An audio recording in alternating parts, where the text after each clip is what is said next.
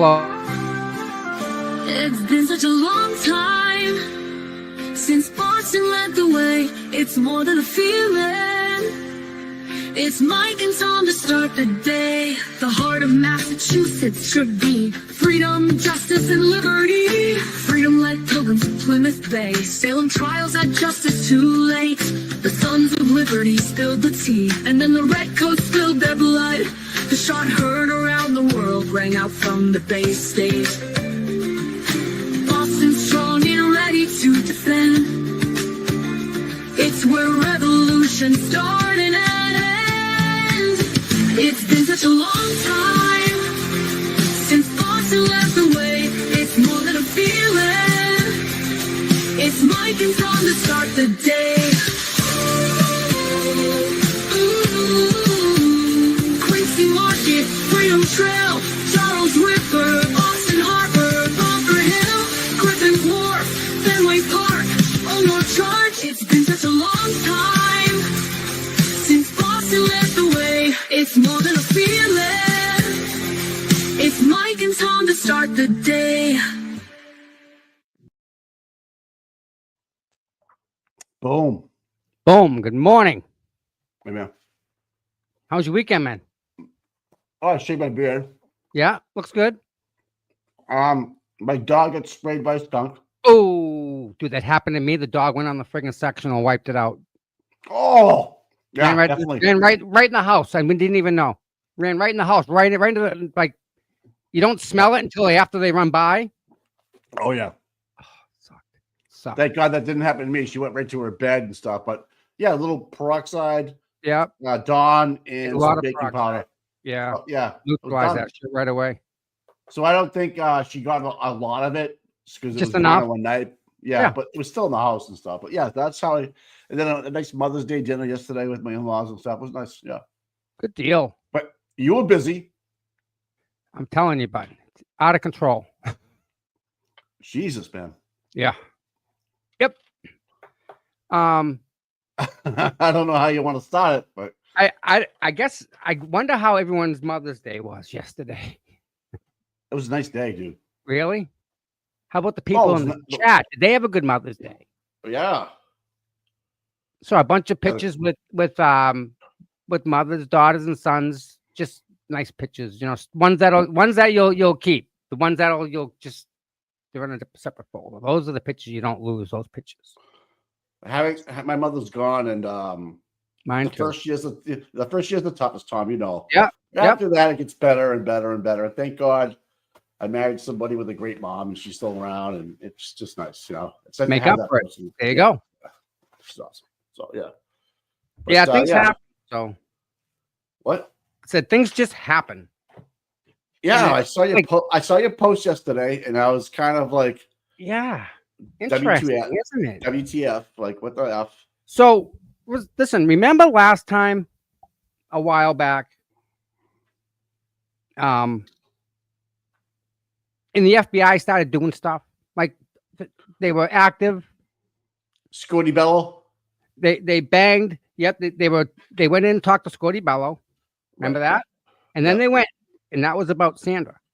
And then Sandra's death got sent out and flipped from one to another. Yep, baned. Yep. But by some extremely competent individuals. You can't get anyone better. So you can't even go and say, you know, he's wrong. Yeah, he's wrong because that's the person you turn to. Dr. Michael Baden did the Baden. Sorry, yes. Baden. He did the autopsy, and I don't think he's the leading expert, I'd say, on this earth right now on that, and he determined it to be that. Yeah, he doesn't get challenged too much. So listen, and they came down and they just took that guy out of the truck. Remember that? They arrested Farwell. Yes, right out of his truck, right in the middle of doing his job, right? With his son. Yep. Because they were just waiting. They didn't care, right? The minute they got the green light, they dropped the hammer and they were ready to go. They were watching probably weeks beforehand, just waiting for that phone to ring, like following them. That's their job, dude, right? Yeah. the people that take them down were probably in jump out vans, all blacked out, little minivans. You did just someone in traffic, right? Because they don't jump out. You think that you've seen them. You don't even recognize it. You don't even remember seeing them, but they're all out there driving around, following these people until it says that the phone rings, said, "Hey, we got the warrant. Take them." And wherever the guy is, they take him down. Mm-hmm. And you made a comment the other day, right? Mm-hmm. About we haven't heard nothing. Why is the props like Diddy got arrested after Falwell? He's already going to trial. They got a jury and everything. So that just leads me to believe that he's yipping. Mike, there hasn't been. Who's his attorney? I'm not sure, dude. I am not sure. Right? Like he has not been in front of a judge. No. Since he's been arrested. Would you say that? Well, he got arraigned. Well, that's it. And that was it. He's put, being arrested. They have not done anything else. Yep. That's right. You need to see a judge. Right. Mike, why is that? Well, I always was under the assumption that maybe he was talking with the feds. Well, I know yesterday. People yesterday were talking, Mike. And that Falwell guy, we don't put enough credit into that. That's how the FBI got involved with Sandra Birchmore. You mean with Read? Well, through Karen. So all right. So they had to have something in Karen legally to get to Sandra, right? Yeah. No judge is going to give you a warrant for anything unless you can prove X, Y, and Z. So they make that connection. So now there's two. Why would the FBI go and ask a witness anything? Why would this is the FBI, right? This is the FBI. Why would they go to witnesses on something that they don't investigate? They do not investigate murders, Mike. Unless Jen saw something at 34. I don't know. I'm being devil's advocate. I'm being devil's advocate. That's all. Listen, let's play this out, right? Let's war game this. How does this work? Yeah. How does she get involved? I mean, you're telling me that. Or she knows Birchmore. Listen, there's people in jail right now that murdered like 5 people. FBI don't go talk to their witnesses. They're not a murder police. You could have fooled me. Well, Jen didn't. Well, Jen's just a witness to the night before. She didn't even see him get out of the vehicle. Mike, Jen is not a witness to anything. She was present. Do you see where I'm coming from here? A little bit. She was there. I understand. Makes her a witness. Right. What Jen is saying is she didn't see a thing. So how is she a witness? She's a witness to nothing. Mm-hmm. Okay. Is that what Jen says? I didn't see anything. So Jen's a witness to nothing, right? Right. Why does the FBI go after someone like Jen or even Kare Roberts if all Kare did was drive that morning, right? Why would they? There's no need to get to that level. The FBI doesn't go that deep into this type of stuff, guy. They do not. But yet, guess what? The FBI investigation is still going on. I can confirm that. Wow. 100%. Happy Mother's Day. That thing Helena wrote, no good. No good. No good. FBI investigation is 100% active. Happy Mother's Day. Happy Mother's Day. Holy shit. Did Helena didn't sign that paper she gave us, did she? And who told her that? There's no special agent, blah, blah, blah, told me at this time, at this date, on the phone, in person, through email, that the investigation was over. Well, I just, She Right. just says it's over. Right. Maybe they told her it's over. Your part's over. Get out of here. Yeah, right. Yeah, that's a good point. That's a good point. So who's the so Sandra was a witness. That's why the FBI is involved. They don't do murder. No. So She was through a that, witness to what, though, Yeah. Mike? To what?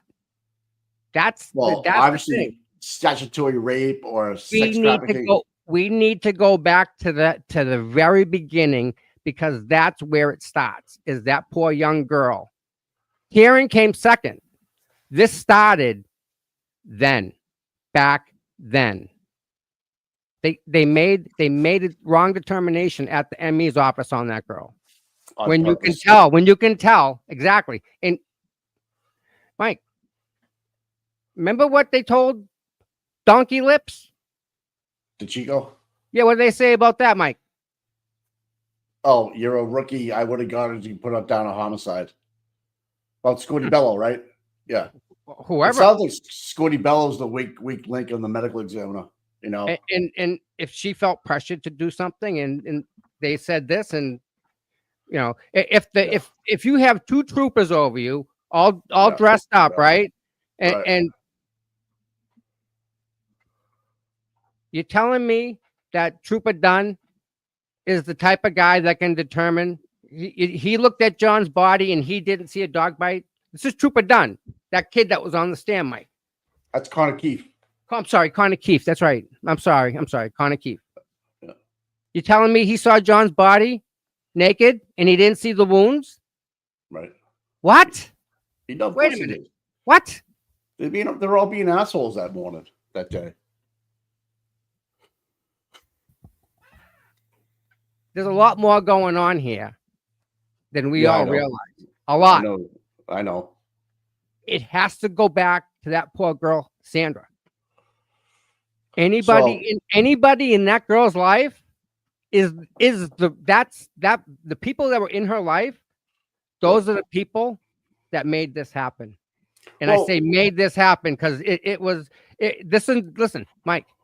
If you and I got in a disagreement and you're at your house, we wouldn't get the fisticuffs. It would never get to that point. Right. Doesn't happen, Mike. He was never over there. That was the first time he was ever there. Were you talking about John? Yes. Oh. He was never there. So that makes this premeditated if they were going to do something to teach him a lesson. Oh, I agree with that, man. That's all premeditated. Don't matter the outcome. Listen, if you rob a bank with a gun with no bullets in it and the guy has a heart attack, you're done. It don't matter. You can shoot him 50 times. You're still guilty. You're going to jail. If you're the driver of the car, you're done. There you go. Yep. Yeah. Interesting. Interesting. So again, Mike, we need to go back and really look at the Sandra Birchmore case, because that's what started this disaster that we got in front of us. How many who were the same players in both cases? You want me to go through them? Go ahead. Let's go. Who in both cases, these are the players. These are the people responsible. All right. I'm going to go with obviously Lank, Good, Kevin Albert, and this guy McCourt. I don't know if he's still with the PD or not. And then Gallagher was the lieutenant at the time, sergeant detective at the time. All right, Lank. Okay. Good. Yep. Albert Gallagher. Yep. And McCourt, this guy named McCourt. Yep. All right. And then you would have to go chief. You have to go deputy chief and chief at the time. You know, they got to know what's going on, obviously. So the chief was Berkowitz. Berkowitz. Deputy chief was Helena. Yep. Hold on a second, Mike. Yep.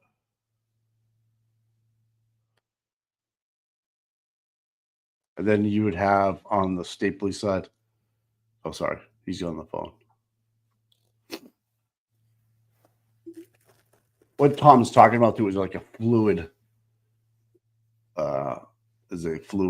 ongoing. Broken Baker. Good morning, buddy. Mary, I just saw you over with Auntie Deb. He's a fucking riot, dude. He gets me smiling in the morning. Mr. Red Truck. All right, sorry, Yeah. Mike. Sorry about that. All right. You're all fired up this morning, man. I like it. I like the energy. Good. I had a good weekend. Sorry. So troopers. All right. So the troopers I had, I did shave. Yep. I would have, okay, you had Dunn, Fanning,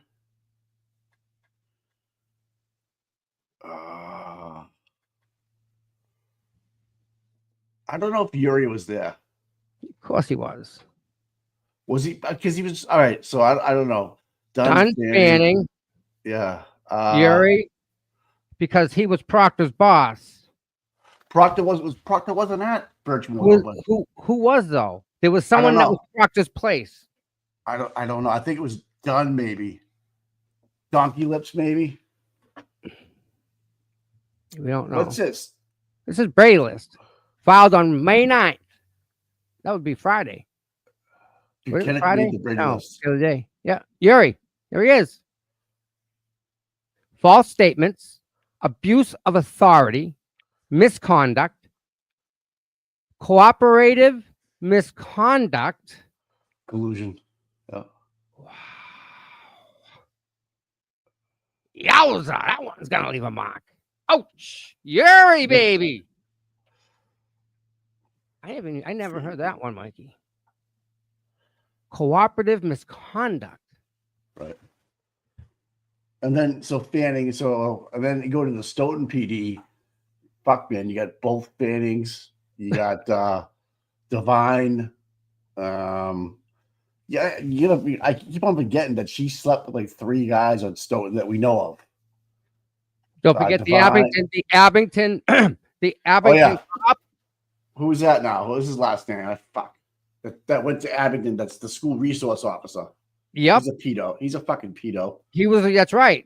Yeah. He made Sandra friggin' give him sex to get a cat. For a cat. That's right. For a freaking stupid cat. I love cats. I love them. But if you're gonna act like that, that dude's got issues, man. And didn't Joshua Heel? Thank you so much, Mr. Skull. Yeah. Didn't Yuri work in Abington? Who? Yuri. Did he work in Abington as a police officer? I thought it was Mansfield. I forget, dude. He was a patrolman somewhere, Mansfield or something. I forget. Anybody know? Yuri's a douchebag for fucking sure, dude. What I can't get over is with the straight-faced look and the certainty in their voice of a straight-up fucking lie that they sit there and tell you. Sucks, dude. They have Attleboro. He's in Attleboro. Attleboro. Okay. Yeah. That's where it was. It was close. So yeah, Mike, out of all these people, right? Proctor got fired. Fanning, still there, we think, right? As far as we know. But Fanning also runs that media company with Colleen Crawford, who works in the DA's office. So they both share an office. They both share a company doing the same thing they do. So they must do this 24 hours a day. And if that's the case, that they're so good and proficient at it, how come our video sucks with Kare Read trial? If they're so good at it, right? You telling me that every video we see is acceptable to any business owner? I've never put cameras in that look like that. I know. No way. Horrible. They don't work like that. Yeah. No. Yeah. And they were handed to Michael Proctor. I remember the chips were handed to Michael Proctor, and then we don't know what happened. We might find out today. The whole thing stinks, dude. The whole thing smells. The best video we got is the one from Birchmore case when he's coming out of the elevator. There you go. You know, that's really only the best clarity videos that we have. I mean, other than that, every video in the Read case is fucking corrupted and no meta tag. Wait a minute. Stop.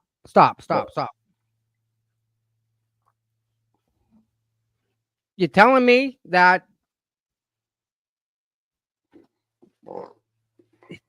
Fanning saw the video? Oh, I know. That's his buddy. He worked with this dude, did he not? He worked with the guy coming out of the elevator. You're telling me, and he knew that they were dating. And you put words in his mouth, but yeah, I would assume he did. That's I right. would assume he did. I mean, yeah, they were friends. They were cordial, whatever you want to put it. I don't care. Yeah. Mike, he saw his partner coming out of the elevator, and the girl never moved again. No, you're right. No, yeah, Massachusetts State Police, Mike. This goes back to that. Everything we're seeing with Karen, all this dastardly, nasty, wrong stuff going on, all goes back to the Birchmore case. Garino. He's not involved at all. In the meantime, they shoot Justin Root. They cover that up because, hell, why not? They're already screwed. They covered up for Birchmore. They can do whatever we want. We got everyone signed off on it. It's good to go. Same thing with the Boston, and they protected the Boston police. The Boston police, they're corrupt too. Straight up. Boston police, you're all corrupt. Hence why Kyle Dougal's there to report back to them. No other reason. You think so? You think so? 100%. Yep. They can't be there. Even though he knew John? Oh, yeah. Well. Yeah. Oh, in the meantime, his partner, John's partner. His original partner? What happened to John's partner? I have a hard time even saying that, man. But yeah, he killed himself. And the guy was the happiest guy in the world, man. He was the most fun-loving. But guess what? If you can get away with it and we can cover it up, where do you live? Right outside the Southie, Dorchester, Hyde Park, Boston. West Bronx. Yeah. Wasn't Brian a cop? Brian was a cop over there, wasn't he? Yeah. Yeah, I knew where you're going with this, but I just don't. I don't have the dots. You know what I mean? I'm saying, yeah, I know. It's bad. Dots, dude. There's a freaking Sharpie over here, man. Dots. I understand. I just can't prove it, or I can't corroborate it. The mathematical percentage is absolutely in our favor. Good point. Yes, you're right. The odds of all these people knowing each other and working in the same type of business field. His partner comes out of the elevator. The girl upstairs is dead. Right. That's a tough one to solve, dude. Real freaking hard. Real hard. Yeah. What is going on, Mike? This is wrong. I know. Yeah. By the way, everyone, take a second, hit that like and thumbs up so we can get this algorithm out there. This is just wrong. The source of this too is pretty reliable. The sources told us stuff in the past that 100% is came true. And we held back before and after. Yeah, we held back, and it came out afterwards, and we were like, well, should have said something, but we didn't. We didn't want to burn anybody. We'd rather protect people than tell people, right? And we don't want to screw up the FBI investigation. So, I mean, there's stuff that we know that we can't come out and say, but 100% FBI investigation is ongoing. Go back to what originally happened. What was the FBI investigating? Sex. In regards to their witness. Right. She was a witness of her own crime, obviously. Maybe she was abused. Maybe she was trafficked. But we all hate to think that. But Mike, these people are bad people. I would not put this past these people.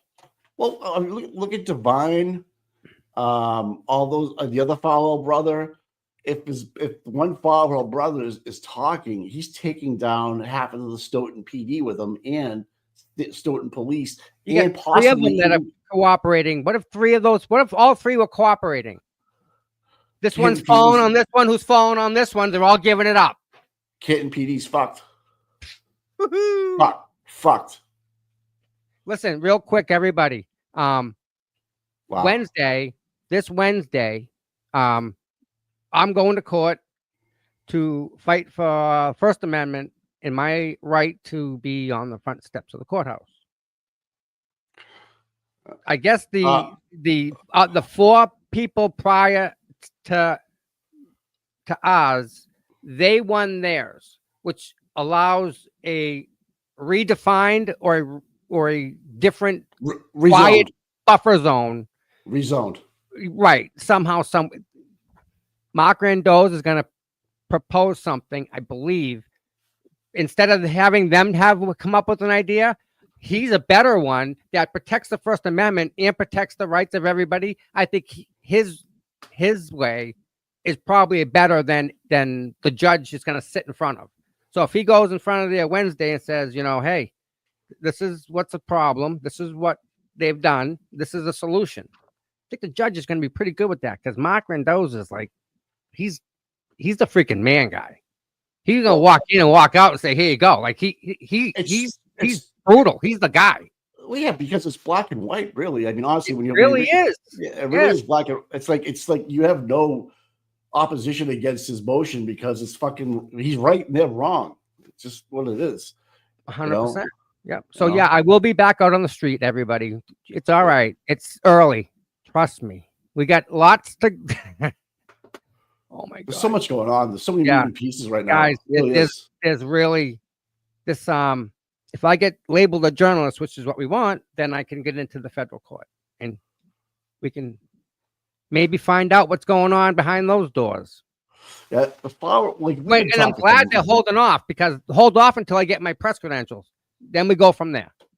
Well, yeah, because this firewall thing has been bothering both of us for a while now. Big time. He should have been in front of a judge. How long, guy? If he wasn't talking. Bingo. Yeah. Bingo. Right. He's going to let out some information. They're going to verify it, right? And how do they verify their information? They go up and they do one-on-ones. What they call 501s, they call them? What are they? 503s? 505Ds? Or whatever. There's a contact form and you make contact. Right. Which is what it is. No, if I was them, I would have busted down the door at Stoughton PD and started rounding up people. Well, hey, they may do that. They might that may be an option. Think about it. If they have all this evidence, they can't not do something. That's the beauty of it all. Yeah, even if you're retired by now and this time when you come back, don't matter. What the fuck? And then, and here's the beauty, Mike. You ready? Mm. Canton Chief. 503C. Thanks, Joey. Yeah, 503C. Yeah. Canton Chief gets into an issue. Who does she call? She calls Stoughton Chief. Hey, come look at this and look at this. They two women chiefs. Yeah. So they take care of each other, right? McNamara, yeah. You don't think that happens between Stoughton and Easton? I'm sure. Well, if you see where I'm going, how big this could potentially get, chief to chief. Hey, yeah. What'd you know? Whatever. Hey, listen, we did a high-speed chase through your town. Guy wiped out. We were chasing him. We shouldn't have been, but we came upon it. Yep, sounds good to me. As they rolling up, do you see what I'm saying? Like they take care of each other. Of course. Blue line.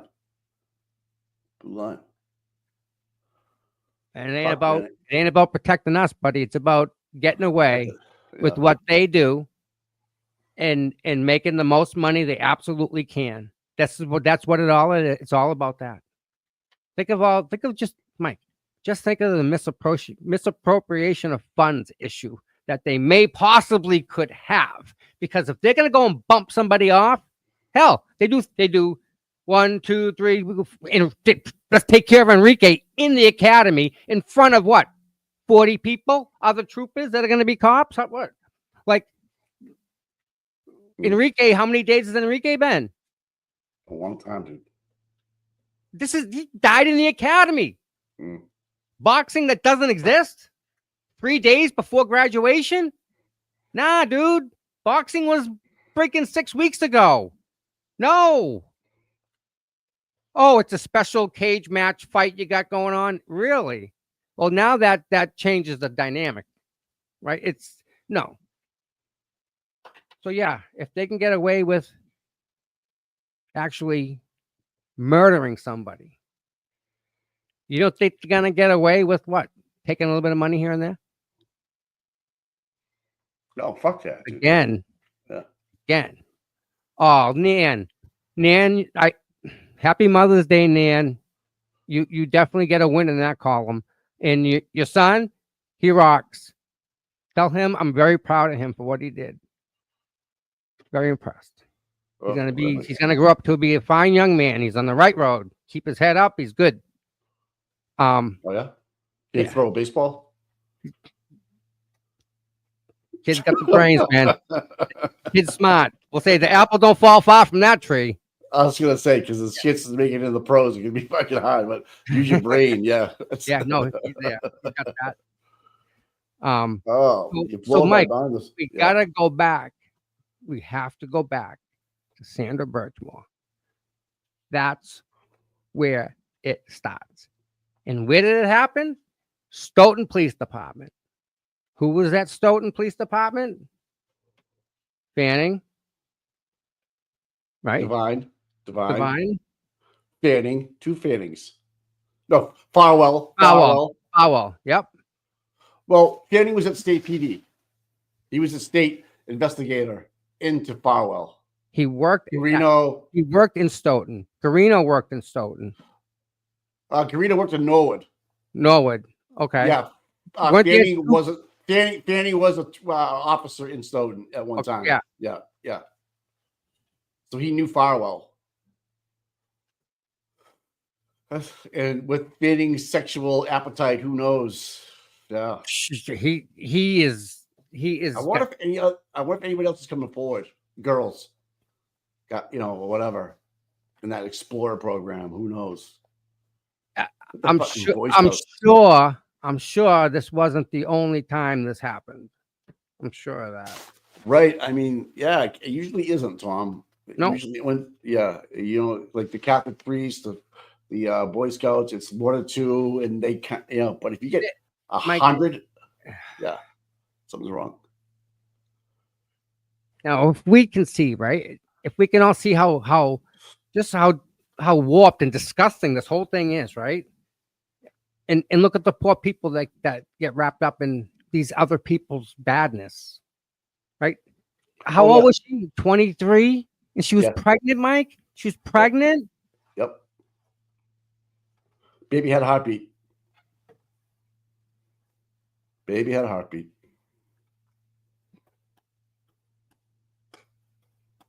Yep. Pretty sad. So it's all right. We're good. Because the FBI investigation, I can 100% say, is 100% active. As of today. As of this morning. 8:30 this morning, right now. Did you ever think it went away? Honestly, we got Mike. Look what came in front of us. Boom, boom. Kare Read. All these motions. Hank Brennan being the attorney. This, that. I mean, yeah, right. I never thought it went away. I never thought it went away. It went away to us.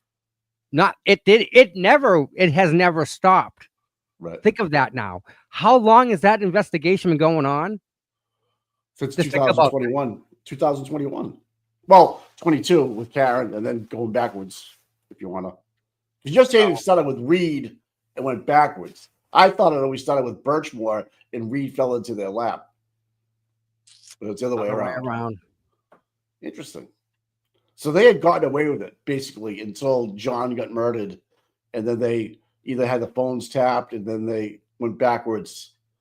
Because I know Kit and PD's phones were tapped. But I don't. Mike, I'm just trying to think. The district attorney's phones were tapped. Who signs that warrant that taps the district attorney's phones? Right. We're talking about a district attorney here, Mike. We're not talking about a lawyer. We're not talking about Mike from Boston. This is a DA. Yeah. Who signs that warrant? Leah Who would put their name on that line? It would be Leah Foley right now, but it was oh God, get his name already. Jesus Christ. Yeah, the other you kind of see where we're going here with that. I completely do. And it makes a lot of sense to me too, because it's just those line up, and the whole Farwell thing keeps on getting pushed, and we're not told why. Because he's either he's changing lawyers or he's looking to make a plea. But if he's looking to make a plea, he's got to give something up, and they got to corroborate it. So, right? so all this is going on. Kare Read's going on. Mike, with so much going on, we're missing it. You ready for this, guys? Everyone in chat, everyone that can hear my voice, you all should be proud. I got a phone call last night, and a friend of theirs speaks Russian. They're Russian, but they migrated to America and worked. And now that they live across the hall, we'll say. Kare Read trial is on the Russian television. In Russia? In fucking Russia. Wow.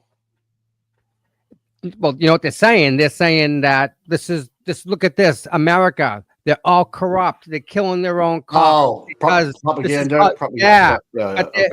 But they're using the Kare Read trial. Man, the lady and the gentleman that watch the Russian news, they watch it to find out what's going on.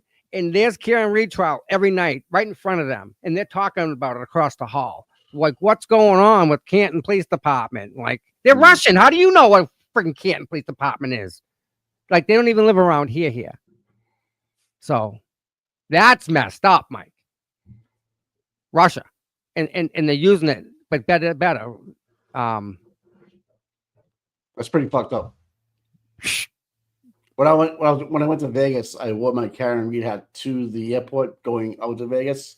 Yeah. I had to take it off. I had too many people coming up to me. Really? Yeah. It was awkward. I met a girl that Karen was her professor.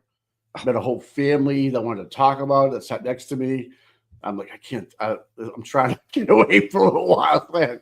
My wife's like, can you think you? I said I did. Yeah, I did. I didn't even wear it in Vegas because I didn't. I just knew. Yeah. Just kind of knew, like it was. If that was in Boston airport, I can't imagine where it might be out west. But yeah, it was weird, man. I was like, holy shit! Like a whole family, a young family from Orlando, sat next to us on chairs as we get ready to board, and they saw my hat, and my wife is so into it, blah blah blah blah blah blah. And nor did I tell anybody who I like what was going on and stuff. But it's definitely, you see the name, and it just resembles a conversation. And according to Dr. Turtleboy, it's like TikTok is being like overrun with Kare Read. Women are getting out there and saying, "Hey, that could be me," kind of thing. That that could be us, and they can relate to what Karen's going through and all this other stuff. I'm like, wow, this is interesting, man. It's a force. That's a force. Yeah, it's I wish more people would doing that with Sandra. That again. We've all been screaming Karen because to us it's cut and dry. But Mike, you're telling me Sandra isn't even more cut and dry? Oh, fuck yeah, it is, dude. Like it's even more. And you ready? They have an arrest. They have an arrest. If we don't piggyback from Karen to Sandra when this is done, then shame on us. Yeah, we should be double what we're at now. Because this needs to get out.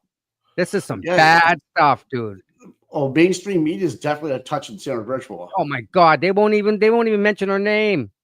Mike. I would love to see. Like now, okay, if it's a sex trafficking or a sex crime, we'll call it, okay, with Sandra, right? Trump's an anti-sex trafficking guy. Pam Bondi said it the other day. You cannot hide from us. We are coming to get you. We will knock on your door. I would love to see. I would like to see like an ICE situation of federal police coming into a state courtroom and start escorting people out. If what is Farwell telling them that he's getting? I mean, you understand them. Farwell was arrested. Then Diddy was arrested afterwards, and he had more clients than anybody, and he's getting put in front of a judge quicker. Stop. You ready? Here's the problem. And this is what we're all missing. It ain't Farwell talking about. It ain't Farwell murdering the girl. No. It's the cover up. It's the judges. It's the lawyers. It's everyone involved, Mike. It's the whole freaking system. So you think he gives him he gives him the nugget, right? They It go gives out. from the doorway. We got a palace, man. We got a So he freaking goes- palace they- in front of us. FBI goes out and verifies that nugget's real, but they also grab some more information, and then they have to go. That makes sense to me. Yeah, that makes sense to me. That's why it's taking so long. It hasn't really. They already popped. They got one guy's in jail No. After the arrest. after the arrest. Yeah. But the It could've only been reason cut- for him it not to could've be been in cut- front of a could've judge been is cut- he's could've still been cut- giving information. Yeah, it could have been cut and dry. Paulo says, "No, I'm going to carry the water. I'm not talking. It's over." Oh my Right? God. What? Jen McCabe has won the crown from Casey Anthony as the most hated woman in the world. Oh my freaking God. Well, as soon as we see her on People Magazine, that'll be a different story. So look at Casey Mike. Anthony was a fucking piece of shit, dude. Oh my God. Don't even go there. It's wrong. But again, did Casey Anthony find the body? They found the baby's body. They found the baby's body, right? Yeah. Yeah. Oh yeah. Jen. Yep. Los Angeles Magazine, Mike. 3 weeks into the state's case against Kare Read, investigators grilled flirtations revealed. So this is in Yeah, that was the Los text Angeles. messages But look who wrote it. Our friend. Michelle Right. McPhee. Ever her? Yeah. Ever her? Yeah. Yep. She's a very good journalist. Didn't she Yeah. do a piece on who, Mike? Birchmore. There you go. She's great. She's a great writer. She's a great person too, man. So Yeah, so the Bukhenik, these are just the texts where he doesn't seem to think. they were romantic. Do you like me? yeah. Dude, how is that not romantic? Like, And so he should be absolutely fired as a police officer. these are the 'Cause same he people. does- These are the same people that his fucking partner comes out of the elevator and the girl's dead. And they don't know nothing about it. And they all the text messages. Yeah, we didn't see him. Oh, really? Isn't that funny? Oh yeah. She's got some contacts. Doesn't she have some contacts with that, Mikey? She wrote a Yeah. lot about Whitey. She Did did. I tell you they tell you she's a great writer? And she's a great did. person. Yeah. You did. You did. What's this? I have questions about Yuri going to mass residents' homes after they make online comments. Who is instructing them to do that? The scary answer? Them. You mean the Mass State Police? Yeah. Them. I don't believe Michael Morrissey cares about anyone who lives in Rockland. Yuri does. Yuri. And I it thought was- Yuri's back in. I thought Yuri's back in Stoughton. No, he's in Rockland. He went in and investigated Oh yeah. house Yeah, that lived in yeah. Rockland. She told him to friggin' beat it. Remember that? Yep, that was funny. He was great. Let me see if I can find that. Just so you guys can put this all into perspective. Because again, was he involved with Sandra? Who? I keep forgetting. Yuri. No, I don't see any. I didn't see anything with his Lank, name on what? it, bro. Was it Lank? That's Canton PD, dude. Yes, he was. Lank was there. Good. Good. McCourt, and Gallagher. And then the state police came. Because it was a death, unattended Right. death. So then it was Donkey Lips to Chico. Yeah. Dunne, Dunne. Fanning. I'm sure Okay. there's one more in there that I'm forgetting, but I have to go back and read the report.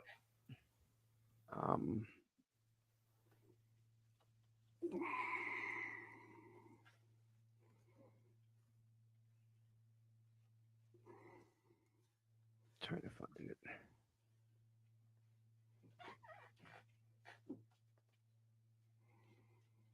Yeah, Garino's a big linchpin in this.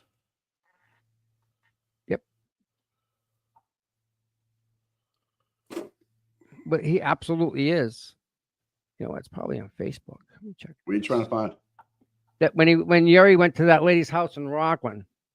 Oh, there's video of it. Yeah. Yeah. She tells him to fuck off.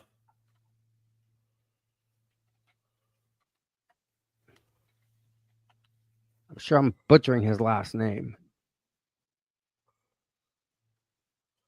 Tully Fanning Dunn. Okay, that was the okay. It was Tully that was involved with Birchmore too. Tully, that's what. We keep forgetting about him. I couldn't figure out if he was there or not. I just, you remember something like, the chain of command, they have to sign off on these reports. And once you sign off on that report, you take ownership of that shit, dude. Like, you know what I mean? Like, let's say, like, I submit an order to purchase something, but Tommy's going to sign it. Tommy, yeah, I need 50. I submit the paperwork to you. I sign off on it. But then as my supervisor, you sign off on it. Now you fucking own it. That's right. So that's the way it works. And like any business and any, paramilitary structure, Yuri, what the fuck are you talking about? A paramilitary? Of course it is. And how's he know that word? How's he know that word? Because that's how the state police are trained. But and the Marines.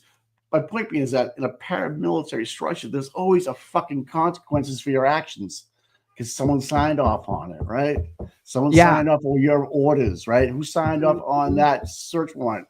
And then they have all these affidavits that aren't signed, and like, what the fuck? And then 500 days later, like, are you like, you should be thrown off the police force for doing this investigation the way you've done it. You completely fucked the O'Keefes. Oh, and if the O'Keefes don't understand by now what happened with their brother and son, cousin, family member, I don't know what else to tell you guys when they're filing reports 581 days after the fact of a police officer. I don't know. I can't believe that they're actually still thinking that Kare Read hit him with a car. You guys gotta be out of your fucking mind. So this is an article that Aiden did. And if you haven't subscribed to him, I don't know why you haven't. You have to. I mean, he think of the balls this guy has to write this and know what he's getting himself into and write it anyway. And then they lock him up. So check this out. Yuri went to someone's house in Rockland, right? Over a fucking rubber duck. A rubber duck. That intimidated Colin. No one else. Chris, maybe. But here you go. Bye. See you later. Thanks for your time. Get off my street. Leave. Enjoy jail. You're going. Bye-bye. Okay. Bye. Leave. Leave. Goodbye. You see, he's in public property, right? Mm-hmm.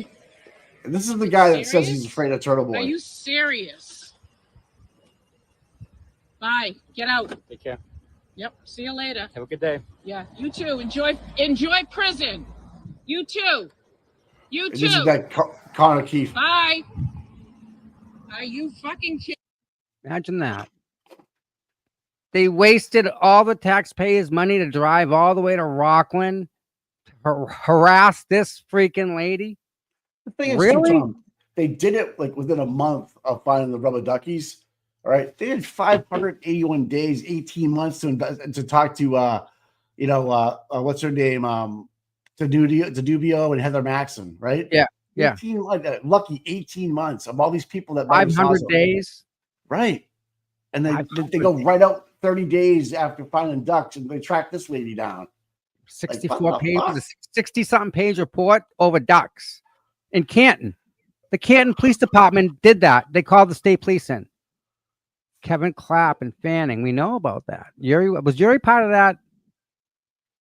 No, it was Fanning and Kelly? No. I don't, I would read that to you guys this morning, but I don't want to do it to you. It's repulsive. That's it. Yeah. So Fanning this is when Fanning was on Stoughton PD, by the way. Okay.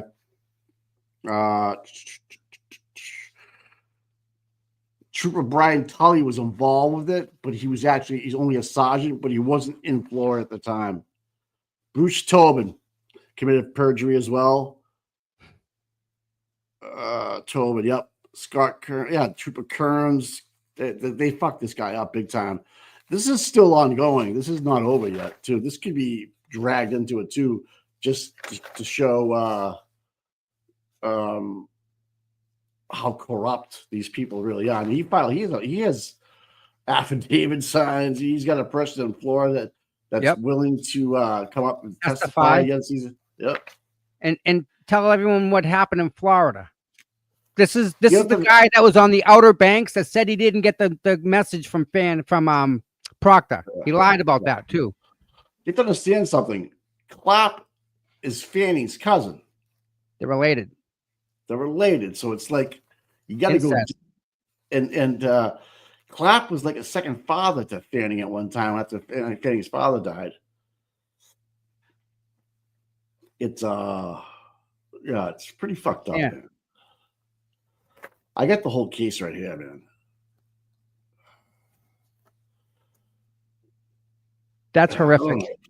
Absolutely freaking horrific. And these are the people.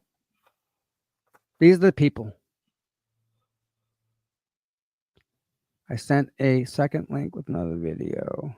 Okay, let me check. So sorry. I don't see it. Do this. Oh, I got a response, everybody. I got a response to my FOIA request.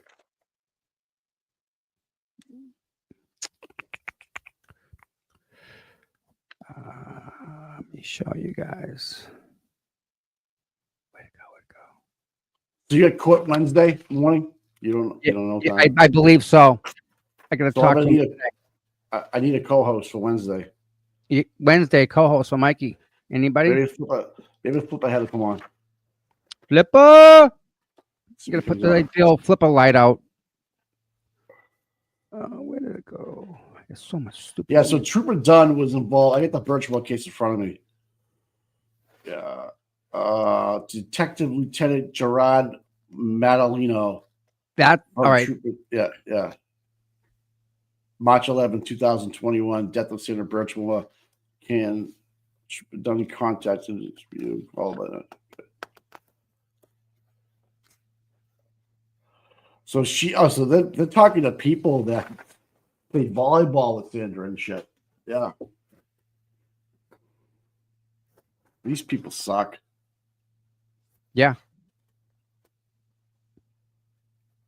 100%. Oh yeah, they talk to the volleyball people. Oh my god, yeah. So I sent an email. To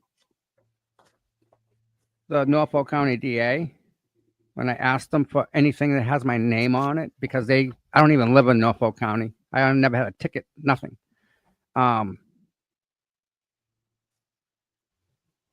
They should not have my name in anything. So they sent me a response.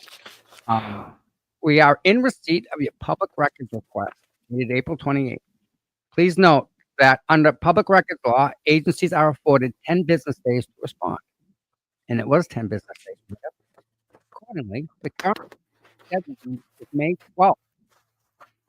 We are also able to agree to an extension of that deadline if needed. So they're also able to agree. I don't agree in any way. Please be advised, due to the high volume of public records requests currently being processed, along with other pressing obligations, we are experiencing a 1-week delay in responses. I anticipate providing a response to your request by Monday, May 19th. So,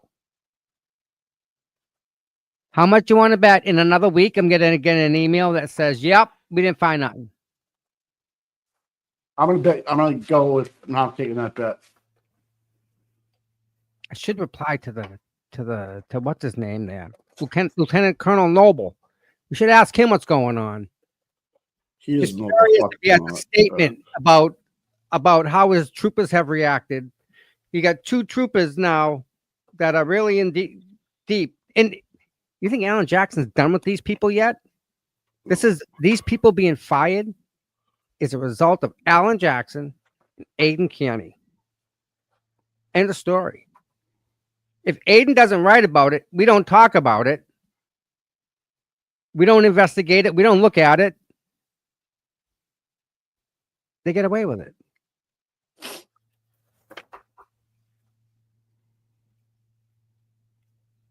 So, you know what? You guys want to do a poll?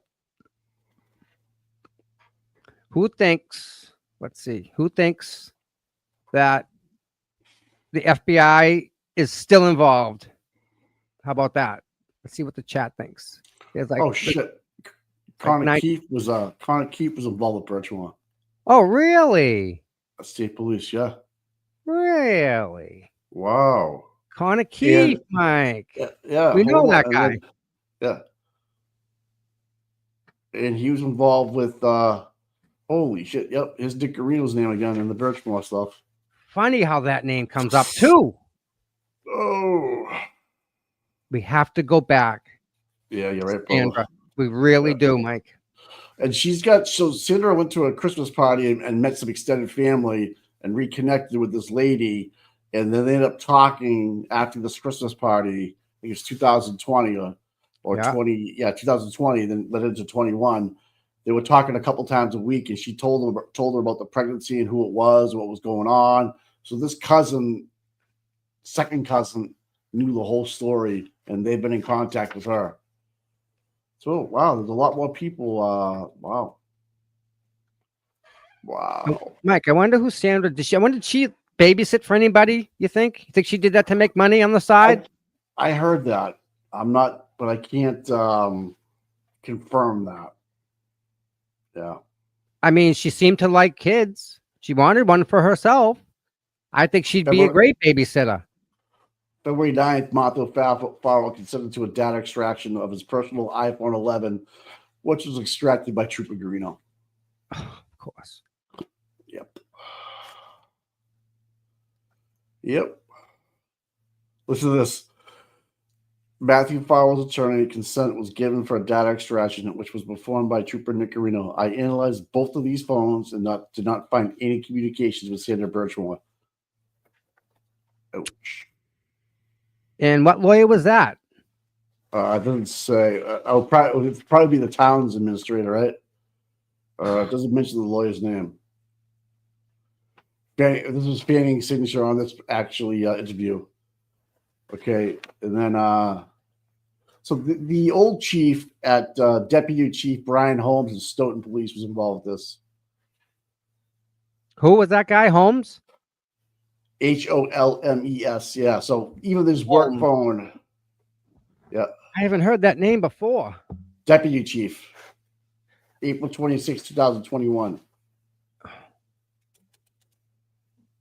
Listen, Mike. Okay, so attorney Patrick Hanley is Detective Matthew Farrell from the Stoughton Police. Attorney Patrick Hanley. Yep. This is just insane. This runs deep, dude.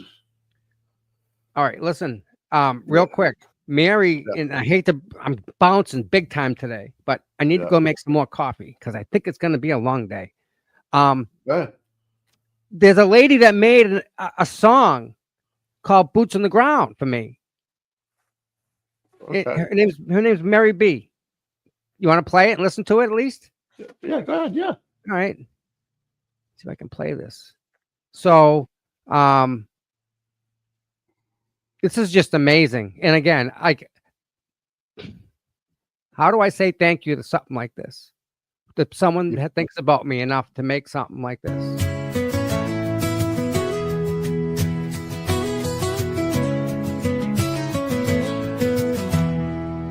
Cold mornings, cracked pavement, courthouse steps. He's there before sunrise while the world still rests. No cameras needed, no spotlight glare. Just a man with a purpose, always standing there. facing the crowd, but the fight in his veins, truth in his hands, pushing through the rain. Karen sees him, she knows what it means when you've got boots on the ground and you fight for your dreams. Boots on the ground, day after day, standing for truth in the hardest way. No fame, no worry, just a promise kept. Tom CPU, you never left. He don't ask for credit, don't ask for praise, just fight in the good fight in 1,000 ways. When the cameras fade and the voices die, he's still right there, never asking why.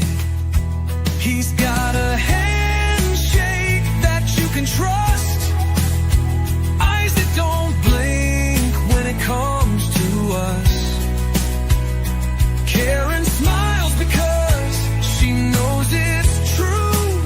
She's got a soldier and his name's CPU. Boots on the ground, day after day, standing for truth in the hardest way. No fame, no hurry, just a promise kept. Tom CPU, you never left.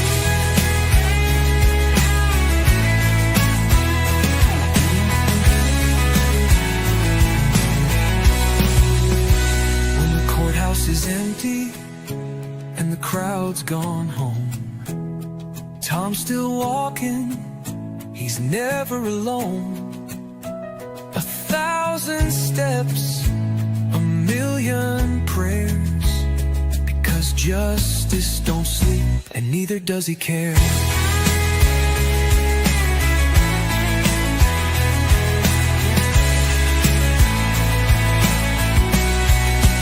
Boots on the ground, day after day, standing for truth in the hardest way. No fame, no glory, just a promise kept.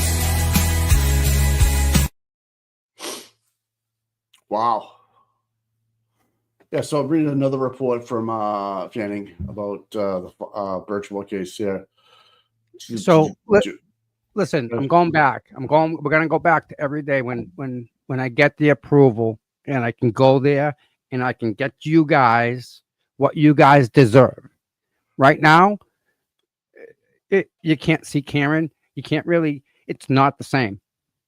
It's not welcoming. It's not open because they've closed us down to such. They put us in a small little box. So So I just found the report of the interview. John Fanning interviewed Billy Farwell, Matt's brother, and it took place inside the Cobb's Corner in Stoughton, right here in Canton, on February 4th, 2020. He was told that possibly Matt was the father of Sandra's baby. Trooper Dunn was also advised from multiple sources with the victim of having sex with Matt's brother, Billy Farwell. And the interview was conducted in furtherance of this investigation. Billy said that he had heard Sandra had passed away on Friday.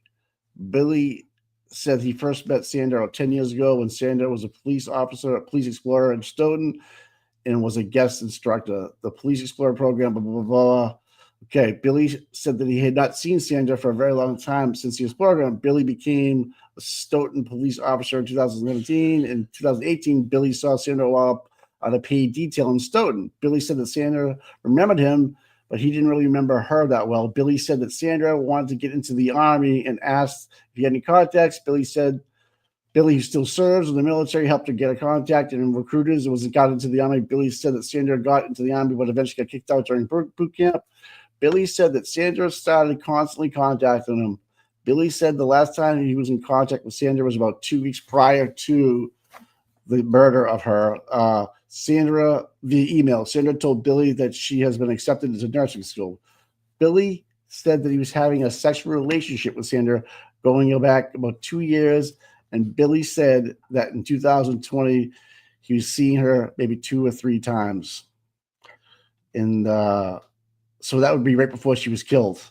Billy said the last time that we were together was sometimes in December of 2020. She was killed in 2021 in February. Sandra told Billy that she was pregnant with the father of his brother's Matt's baby.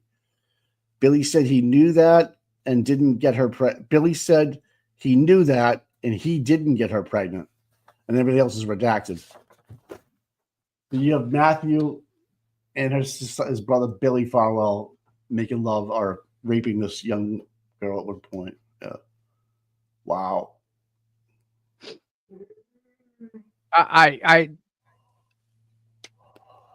Wow. It's on paper, right, Mike? That's what I do. Yeah. It was written up by, here's the problem. It was written up by Fanning. Yeah. That's it. So Fanning the problem wrote is, that? yeah. This is another drive-in side-by-side car interview. He just It's a pulled up page and and said, "What's going on?" Right? Just everything's all set. Good. Yeah, I forgot that she was in the military. She got kicked out during boot camp, and then she got accepted into nursing school. She got pregnant. She was all excited, and so suicide was not it. And then there's another. I have a whole nother statement where Sandra was talking to a family member about how she wants $3,000 a month from Matthew, and yeah.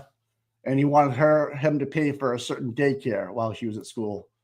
So the baby wasn't even born, and she knew what daycare the baby was going to go to, so she could continue to work as what, a teacher? She's going to go to nursing school. Yeah. Huh. Yeah. So it was about $4,500 a month he's going to have to come up with, according to Sandra's estimates. And I'm just, and Matthew was just going to have another baby with his wife, obviously. Yep. And don't forget, his wife was pregnant. He was going, he left Sandra the way she was, and then drove to the hospital and gave birth to his kid. Yeah. And don't forget, that's sick. Sandra babysat Matthew Farwell's kids. Who else does she babysit for, Mike? I can't say. No. But the FBI knows, Mike. Yeah, I can say. It's too early. But can you imagine how sick that is? Matthew bringing home his lover that he's been raping since a kid, and then has him watch his kids while he goes out to dinner with his wife. The wife knows. The wife knows the girl too. I don't think she's. How does she not put this together? That's all I know. How's that not come to pretty smart lady, huh? Don't make any sense, Mike. Nothing is, when you put it all together, like if you put it on like a board and you just write it out and you look at it and you go, wow. Yeah. So we go back, right? Why is the FBI interviewing people in the Kare Read case? Just witnesses? Ricky Deltano? I think the FBI grand jury? The investigation. It is investigating the investigation, right? Right. So they know that the investigation. Losing context here. We're losing context. Who doesn't? Ellen Jackson knows all this, and David Giannetti. They can't come out and say this. It's in the TUI. Yeah. We have no access to that, though. No, they do. They read it. So there you go. That's why Karen smiles all the time, because she knows. It's just a matter of it's a matter of getting it out. That reading that over again, because I haven't read that in a while. The Birchmore stuff, that's pretty disgusting. That they knew the whole time. Fanning knew the whole time. He orchestrated that cover up just as much as Michael Proctor didn't do his job in the Read case. it's like, what didn't Michael Proctor do? Fanning did his job, like he did the reports, but he knew that no one could marshal the resources like Kare Read could, and it was just going to go away. It's going to be our word versus their word. And they were going to bury her. That's right. Keep all Greeno had to do was find the text messages, right, or the emails, and would have blown up. But I didn't see anything. But I didn't check here. That's the same thing. Like, oh man, that's sickening, dude. Granted that they're connected because the same people, the Norfolk County District Attorney's Office. How many people have they done this to? Look at the lawyer, Matt that we know that's going to the Kare Read cases. He did 60 days in jail over a fake affidavit. His ex-wife. He's won every legal case he's been in. He's won. That's how bad they did this guy, dude. That to win every case. Yeah. Wow, they did him bad. The poor guy. And now he's fighting back as he should. Right on time. He's got a serious case. Yeah, he has a big lawsuit coming too. Oh yeah, as he should. Yeah, whatever it is, double it, dude. They took away your freedom. That's unacceptable. No. Last Friday he was in the courtroom. He was at the corner behind the Reads with his girlfriend. Okay, yeah. Cool. Yeah. So the big Kare Read supporters. Oh, even better. Yeah, they donated a lot of money and time. Oh, thank you. Yeah. Big thank you for that. So interesting how that's tied together. Like they understand. Well, we have to latch up with the Read family because the same thing happened to us. And I'm surprised Turtle Boy and him aren't talking, or maybe they should talk about how it actually happened, how the fake affidavit and summons came through, and because it's the same players, the same fucking players. And they used freaking that poor fake victim lady up. Used her. They threw her to the freaking wolves. So Aiden's got a court appearance tomorrow in Worcester at 2:00 with the fake victim that took the $3,000 GoFundMe from the lawyer and is going to represent herself. That's fucked up. I don't think it's going to work out too good. What a waste of fucking. He's got all the receipts in the freaking world, and that explains why they're all stroking out on Twitter. They know that, dude. They have no more rope. Their rope is. They're at the last. There's no more. There's no more rope. Yeah. They have nothing left. They're at the bottom, all of them. This is all coming down. We're witnessing it. We just don't see it, Mike. Again, we got to go back to the Birchmore. FBI is still freaking involved. That's as huge. of right this second. 100%. Never went away. Never went away.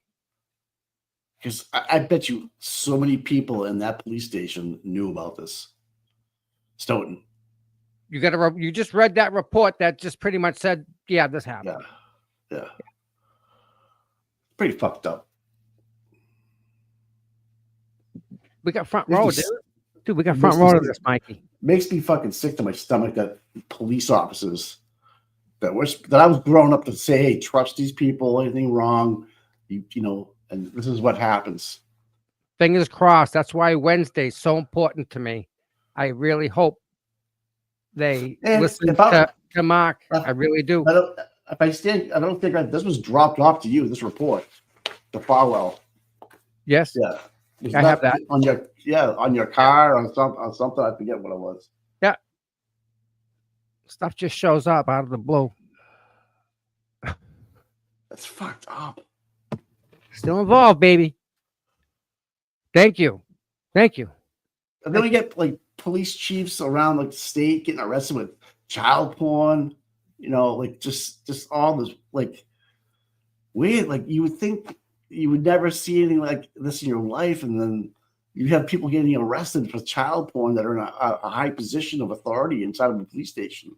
They got that Stowe chief guy from Stowe. Yeah. Remember the guy down the Cape last year, the officer that was doing porn on his own fucking police fucking computer? Yeah. Chat him or down there. Like he was, just weirdos, man. Just fucked up. Listen, they deal with stress in different ways because they listen, when you put the uniform on, Mike, you become a target. You become a target, whether you want to or not, and whether you know the person or not. some people just have issues with police officers, and when they have bad days and they don't want to go back to jail, Yeah. they take the ultimate, that unfortunately that's what they have to deal with. That's always there. Not that they do it every single day, but the fact that it's there, But you Tom, gotta- it's like it's a lot like of the ones stress, that- dude. It's a lot of stress. the ones that are good. Yeah. The guy that had the sandwich with the homeless person gets fucking fired. Yes. Well, it's just fucked up. I don't know, man. Because he did the right thing, or did what?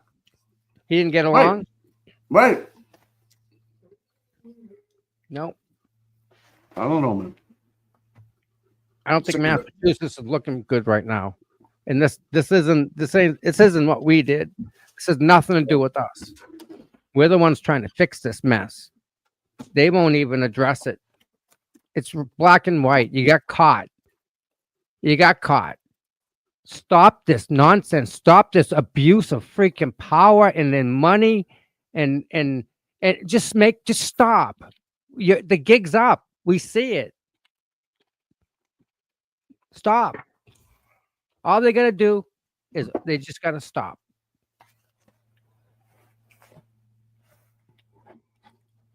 It's really I think the favors for each other are running out. yeah, like no one like Because at If this you point, were call- they're saving themselves, Mike, because they see what's happening. I don't They want to have- owe you if we were both cops, I don't want to owe you a favor, Tom, at all. Correct. I don't want to no. No. Now we have a divide in our team, right? I don't like you, you don't like me because Right, I do you took state tips. I know all about this. Yep. But I'm not gonna say anything. But if I want to, I can get you to do something for me. Because I know Uh, uh, it's that easy. It really is. And I mean the can cop was pilfering how much? How much Oh, was he I don't- taking? I don't know. I don't know really, but he just he stole. Period. He That's just went into a business all the time, like every night, and took steak Yeah. tips yeah. from someone that owned a shop. He'd break And then in, take the steak tips. and then bring him down to the fire station and cook him up. That's why Helena wants a freaking stove. The coffee's ready. Hold on. All right.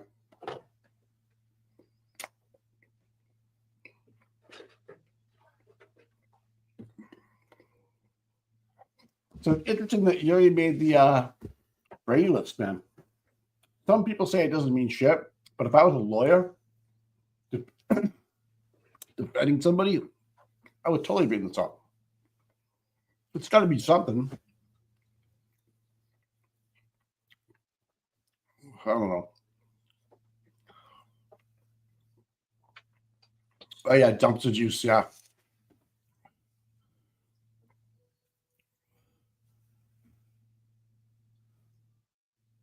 What they need is a civilian oversight committee, right?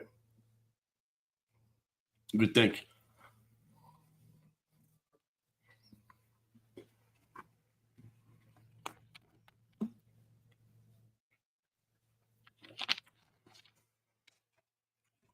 I'll tell you what, I don't know if I even want to be a cop right now. I feel bad for the ones that go out at 2 a.m. and got to pull somebody over that's fucking armed.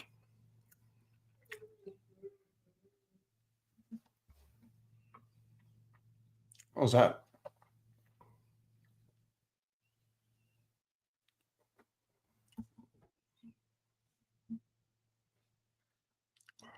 Oh, Grant Ellis's father passed away. Oh, that sucks, buddy. Sorry to hear, brother. I have a question Hey, for the chat. Grant's dad passed away. Say a prayer. You hear me? No, you didn't hear me.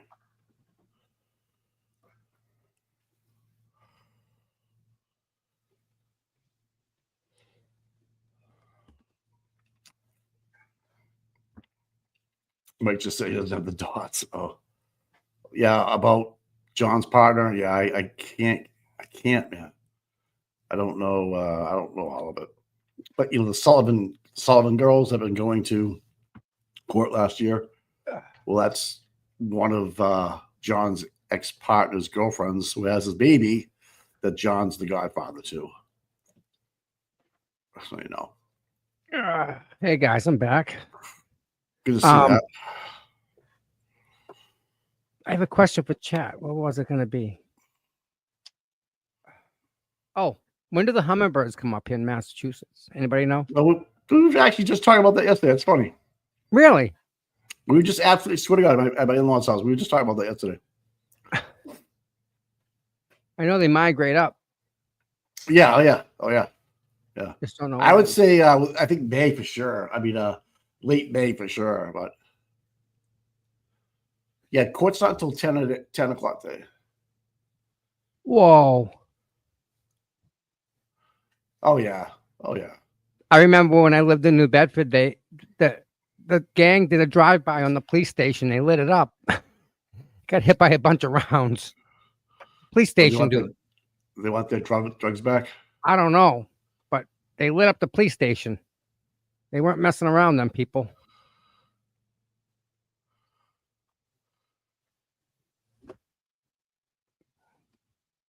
Yeah, I got a couple.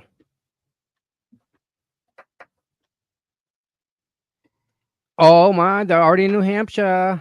Sweet. So they're up in New Hampshire already? You gotta be here. I wonder if they're in New Jersey and stuff. I had a bunch of them that would come around like every single night. They'd come around. They're like big bees, and they just stay right in front of you. They'll look right at you. They're wicked cool.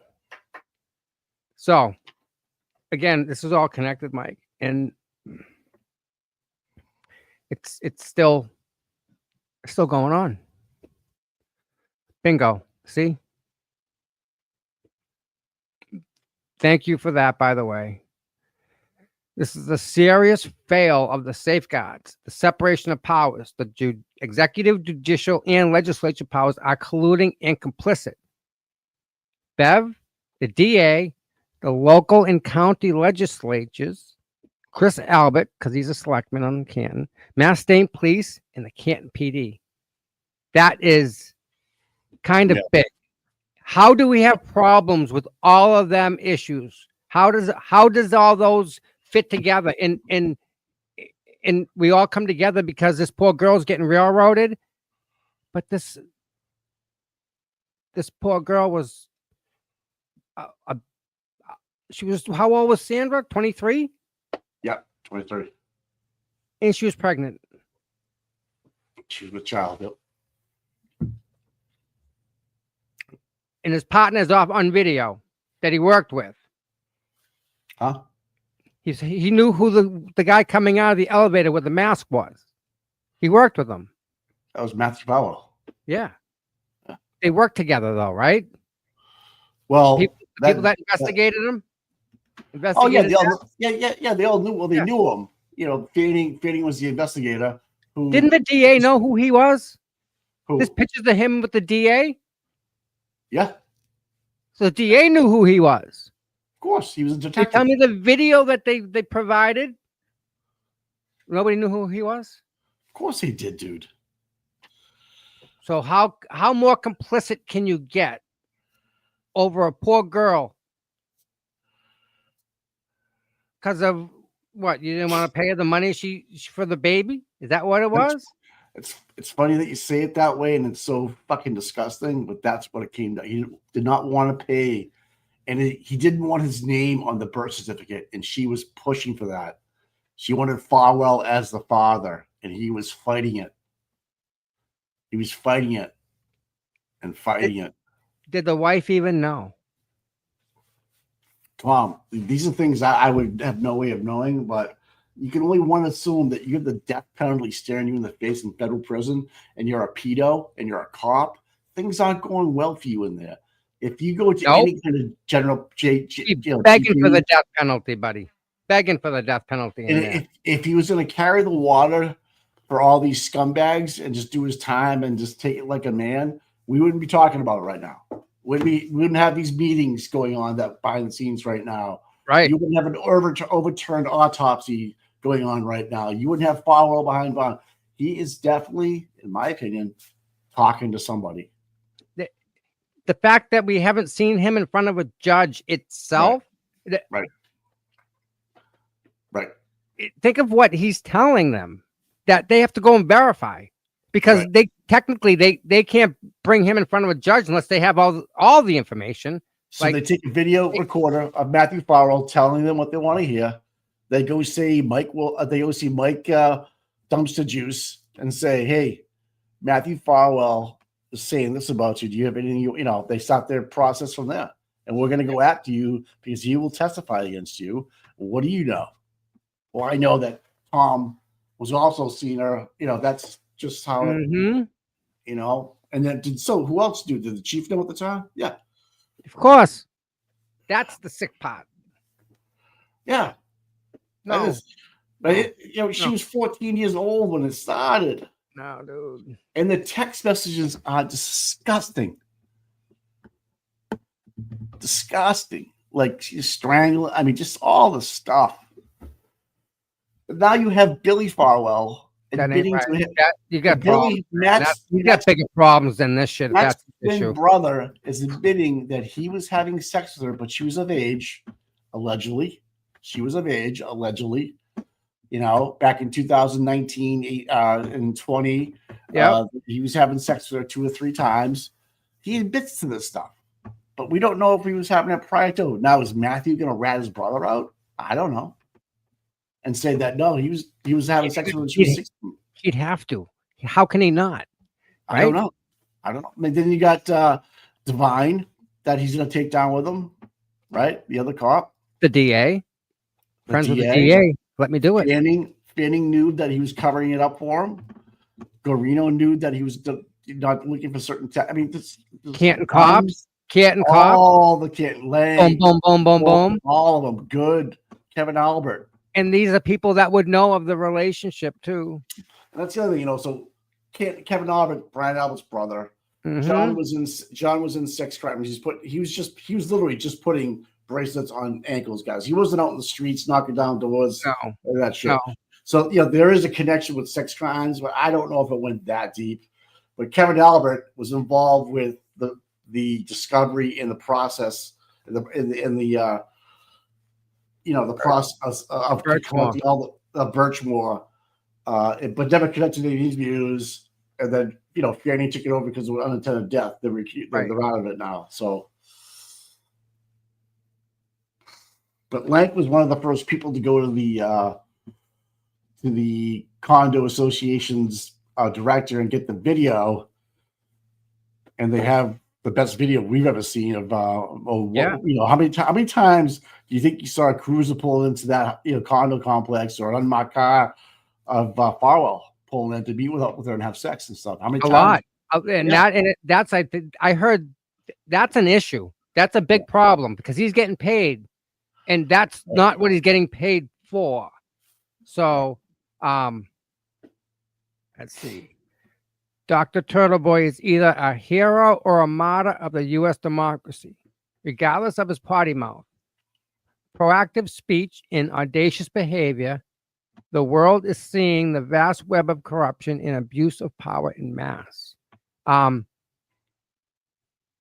say he's pretty much a hero, not necessarily a martyr. I don't know. Maybe he is. I don't know. Maybe I don't. Yeah, I don't know. That's a good one. Yeah, he's giving himself up, man. Listen, he talks how he wants. That's no one's going to tell him how to talk. That's how he is. People don't like how he writes. And you know what the funny part is? What? His numbers are just screaming, right? Through the roof. Yeah. Right. So I'd say some people like what he's doing and like what he's writing. So for the people that are stroking, oh my God, the people on Twitter, I feel so bad for Aiden. Aiden, I'm sorry you had to even freaking deal with some of it. The people on Twitter are absolutely nasty, disgusting people. Oh, the antis? Yeah. Oh, yeah. Yeah. Yeah. If anybody wants to join the state police, why don't you take the federal test first, please? She If- became, no.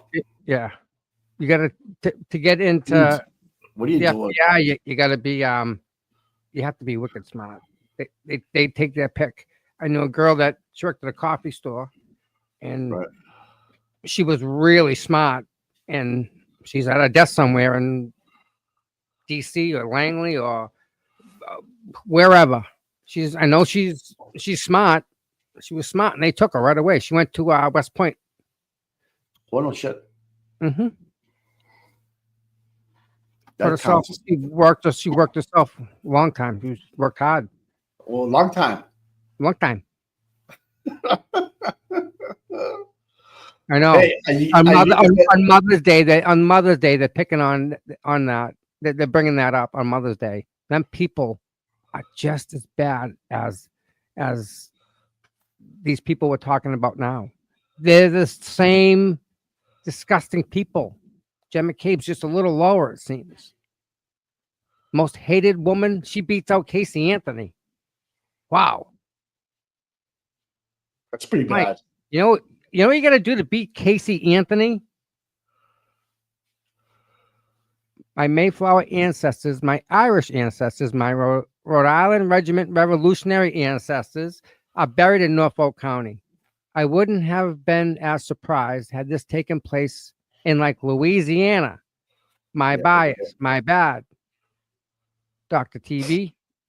Yep. I mean yeah, because you seem to think it's inbred, and it's like they think they're kings and they pass along the torch to their families. What's that? I think if it's something current about Chris Albert, it's not true. If it's him, there's a different Chris Albert. You have to match the exact name. Yeah, Aiden said something. Yeah. Aussie did something on it, and they're right. They're two different people. Yeah. Although some may think he's just as bad. That may just be the cooking. Jesus Christ. There you go, Miss Noma. I mean, Mike, what's Carrie Roberts' deal in this whole deal? How does she end up here? Oh, she got fucking chewed How? up and spit out, dude. She got chewed up and spit out. If you put on Law and Crime right now, they have a camera outside of the courtroom, trying to walk in, Oh, really? Let's check that out. It's up, Flip. Oh, cool. He can hop on a couple days this week. Hey, yeah, I need you Wednesday because Tom's got court if you want to come on for a while. We're gonna go with Karen's team just walking in right now. Somebody's walking in. Mark Rendoza. Walking in Dedham. Boom. Mofo Monday. Yep. Look at the troopers. Really? Just back it up a little. Hey, just back it up a second, Tom, on that stream. Just see what happens. Right there. No, way too much. Go right up where you just were. I mean, way up. Keep going. Right, like a minute. Like right there. I think you'll see them walk in here somewhere. I think they just walked in. So this is kind of cool. They got a camera right outside the door. So those two troopers are at the end right there. You'll see them walk in right there, right, Tom? Yeah, usually follow them in. With Tom on Wednesday, he should be able to be walking. Here they come. There's some court officers here coming up. I think you're going to see some people. What a day. Beautiful. Look at that tree there. It's a nice tree in the yard there. What a beautiful spot. Up to the right. What was that? Tim, thanks for the $2. I didn't see that. I'm sorry. I'm looking at the stream trying to see who's coming where. Tim. They're going to be coming across the screen. Well, the people I just saw on the other channel. Yeah. That one said Daniels. Yeah, maybe I'm wrong. Maybe we missed it already. I don't know. Someone came to me. The police told their child they can't hold her American flag in the buffer zone when I do it every time and they never say shit. 100%. Are we still in America?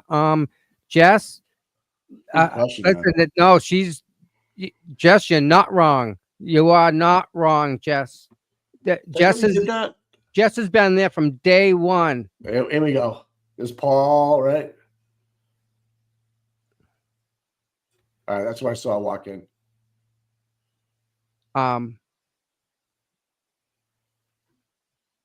What was I just talking about? American flag.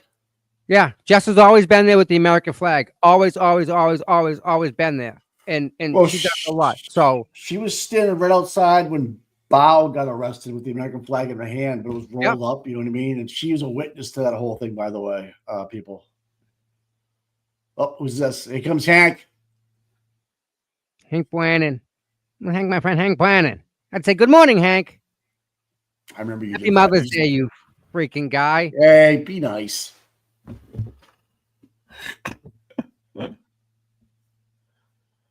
Oh, God. I think we go all day with Bukhenik again today? Yes. 100%. Whole day with him? All Really? day. All day. Have we got to the Sally Port yet? No. Good luck with that. How do you think they all slept last night? Not very well. I wonder if Yuri's coming with his freaking Webster dictionary under his arm. He's an idiot. It's my third language. Where are the socks? Where are the socks? Julia, you're right on the money. Right. Where are the socks, Julia? The gray socks, man. I asked that last year, and I just couldn't get an answer because it was so buried in bullshit. This year, with all the people they call for witnesses, they have the time to do it. We can't even get a left and a right shoe. I know. How does that work? I mean, Will's right. Glaire's digging into that whole shoe thing. I'm happy for that, man. I'm glad, you know. And because he's right. Well, so we see pictures. We see pictures of this. We see pictures of that. You know, what is it? And then the troopers are they really pulling out the right shoes? Anybody in 34 Fairview have the same size foot? I'm sure. Yeah, it's no entourage who scored him. Yeah, he's just by himself. Yep. So I posted a picture. Tim, thank you for being a member, Tim. I appreciate it, buddy. Thank you, Tim. I thank everyone that's here. Thank you very much.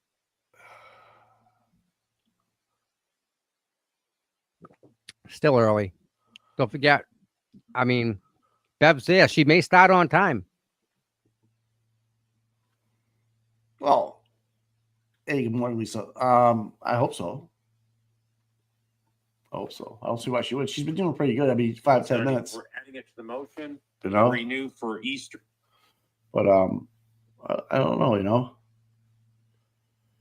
I can't believe him.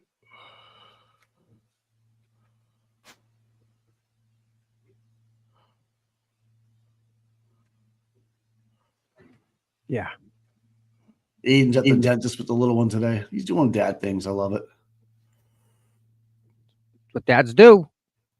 So everyone, I want you to hear this. You ready? All right. Yeah. Commonwealth calls Connor Keith. What's the matter? I want to hear this guy. About what? He pulled out the shoe, didn't he? Yeah, one of them. Yeah. Yeah.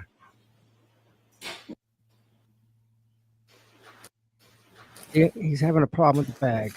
The problem is is that when he read the bag, his eyes lit up. So you have to go to the cross. Okay. Like that's the shoe. See this? The distance from the swoosh to the upper rubber piece? Yeah. That's how I think they're determining the sole of the shoe.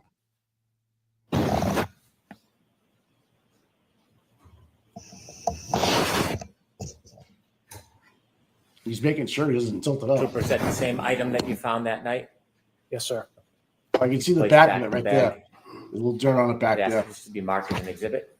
Right, any who knows, man? It's a white bottom. So the Diddy trial starts today at 8 o'clock in there. Lying on the streets up to get into that one. Yeah, What trial? P. Diddy. Oh my. Yeah. And, you know, and Falwell was arrested after Diddy. And there's still nothing going on.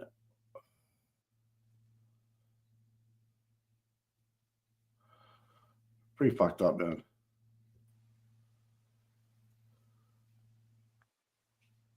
No, there's Hey, him. see, yeah.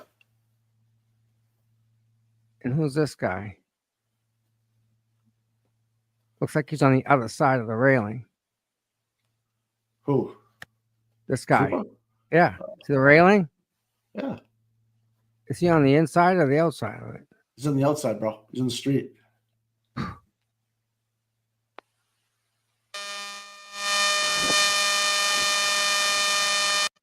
All right, that's feedback.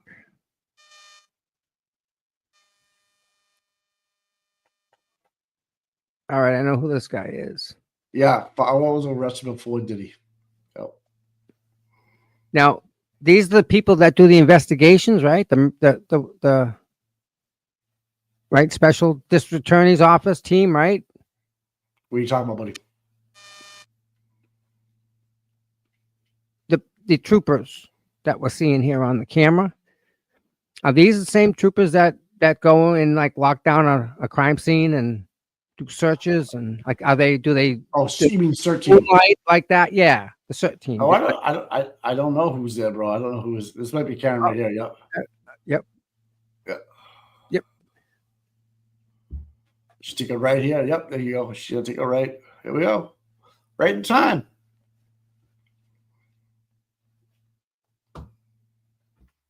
I love that. Two black fucking Suburbans pull up. Yeah. And the buffer zone is down past. See the Yep. see that, All the see that little right lights, down yep. there? Yep. There's Michael Hart right there. There's Hart right there in front of us, I think. Yep. Yep. Looks like That's him. Mickey. Yeah.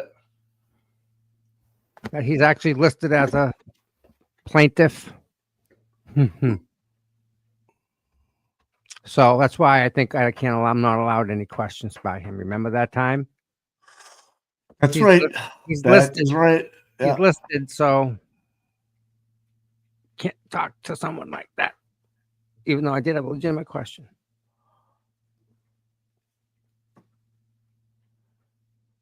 Do you think these guys spent the weekend like just destroying what he's already said? I know they had a powwow. Look at AJ. Look at AJ. Why do I hear the theme of Rocky in my head? These guys look fucking ready to go. Love the freaking pink tie. Love it. Karen's looking good. That is nice. Look at that. Karen looks Bingo. good. Nice. Who's the other girl on the far right? Is that no? That's not Mrs. George, is it?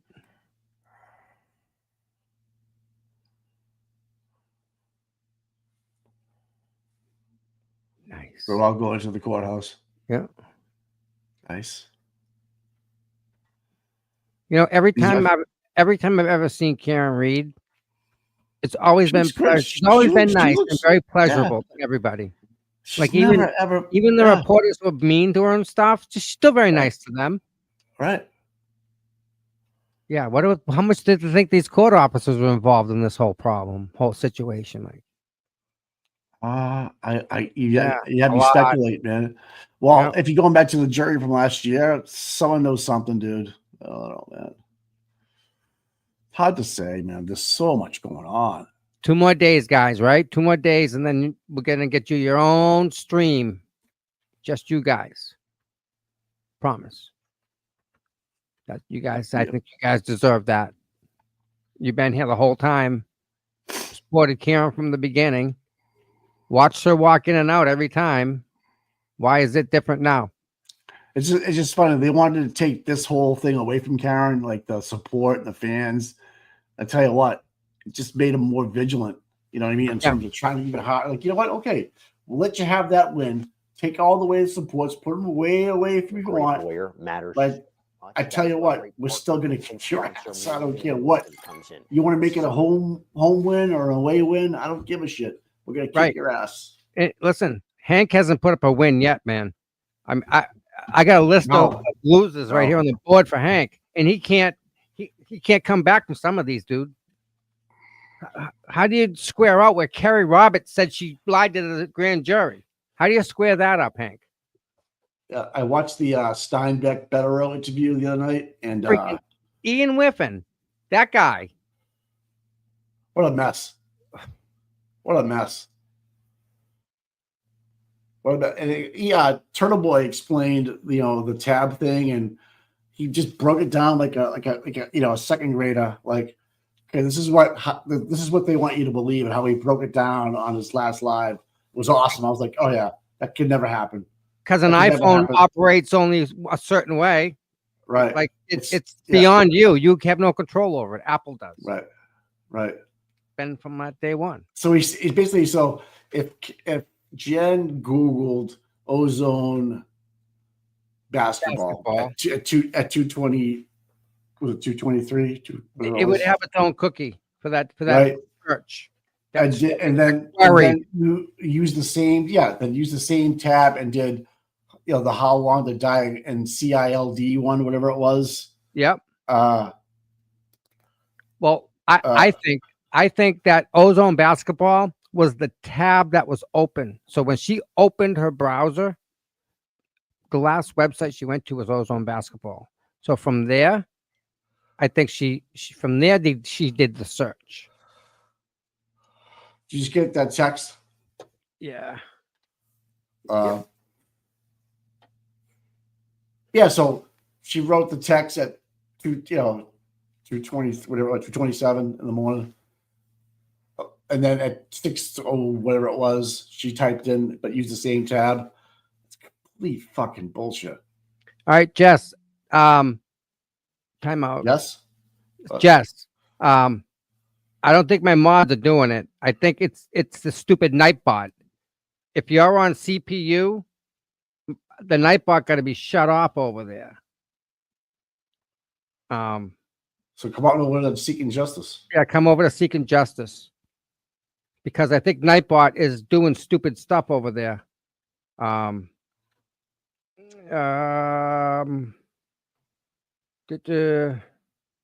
Nice. All right, so where are we, Mike? Today we're going more Bukhenik. No, so the Commonwealth is motion to preclude. No, your text message from right there. So they're gonna preclude inadmissible hearsay under the guise of the Bowden defense, meaning that they can't use police officers. Let's just get this right. Hold on. I think you can get a layman term. Wow. Commonwealth dropped a new motion to bar hearsay evidence under the guise of Bowden defense. Total bullshit. They don't want the defense to be able to try to use law enforcement officers to demonstrate the investigative incompetence. How bad it was. How else do you demonstrate it? I guess that's my question. Because no one else is allowed to do it. I can't do it. You can't do it. They're the only ones that can do it. It's got to come in organically. It's got to come in organically. If I'm right, please text me back. I don't know, man. It's pretty fucked up. All right, Nightbot's on. Hold on a second. I gotta go over YouTube and make sure that freaking thing is not running. I don't know why it does that. Shelby, can you figure out how to shut Nightbot off? It's timing people out for using caps. It warns people and stuff. And I had that issue too. Am I right? Okay, that was right what I just said. Okay, thank you. Wow. Well,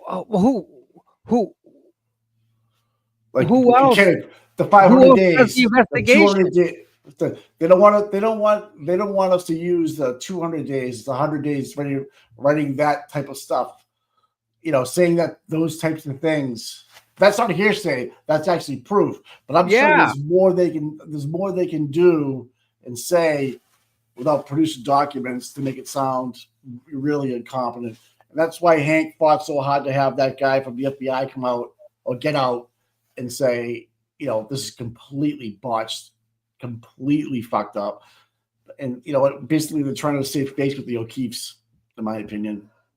because Karen Reed's never going to get found guilty of this ever, No. ever. Because, yeah, exactly, right. But So how many people? How many people know? Right? How many people know what? How many people know the truth? You just read a report that pretty much. Yeah. Okay, Mike and Tom and mods. I'm at work, so I'll do what I can if you need me to yell at me. Who's that? Shelby? No, Megan J. Oh, Megan, thank you. All right, YouTube. Where's freaking? Yeah, Bukhenik made the Brady list. Yep. Yep. See, I've heard people say that it's not a big deal, but then I read about that, murder in the Cape, murder in the sand, about this lady that was investigating this thing, and she got put on the Brady list, and it basically ended her career, according to her, because she couldn't testify in the court of law anymore because she's been compromised and conflicted, because of what she was doing. So I don't know, it's like if I was a lawyer and I had a trooper or somebody in the local police that was on the Brady list and that was going to testify in court, I would use it 100%. What does the jury know? The jury's layman. They're not going to really know what the Brady Giglio list is. And you explain it to them, and they'll be like, "This guy's a piece of shit." And better yet, the judge is going along with it. The judge is using laws to work around all these different things that are wrong, Mike. Think about that. All the things that he's being accused of. What judge did he not go in front of that didn't say, "Hey, that's not right"? It's like, where's the repercussions for lying to an FBI agent? When your first interaction, Mike, when your first contact with an FBI agent, if your first inclination is to lie, normal people don't do that. That is not a characteristic of a innocent person. Why do you lie to the FBI? And if you did happen to lie to the FBI, what are the repercussions about that? Who gets charged there?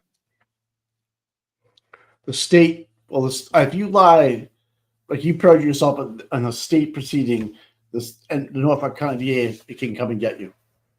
If you lie in a federal proceeding, the federal police can come and get you. Okay. So in this case right here, the state would be responsible for prosecution of Jen McCabe for lying or Carrier for lying or whoever lies, unfortunately.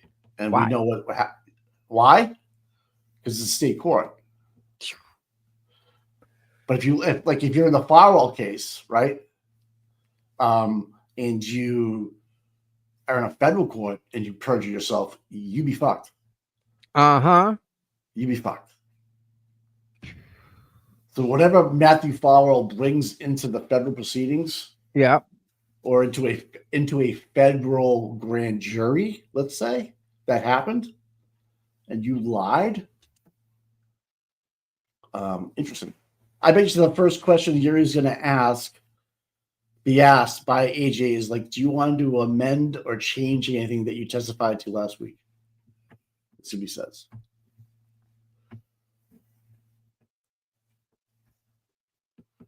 I'm getting Nightbot getting shut off right now.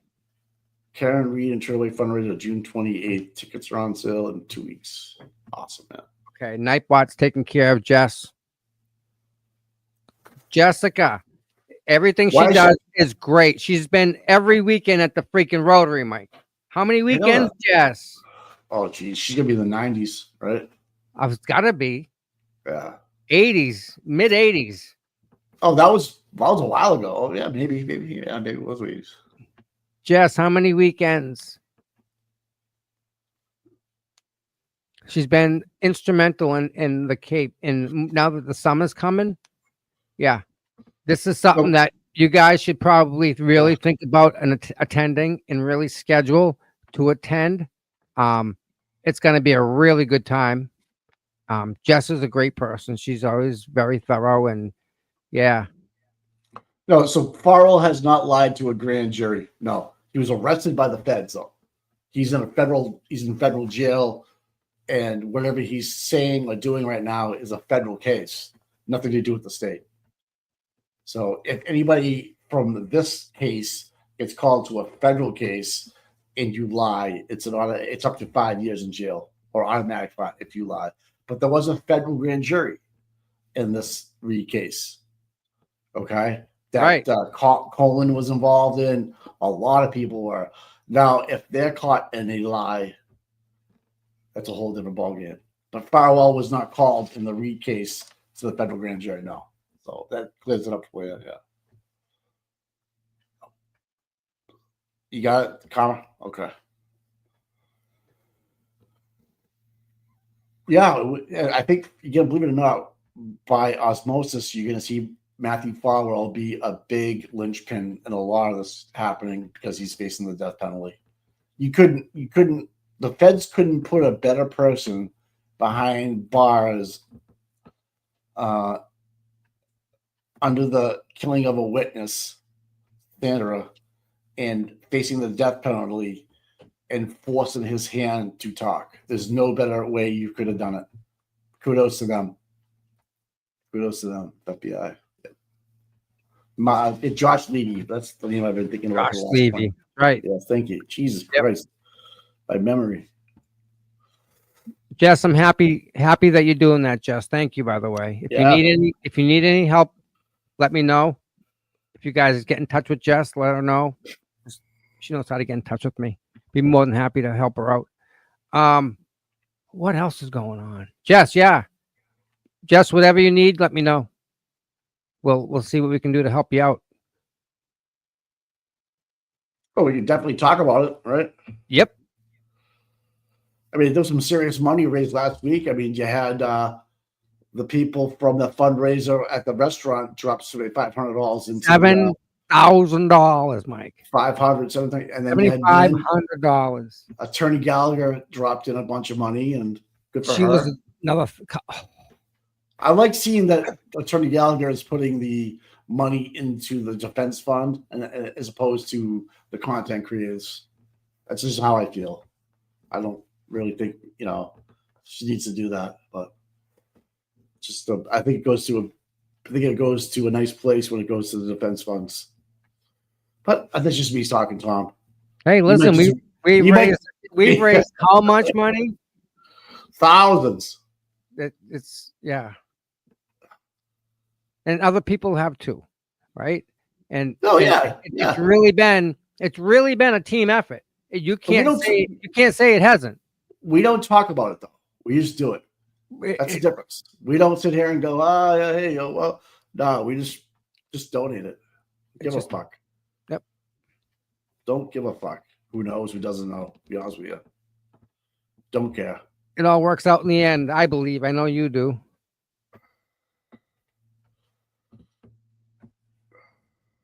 I mean, yeah. As long as it goes to the right place. Yeah. That's all I care about. I don't give a shit. Yep. I don't care if it's your name, my name, someone else's name, or whatever. Nobody's name, anonymous, whatever. Who gives a fuck? Misty Angel, that was the Emerald Isle. All right, man. Nightbot still. Why is Nightbot still running on CPU? Why don't you just turn the channel off and have me come over here? You. I've been saying that for months. But they like it. It's just I don't want to change. It's not at 10 o'clock. Holy shit! Wow. You know there's somebody in the courtroom now. Can you get rid of this spanner down here for me, bud? Yeah. Thanks. All right, good morning. I came into 3 motions that I did not have when I checked email before coming to court today.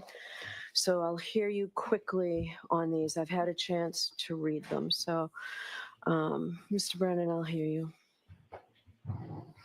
And let's today focus on the Bowden ones. We can focus on the other one later.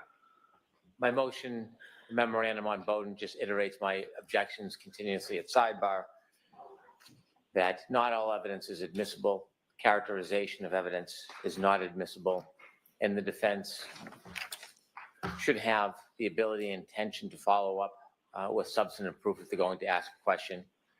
It's not limitless. Bowden is wide parameters to ask the investigator about their state of mind, about the scope of the investigation, but it has boundaries of reasonableness.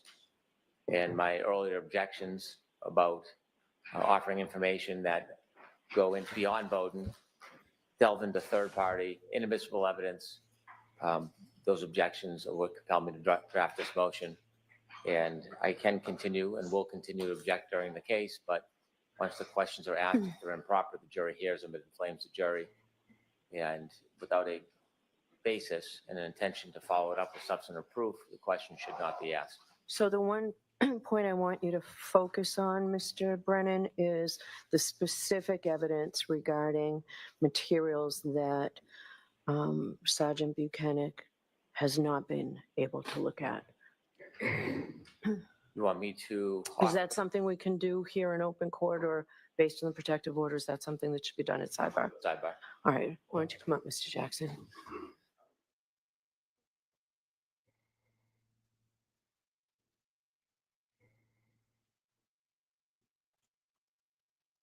Okay. Off. Shut Nightbot off. Stupid thing.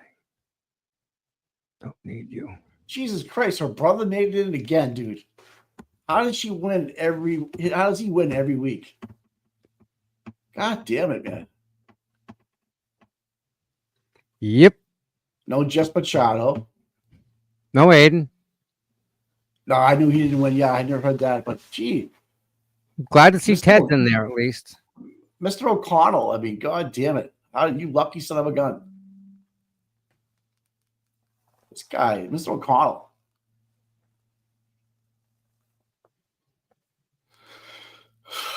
Sidebar right away. Yeah, All right. because they want to talk about what I think I shut Nightbot off. I like Nightbot. That's a nice name. I like that's a cool name. Yeah. Brendan doesn't have a soul. No. He's dead on the inside. That guy. Yeah, but dude, think about that. Think about the phone call that they made to him. Hey, I need you to do me a good favor here. You got to prosecute this case that we all know differently. We all know about Sandra, and we know that, but we just pretend. Who's going to pretend the best? Pretend. Because they sure aren't doing their job. They're pretending. So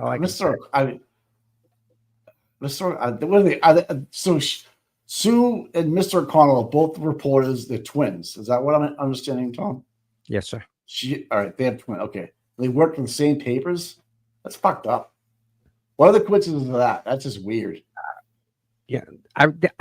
She reminds me of somebody like a South Park character or something. Yeah, South Park character. The guy that was dancing with his hair. He'd flip his hair. A little South Park thing, I think. Who's the nerd in that in the Simpsons? Millhouse. You look like Millhouse. Yeah, with the hair. It's Millhouse. Oh my god. That John's ex-girlfriend from 20 years ago. On the far right, in the front. Yeah. Yep. For whatever it's worth, maybe she loved him. Maybe she saw the potential in him. Maybe she never got to say goodbye. I don't know. Maybe there's something. Listen, there had to be something there for her to sit in that courtroom like that. There had to be for her. Not saying he had it. She got a car accident, drunk driving, took a guy on his motorcycle's leg off on the Deposit Bridge. She wiped him out. Yeah, she was going the wrong way on the bridge and took a motorcycle guy's hit him and took his leg off. Okay, well, that's bad. 6 a.m, heading home to Dorchester. Ooh. No, yeah. All right. We don't like her now. We don't like her. No, no. I mean, sorry. Then she has her husband. She's got kids. And then John passes away, and she's like, I love him. She's a fucking mess. She's a fucking mess. Yeah. Yeah. There you go. That's what I thought. Yeah. Just checking. Yeah. Again, she's so fucking- there had to be, as I said, there had to be something there, not necessarily for John, but for her. Like she may have, maybe she said hi to him once and that was it, and she never get to say hi back, or well, who knows? With something, She's I drinking don't- buddies. She's drinking buddies with Mrs. O'Keefe, dude. That's Oh. they love the sauce. Couple of fucking glasses of Chianti, fucking, and some lava beans. I forgot about that, Mike. How much do they freaking drink? Like really? That's a lot Mr. of drinking going Mr. on. Mr. O'Keefe was a beer drinker back when I knew him, or when I Oh was yeah, friends with him. Bud Light. But You and, drink and Bud so Light. was John. John never really drank anything else harder. Nope. But I didn't know. I don't know what it. I think he would do a shot, but he would always I- drink a Bud Light. Yeah, I have no idea. You got to remember, John was in a car accident, drunk driving himself, but he badged his way out of it too. Just so you know, Yeah. Oops. in Southie. Yep, Happens. it does. Happens all the time. He wrecked a silver Impala, Happens. Yeah. and I can see why they drink a lot. It's a stressful fucking job to do. I can Again, understand. right? If someone's gonna get shot, they're probably first on someone's list if they're having a bad day and they don't Yeah, want to go I mean, to prison, right? The divorce rates through the roof. Corrections officers drink like fucking fishes. I used to play a lot of basketball with them. They fucking drink like because they were in jail 8 hours a day with the same scumbags that we're putting away. And they're gonna deal with these fucking assholes. Fucking imagine that. How's your day today? Well, I sat around and talked to fucking 15 rapists. Like that's just like the worst of the worst. No, Mike. It's What? turning out that they enjoy that, Mike. That's how sick these people are. The COs. Yes. Oh, It God. that's what they want to hear about it because it gets them excited. They're sick people, Mike.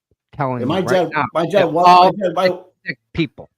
my dad wasn't a cop, and he was a functioning alcoholic for sure. Yeah. Yeah. So there's people in all different types of situations in the world that are functioning alcoholics, but there's. We need to fix this shit. This is not supposed to be happening. We're Well, not you gotta supposed think to about be where we're at, Mike.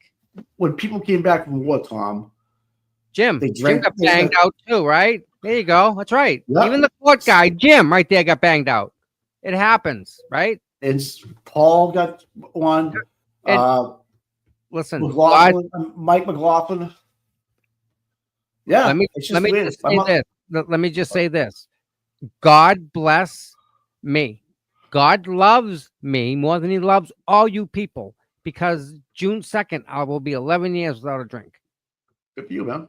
God loves me more than he loves everyone else because I can What do take you a think of bath in it and it ain't going to bother me. Like Yeah. I can be around it and it's not going to bother me. Like I'm beyond it. Like I'm so over it. Well, I don't even if you're- miss it. That's if the you're a beauty chi- of it all. So thank you, if God. If you're a child of a high functioning parent, you tend to go the other way. At least my brother and I did. My we father did- was in the Air Force. He was a freaking, what do you call it there? Perfectionist? Yeah. Oh, dude, it was bad. OCD. Twice. And he'd show me how to do something 5 times. He'd do it 5 times. And I wouldn't even do it, but he'd show me how to do it. So that I knew how to, like, it was stupid. So much, just so much OCD of Yeah. of someone like he was the only child. So when I was born, I was his toady. So he latched on to me. Yeah. But yeah. But yeah, I mean, listen, stuff happens, Mike. Don't get me. I'll be the first to admit it that I am not a saint. I am not perfect, and stuff happens. Everyone knows that, Yeah. right? It doesn't make me a bad person. It doesn't make anyone a bad person. But you do it and you start hurting other people.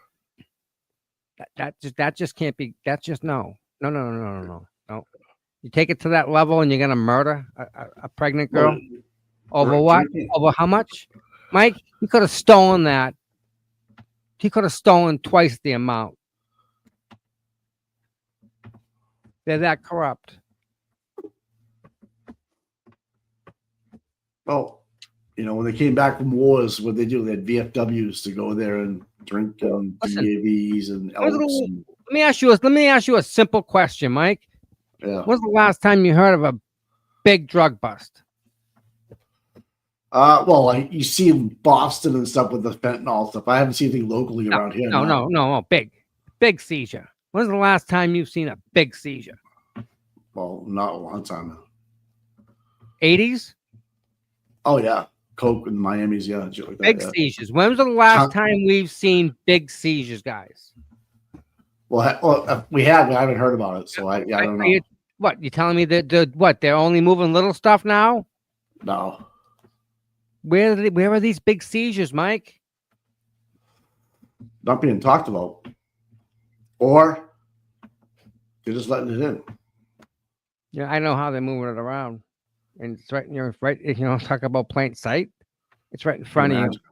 No, it's right in front of you. You see it every day, bet, and you don't even think twice about it. Nope. I see it, and they're moving some big weight.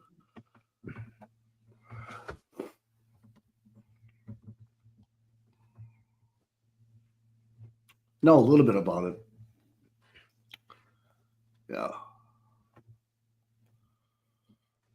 Imagine just living in Miami and just going to the beach and having a fucking big bag of fucking coke walk up, float up. Oh shit. Mike, I watched the freaking YouTube guy yesterday. He went on vacation to Costa Rica, maybe. And he said that you drive up the road, or you drive and you can find it right on the beach. Yeah. Instead of finding sea glass, you find packets of grams floating around. No, Mike, big pounds, Mike. You know, they put it in styrofoam boxes, Mike. Like the dry ice comes in them boxes. Yeah. Bigger, something I could get in that size, like a big trunk, and it's just styrofoam, and they drop it off the end of the boat, and it floats to the beach. And when it does, you find it. Oh, I see. Get rich, and you buy your way off the island, because there's no other way to get off this island, because it's no work. It's I'm not saying impoverished, but it's not wealthy. You find a keys of coke. What's a key go for nowadays? I wouldn't even know where to begin. I used to know. It's probably a lot cheaper than I think. So this guy rents a golf cart and drives down to the beach to go find it because he hears it. And meanwhile, he's dealing with the people that live there that are part of the cartel, because the cartel are the ones that drop her off the boats, and they put GPS trackers in the styrofoam stuff, and they track it. So when it finally gets to the beach, these people live there are scurrying down, like lynching everything they can get out of it before the cartel gets a hold of it. Okay. Does it make sense? Yeah, I understand now. It's one of these islands. And I just couldn't believe it. I was just like, oh my word. I love it. Oh.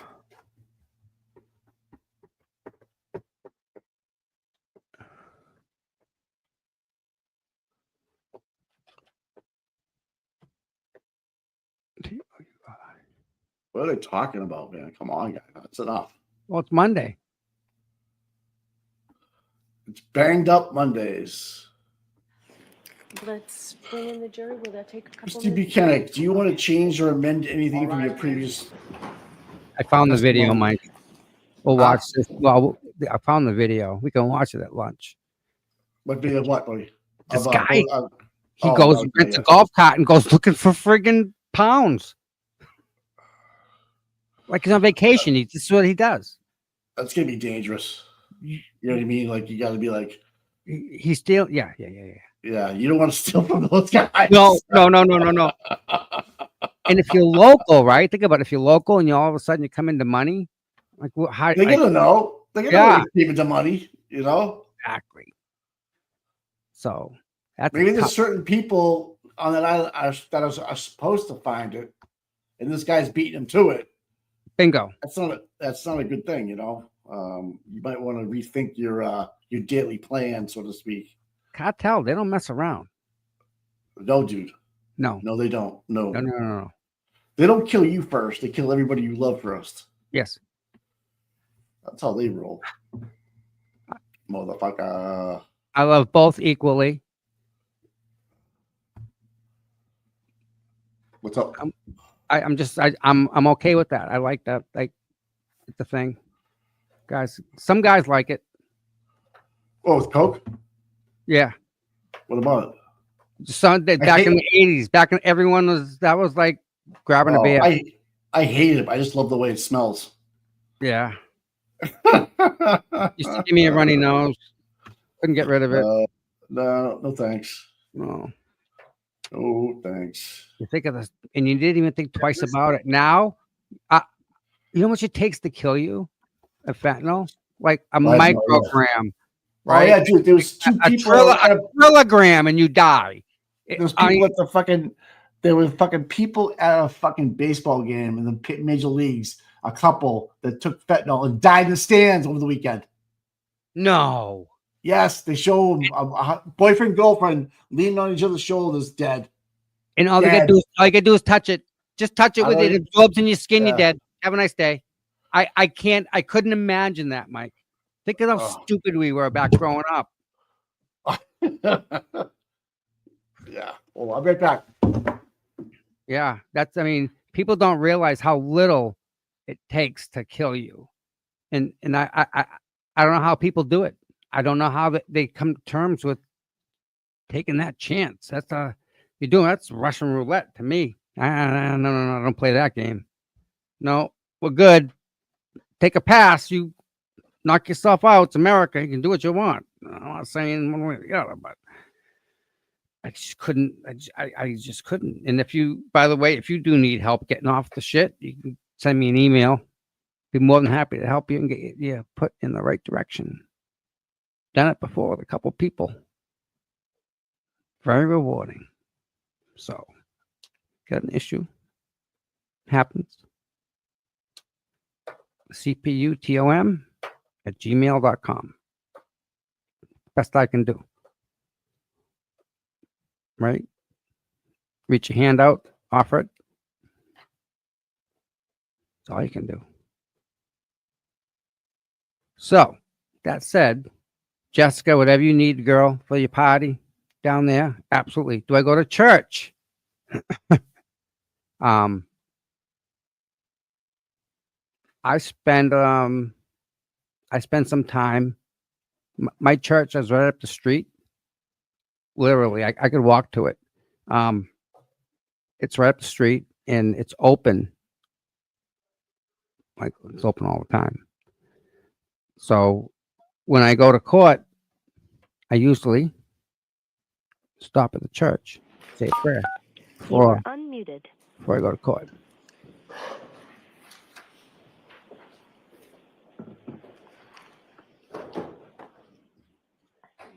Answer is yes. I go to church. Hang tight. You'll go. You'll be with me. Taking you guys with me. Wednesday. Doesn't hurt. Surely doesn't hurt. Hey.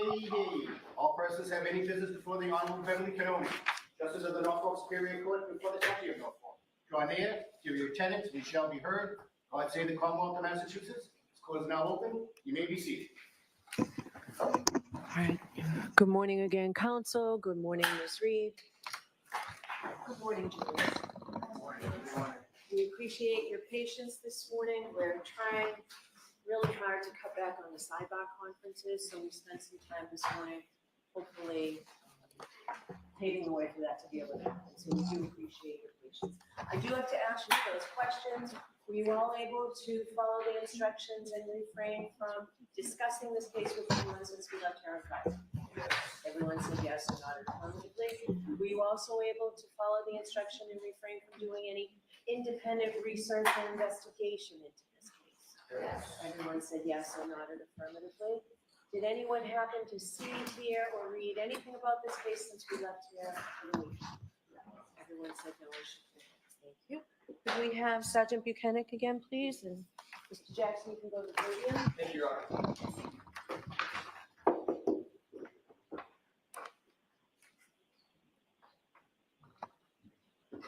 Sorry about that. Okay.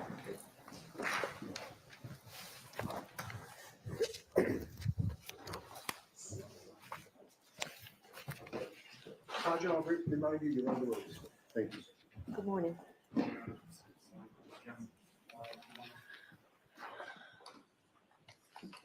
All right, Mr. Jackson, whenever you're ready. Thank you, Your Honor. Good morning, Sergeant. Good morning. I'd like to ask you, just to start off with, at some point during the course of your investigation, did you become aware that a snowplow driver had reported having seen a Ford Edge being moved into a location in front of 34 Fairview sometime in the early morning hours of January 29th, 2022? We learned about a plow truck driver. I don't believe his recollection was as you described, though. Do you remember him mentioning a Ford Edge? Yes. Okay. And do you remember him saying that the Ford Edge had been moved? He had passed by, it wasn't there. At some point, he passed by again, and it was there, impeding his plow route. Yes. Okay. What is your best memory about when he said he believed the Ford Edge? Sorry, I guess a better way to put it is, when did he say he first saw the Ford Edge in place in front of 34 Fairview? I don't remember exactly. I know it was during the middle of the night. My not adopting your narrative was the fact that he saw it being moved there. Understood. I figured that. I clocked that as soon as I said it. He didn't see it moved. He saw it. He saw 34 Fairview without it there. Then about an hour later, it was there. I believe so, yes. Okay. Would about 3:30 in the morning sound right to you in terms of what he reported, in terms of the time that he saw it there? It sounds right, but I'm not sure of the exact time. My report would reflect the accurate time. Fair enough. Let me see if I can grab that report real quick.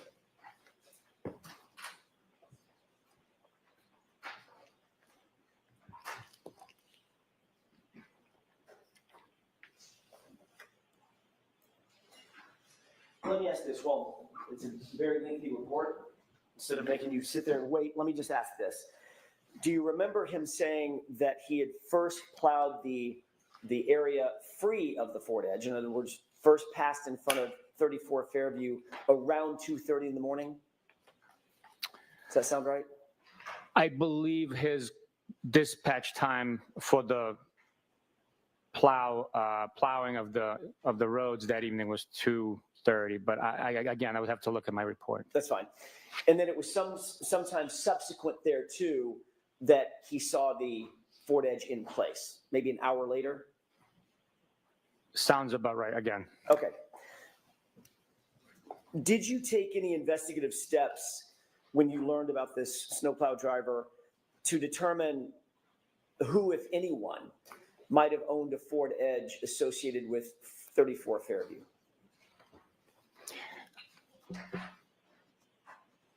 I did not know. Did your investigation ever reveal that the Albert family actually had a Ford Edge at the time? Yes.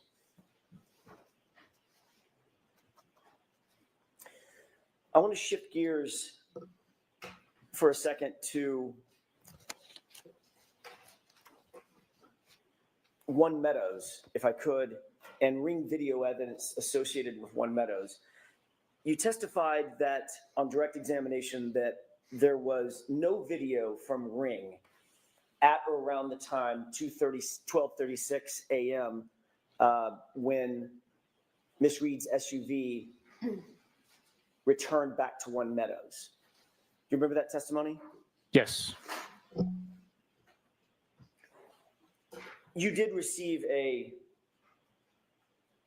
search warrant returned from the Ring Corporation in furtherance of a search warrant executed by Trooper Proctor, correct? Former Trooper Proctor.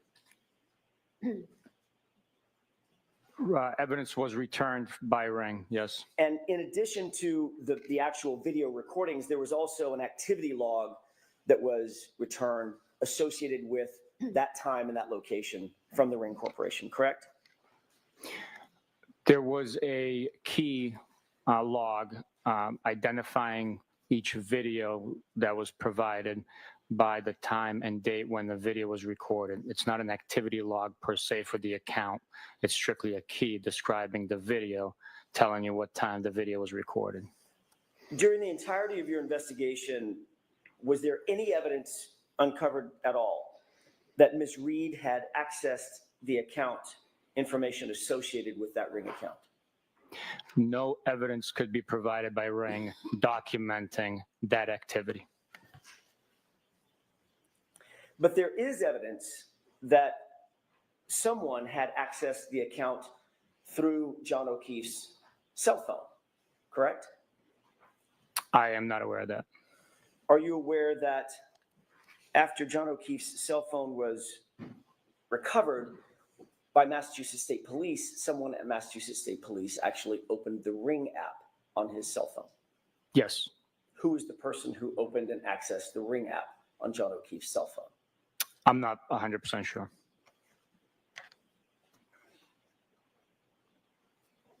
Oh, Have this going, shit. Your Honor? Yes. Yes.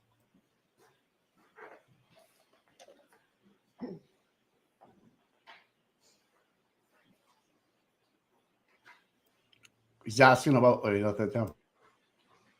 Asking about the Ring video and through John's Refresh phone. recollection to take a look at a report, and perhaps. Yes. May I approach? Yes.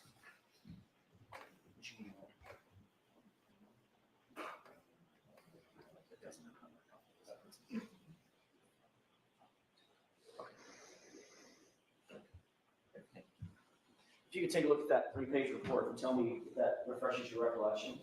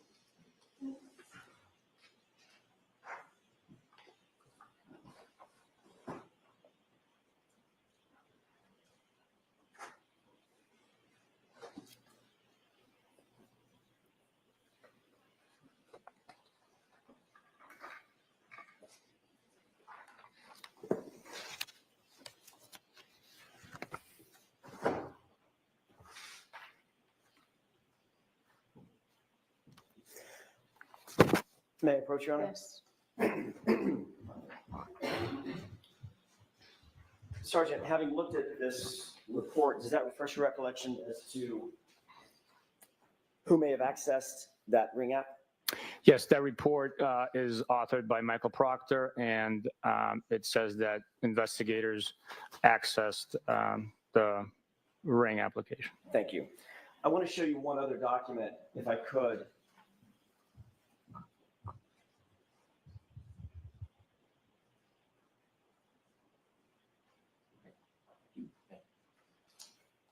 Thank you.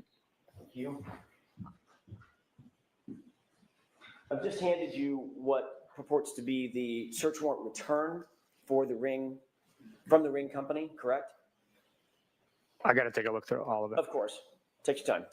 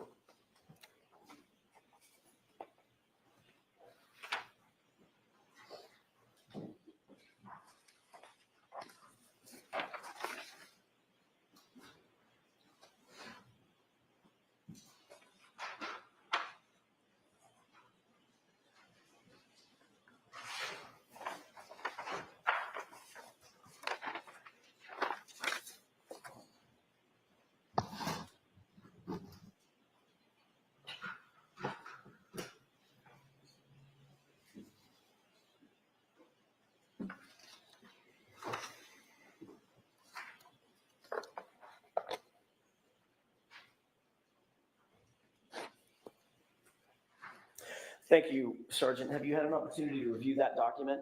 I have. Does it indicate that in addition to several other files, there is a login session report that was produced by the Ring Corporation as well? It's highlighted on that page. Number 4 is highlighted with one Excel file containing login session information. Thank you. May I approach? Yes. Thank you. And again, just to make sure I'm very clear about this, nothing from the Ring Corporation suggested or intimated that Ms. Read actually accessed any of that Ring account information, correct? The information provided did not indicate that, no. Thank you. I want to ask you a couple of questions about your testimony on direct examination related to your trip to the hospital and your observation specific to Mr. O'Keefe's right arm. You indicated that you saw bruising on his right arm in addition to the abrasions, the parallel abrasions that you described, correct? I believe bruising is very similar to abrasion. Okay, that's my question. Can we, Your Honor, with the court's permission, can we show Exhibit 1? It's already been introduced. Is this a fair and accurate depiction of what you saw in terms of the condition of Mr. O'Keefe's arm while at the hospital, if not exactly like this? Yes, it is. Okay. What did you mean when you said you saw bruising on his arm? What were you talking about? I actually indicated bruising on his right hand, the back of his right hand. Okay, fair enough.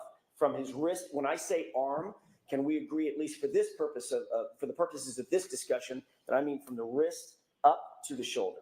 Hmm. Did you see any bruising from the wrist to his shoulder? I saw exactly what's depicted there with the abrasions and lacerations. Okay.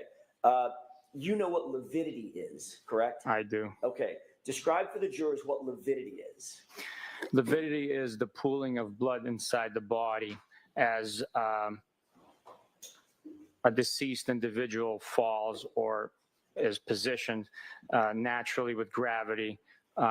Blood begins to settle in the lowest portions of the body.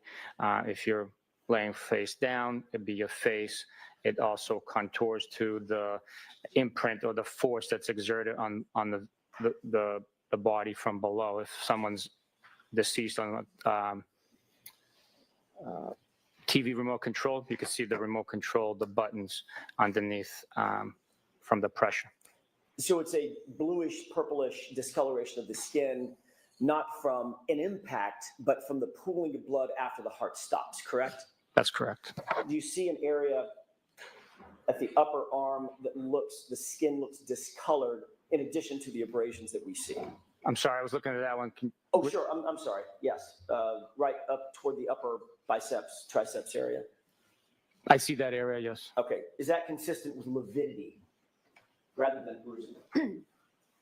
I would not agree with that, no. You believe that that's a bruise? I believe that that's a laceration. I'm sorry, I'm talking about the discoloration of the skin, the reddish purplish hue of the skin, separate and apart from the abrasion, from the abrasions or lacerations to the skin.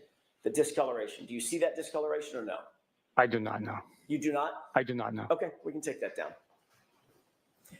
As you sit here today, you're not suggesting that you saw bruising from the wrist to the shoulder on John O'Keefe's arm? Nothing that stood out to me. Okay. I observed lacerations and abrasions. All right, thank you.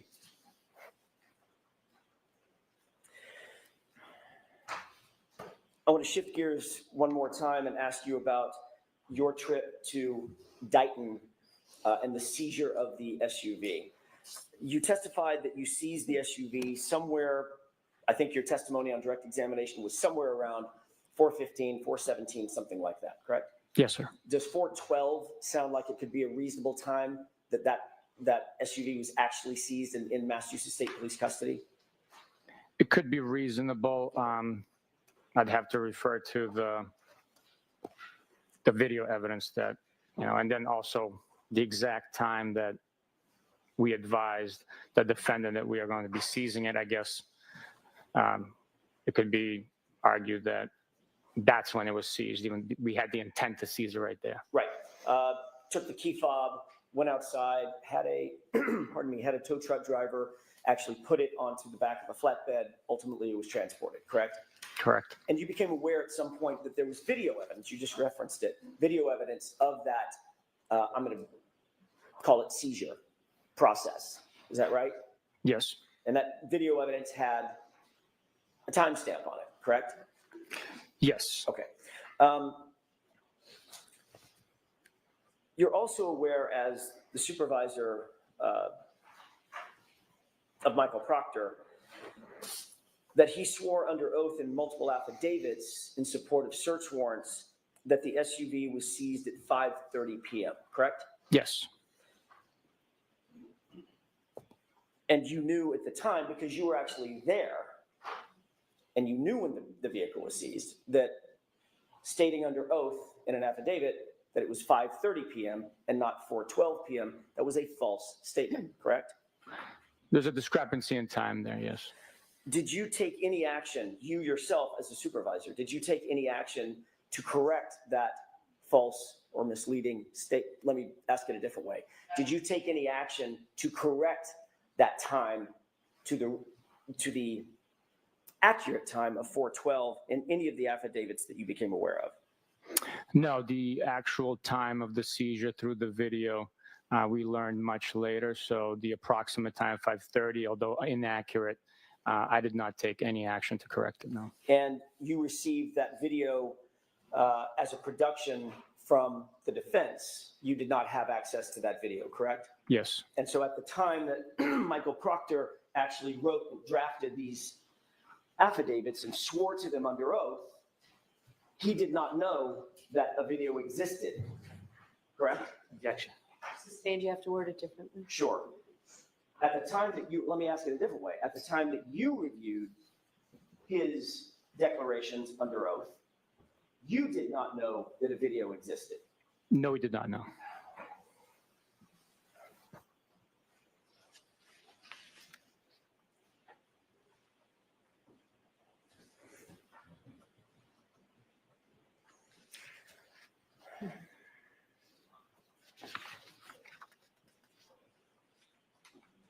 If I may have just a moment, Your Honor. Sure.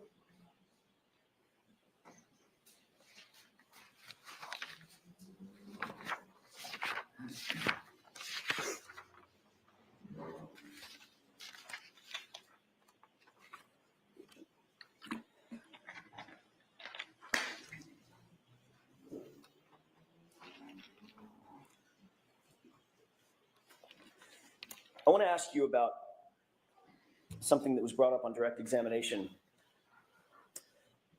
Sustained findings as it pertains to you. You've already talked about the fact that, Sergeant, you're a supervisor and we're a supervisor back in January of 2022 moving forward over Trooper Proctor, correct? Yes.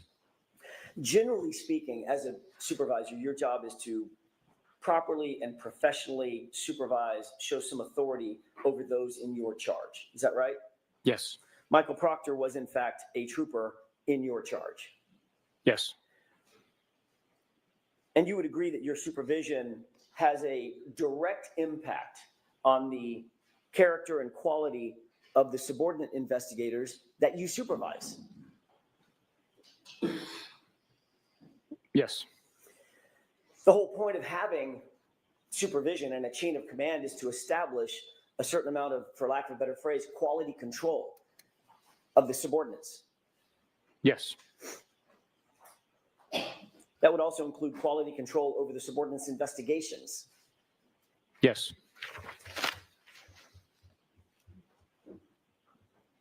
On August 17th, 2022, you were in a group text with the following individuals: Michael Proctor, Trooper Kukowski, a lieutenant named Fanning, and a trooper named DiCicco, D-I-C-I-C-C-O, correct? Yes.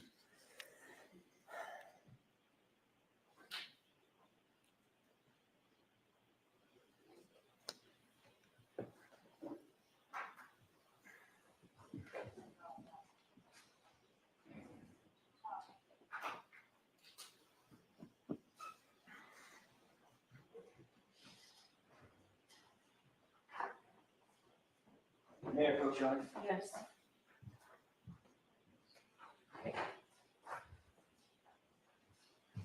I'm handing you a document. Can you tell me if you recognize that document?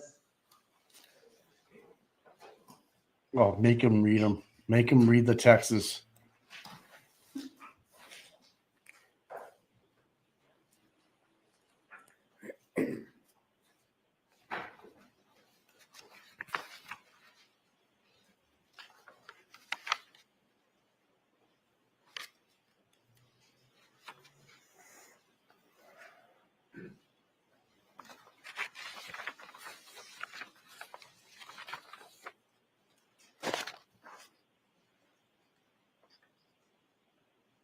Yeah, it's definitely a different Bukhenik today than it was last week, Tommy, huh?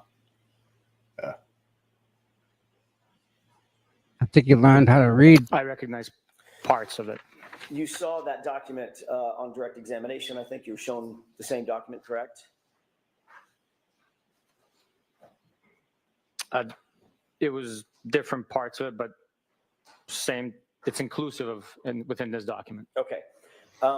Let's start with this. You indicated that you did not see Michael Proctor's name on that document, correct?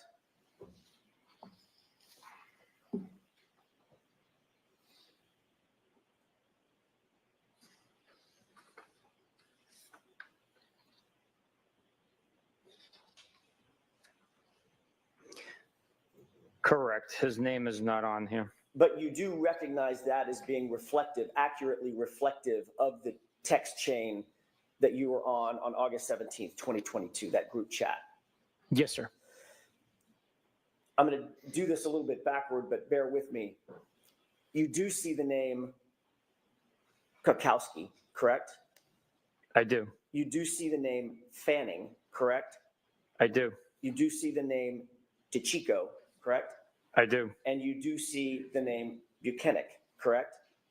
No, it's misspelled, but I know it's probably referencing me. Okay. The only other text or person texting on that chain is a code, a lengthy, almost like a URL code with no name, correct?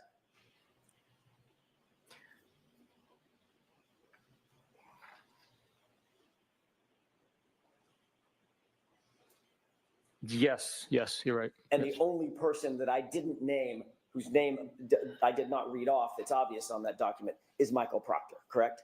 Correct. So deductive reasoning tells you that that is the code is Michael Proctor. Is that right? I would agree with you, yes. Okay. In that text chain, it starts with Trooper DeChico sending a photograph, correct? No. May I approach? Yes. I hope he has another piece of paper. Oh, maybe this one. This is bad. This He's is getting fucking destroyed. Please turn to page This is awesome, dude. 2683, please.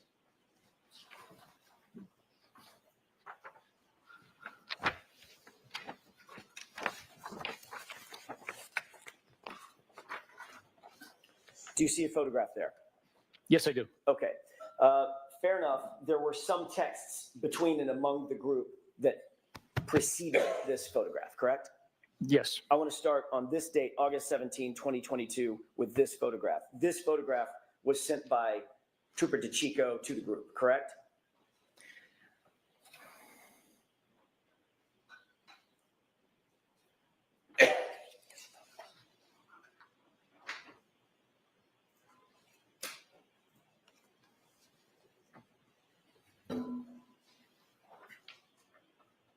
It's a picture of an attorney. It possibly appears that way. I really can't. I mean, Your Honor, with your Yes. permission, I'm not sure this document has been marked. I'd like to have this marked and Sure, admitted. we'll- we'll mark It's a it. picture of one of those guys, either David Yannetti or somebody. I'm I'd telling actually you, it like is. marked and admitted. There's certain things I'd like to show. What's the Commonwealth's position on that? I have no objection to admission, but not in this form. It needs to be redacted.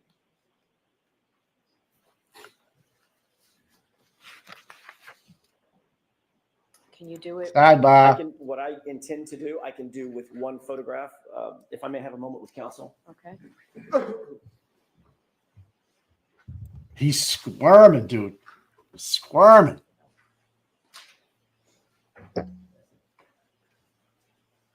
Oh, there's Laura McLaughlin. There you are.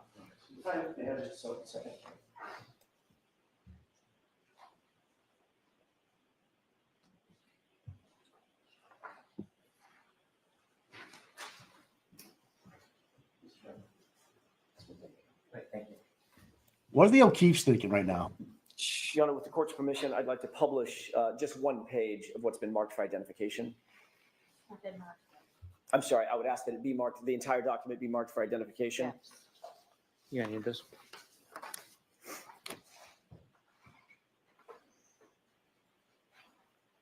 It's exhibit FF for ID. And with the court's permission, I would ask to display or to publish page 2683 of that document. So are you admitting into evidence, page 263? I would. Do you have a separate one rather than tearing it out of what's been marked for I can- identification? I can take it out of this copy. It's a picture. I'm telling you, it's a picture of an attorney.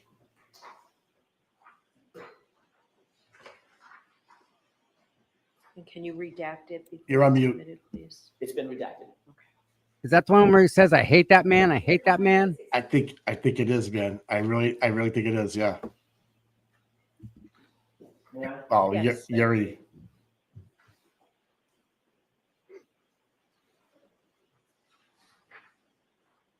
I think it's gonna be a picture of Bianetti. I could be wrong though. Just so we're talking about the same thing, Sergeant, I've just handed you a page that's been marked Exhibit 116. Do you recognize that as being a copy of one of the multiple pages in the document that you're holding that's been marked for identification as FF? Yes, sir. Okay, if we could publish that single page, please. Okay. Is that a photograph that was sent by Trooper DeChico to the group? According to this document, yes. Who is depicted in that photograph? The big story, Mr. David Yannetti, criminal defense attorney. Do you see that person in court? Yes, I do. Where is he seated and what is he wearing? He's seated right there wearing a blue tie and a dark suit, white shirt. Thank you. We can bring the lights up, Your Honor. Okay. In response to, and going back to the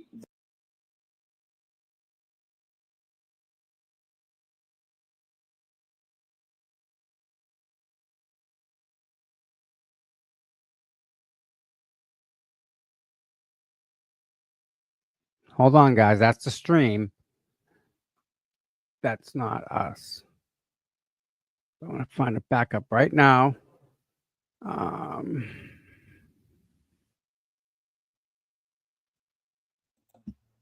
Thank you for my correct guessing, if you'll call it guessing. They had to put that into play. There's some prejudice. There's somewhat they hated Karen as much as they hated Yannetti for doing this. All these channels are not. Something's happened. Maybe the freaking. No, that's on. You're back on the original one again, bro. Hold on, let's see if everybody else what's happening. Yeah, hold on. Fox 25 has it, bro. Yep. That's correct. Channel 5 has it. Yep. Yep. Okay. Coming up. All right, pal. That's correct. and in reference to Mr. Yannetti's photograph, he wrote, "I hate that man. I truly hate him." Correct? That's what it says.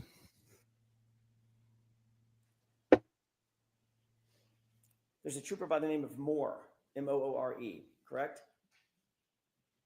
There is. And he disliked Trooper Proctor's phrase, his statement, "No nudes so far," correct? That's what it says. Did that indicate to you that Moore was disappointed that Trooper Proctor, Michael Proctor, had not found naked pictures of Miss Reed as yet? Any volume? that indicated for Mr. Moore. Thanks, pal. You responded to the phrase funny. That better? I'm going Chat. to retarded client's phone. Correct? I acknowledged that text message being sent. You acknowledged it by liking it, correct? With a thumbs up. I acknowledged it by responding with a thumbs up emoji. The fact is, Trooper Proctor, Wow. his supervisor, in this series of text messages, that he was going through Miss Reed's phone. Is that right? Correct. And he also informed you, his supervisor, that he was going through her phone looking for nudes or naked pictures of her on her phone. Correct? He did not tell me that he was going through naked pictures, for naked pictures through the phone.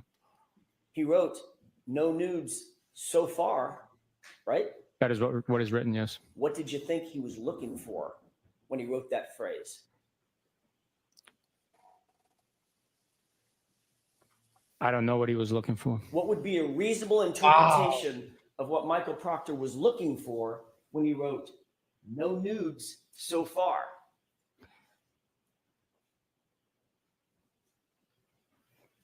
I don't know. Motorcycles, Why is he doing what? news, or naked pictures of Miss Karen Read? His mission was to go through the phone to look for digital evidence that's related to the crime. The fact that he wrote no nude so far, I cannot comment on. You cannot comment on, or you don't want to comment on. I don't know what he was looking for in that specific time. You certainly did nothing, took no action to stop him from potentially looking for naked pictures of my client, correct? That's correct.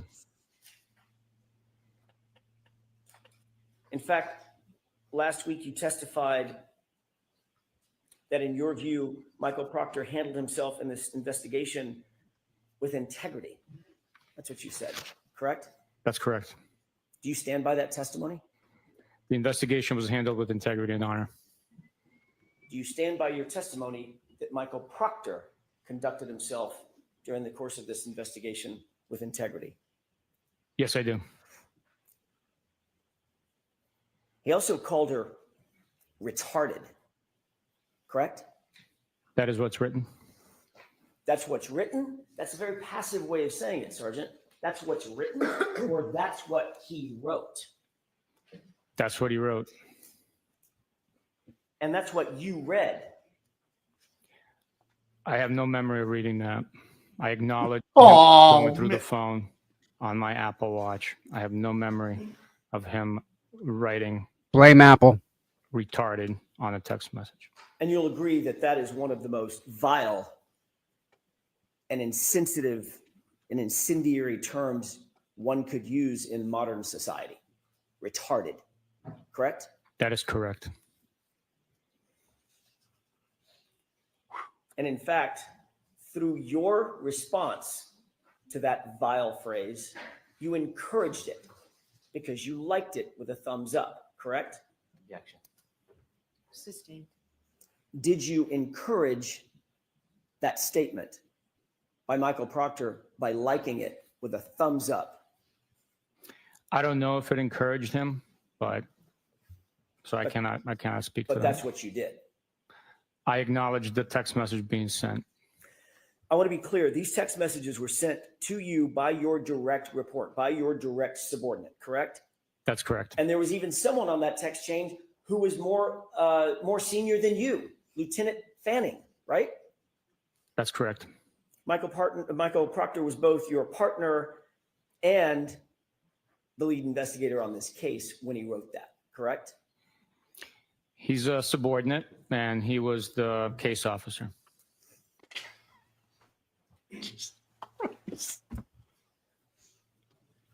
This thread, text thread, contains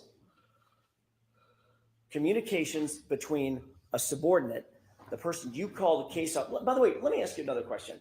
Did you ever, during the course of the investigation in which you were a part, the sustained findings, the internal affairs investigation. Did you ever review Colonel Noble's determinations about There we go. your subordinate, Yes. Michael Proctor? Call him Trooper Proctor. Did you Case. review them? Yep. No, Your Honor, I did not. This was posted the other day, dude.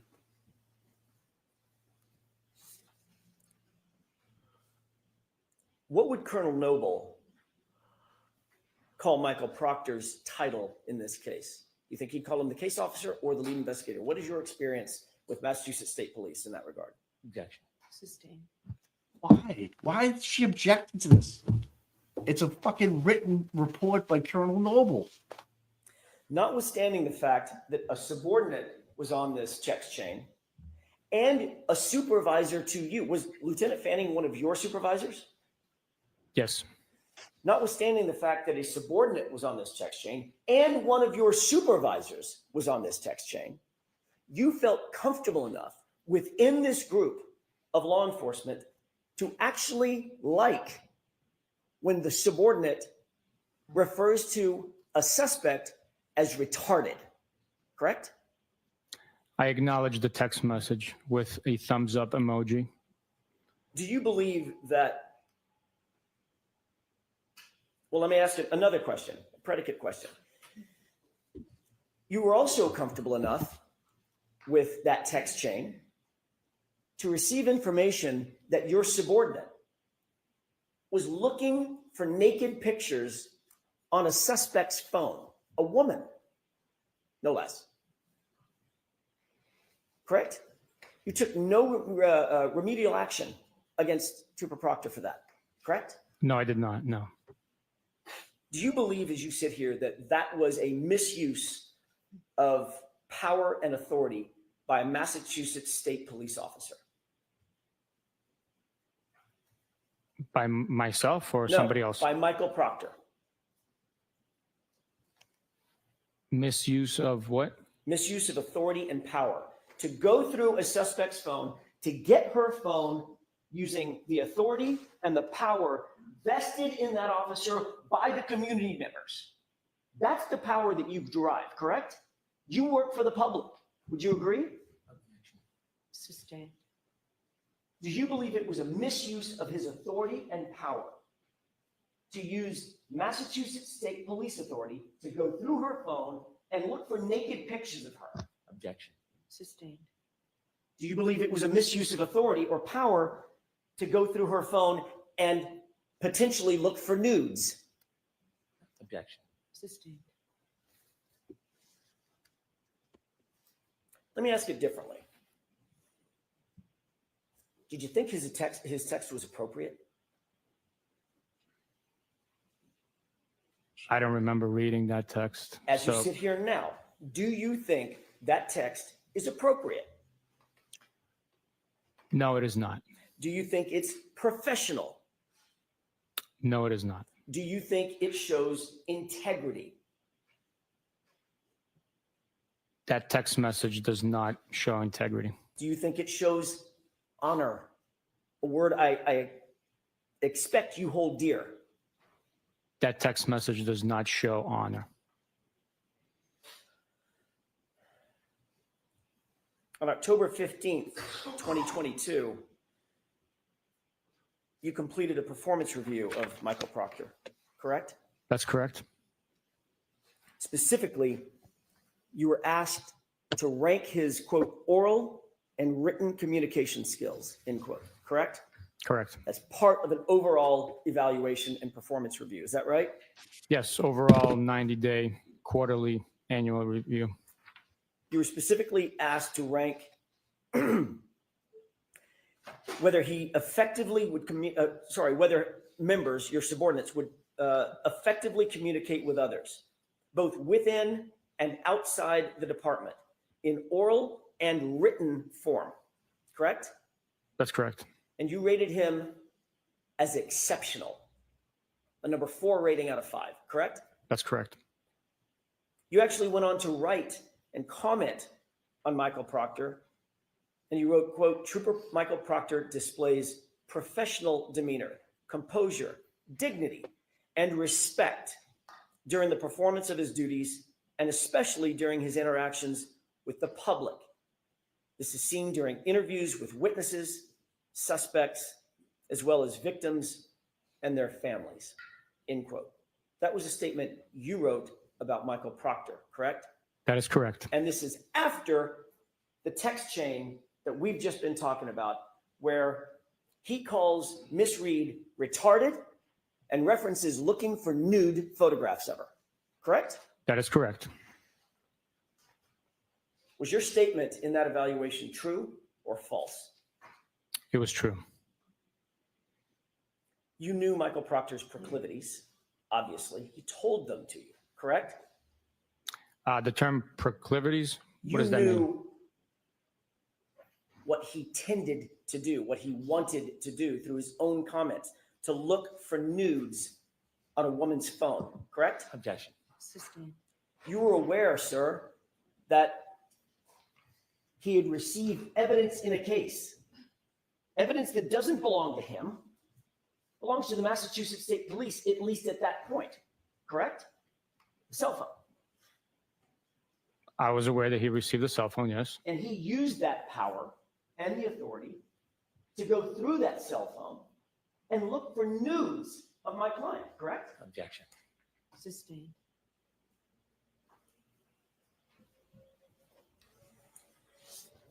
During the same course of your evaluation, you were also asked to evaluate his investigative ability, correct? That's correct. You rated him the highest standard in the Massachusetts State Police, outstanding, a 5, correct? That's correct. And you went on to write about Michael Proctor in the commentary below that rating to justify it. Is that right? That is accurate, yes. You wrote, quote, Trooper Proctor has had a high-profile caseload with a lot of eye and pressure from external sources during the first day of the investigation. He handled himself and all the case with utmost professionalism and competence. He is able to investigate his case thoroughly and with strict integrity, end quote. Correct? Which quarterly review was this? This is the same one, October 2022. Is that right? Those are your comments. That sounds very accurate. I just was not sure which quarterly review that was for. Professionalism. Yes, You believe that he acted in accordance with the highest standards of professionalism? during his 90-day performance, yes. And you didn't just say he displayed professionalism, you said utmost professionalism, correct? Yes. Competence? Do you Yeah. believe he displayed competence? Yes. And not just in integrity, but he conducted himself, as you've put it, with strict integrity. Is that right? That is correct. Did it show integrity in your view when your subordinate Michael Proctor called Miss Reed retarded? Objection. I'll allow that one. I believe that as a U.S. citizen, he has the right to comment. That's his First Amendment right. We uphold the Constitution, and it's unfortunate, unprofessional what he said in the private text message communication. He might have been voicing his frustrations. I cannot speak for Michael Proctor. It is unprofessional and unfortunate that he said that. This was not, Sergeant Bukhenik, a private text message conversation. This was with his boss and 4 or 5 other individuals, one of whom was your boss, correct? Correct. This was a communication intended for and received by members of his unit in furtherance of his investigative authority, correct? It was amongst members of the unit. He was updating his boss about what he was doing in furtherance of the investigation, going through her phone, correct? No, I would disagree with you on that. This was a group chain, text message chain that we were discussing private matters in our personal lives. Private matters, including going through Miss Reed's phone? That is unfortunately shared that on that group So, text. so in other words, to the public, he holds one face in private conversations with you and your colleagues within the unit. He shows a completely different face, private face, correct? Objection. You said that you believe that he has a constitutional right, a First Amendment right, to call Miss Read a suspect in his official investigation, in his official capacity as a Massachusetts state trooper, to call her retarded? That's your justification? Objection. Do you justify his statement, that vile statement? I do not know. Do you think it's appropriate, given the fact that he has a First Amendment right to say whatever he wants? No, I do not. Do you think there actually might be members of the community, parents, siblings, Objection. children? Mr. Jackson, I'm going to exclude that question as argumentative. Move on. Wow. You wrote in your report, you gotta- if I may have a moment, Your Honor, you wrote in your report about his conduct. He shows composure, dignity, and respect during the performance of his duties, and especially during his interactions with the public. He has a duty to the public, to the community that he serves, correct? Yes, he does. Just like you have a duty to the public and the community that you serve. Is that right? That is correct. Do you think community members might take offense to the use of the Objection. word retarded? Sustained. It's argumentative again, Mr. Jackson. Please don't do that.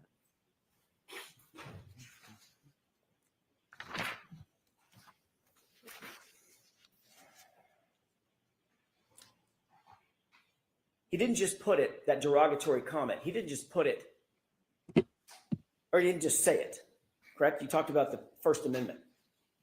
Objection. Sustained. I'm not finished with my question, if I could. All right, so just ask a question. Sure. No comments first, okay? My question is, did he just say the word, or did he go further than just saying it? Objection.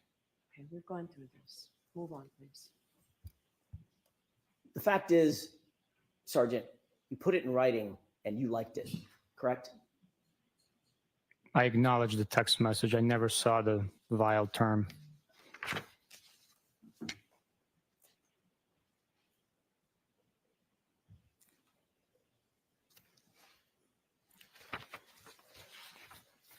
Your Honor, may we approach it just very briefly for a scheduling issue?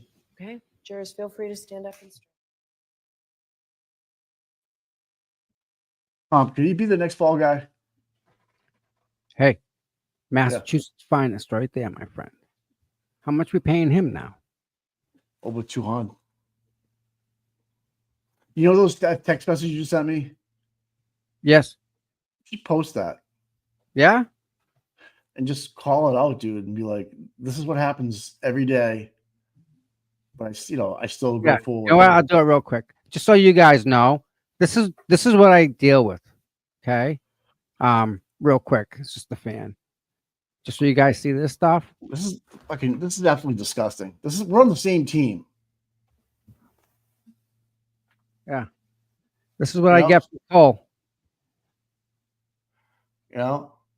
Your Why show you- sucks. Your people are retarded. Mike is a punk. Horrible show. Your punk ass is scared to come around. Why are you so angry? This is the guy bitching about me not going to the courthouse. He's never been to a thing. Never. Just asking questions. I mean, this is the stay away from the jurors. Like, Stay the really? fuck away. This Like, guy's just a this is it's ridiculous. Ridiculous. resistance to silence is the real boots on the ground. Yeah. Jesus Christ. He doesn't do a thing except look at. Right? Stay the fuck away from the courthouse. You're not the Mhm. media, right? It's just a 13. Just no, can't do This is it. what this guy does, So this is what Tom deals with. And I'm pretty sure I know who it is because Those are threats. one of my old mods told me that this person has a bunch of soccer accounts. and he Okay. goes around and he makes fun of all these content creators that he says he's on their side. But that's another story for another time. But yeah, I know who you are. Pretty sad, man. What's his name? Just Cole? that- yeah. C-O-L-E? Yeah. I'm not going to stop doing what I do, especially for someone that doesn't even show up. You know, I mean, Scott McGinnis, he shows up. Dina, she shows up. Erica, she shows up. This guy Cole, no idea.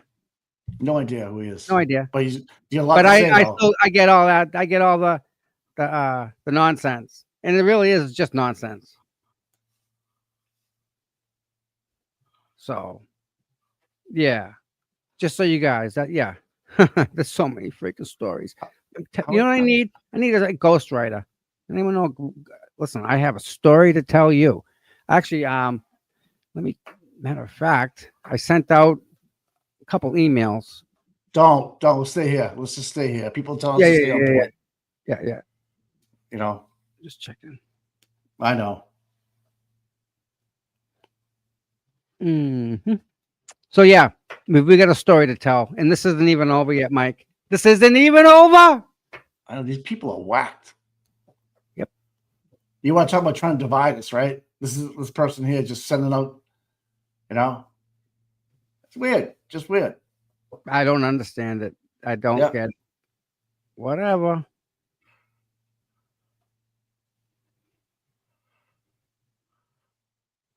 Yeah, I don't want to like. There's a story here. There's a story. It's probably Plevin.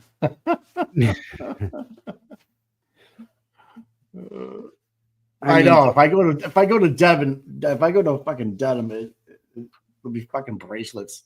It'll suck. And again, they're trying to lock me up. Oops. All right, break time. I'll be right back. I get the dogs. Yep, I'm gonna take a break myself. I'm gonna stretch my legs.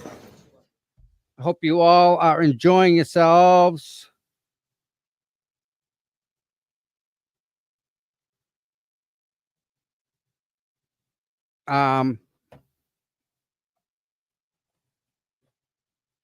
You guys want to watch this guy? Something off the beaten path. I still got that screen up, so don't worry, we ain't going nowhere. Check out this guy.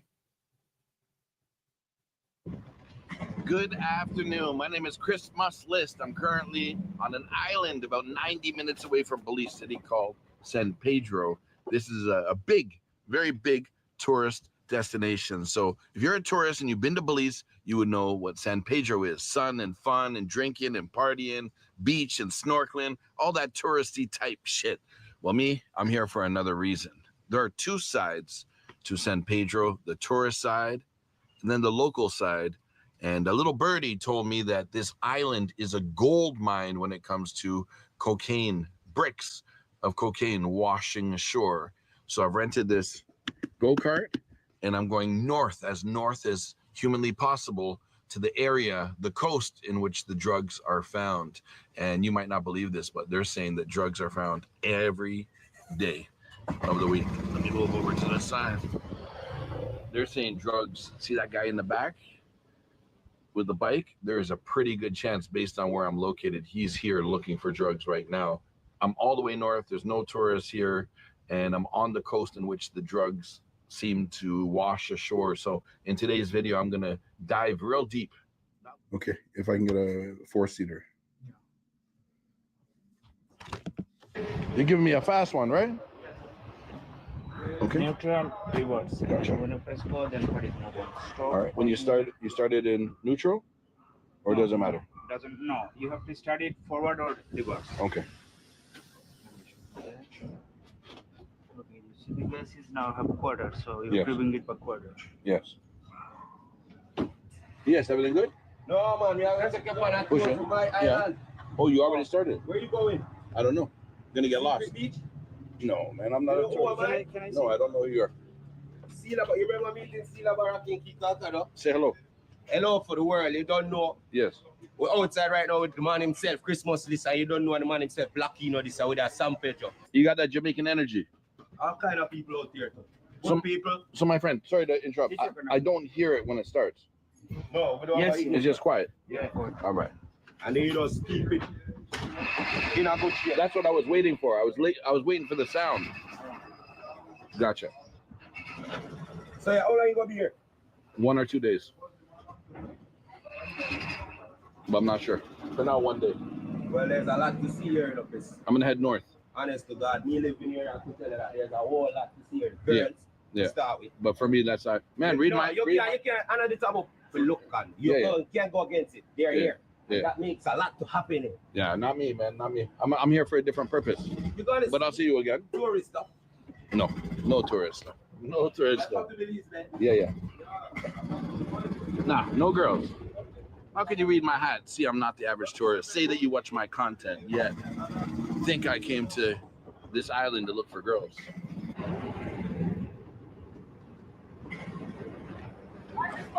Say what's happening. Everything good? I appreciate that. If you folks see me in the street, do not hesitate to say what's up. If you want to take a picture, I'd be honored. Never hesitate. Just say what's up. Simple, easy. Say, hey, that must-list guy. I want you to hold on 1 sec and do me a big favor. Only. All right, guys, listen, I don't condone this, but this was just insanity to me, right? He comes across as local, and the local's telling him. But before we get here, we have a channel out there. Yeah. So there's a channel here. Channel, yes, So but the channel push it from here to Yeah. here, right? yes. But this is the area that the current pushes over, because not only the breeze or the wind push it in, Yes. is what pushing is the. So where's it coming from? Mexico or from the boats or it's dropped by the airplane? From a boat.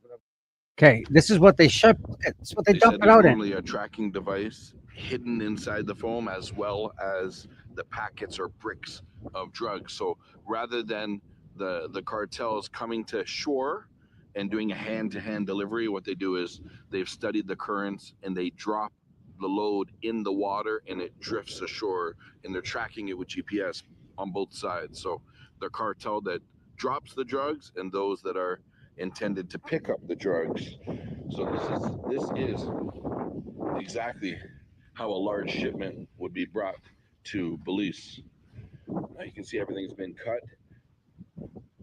It's all bundled up, and I'm sure the drugs were attached. And you can imagine people come in with swiftness, get the drugs off, and they leave.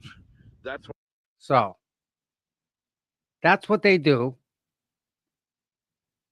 over in Belize.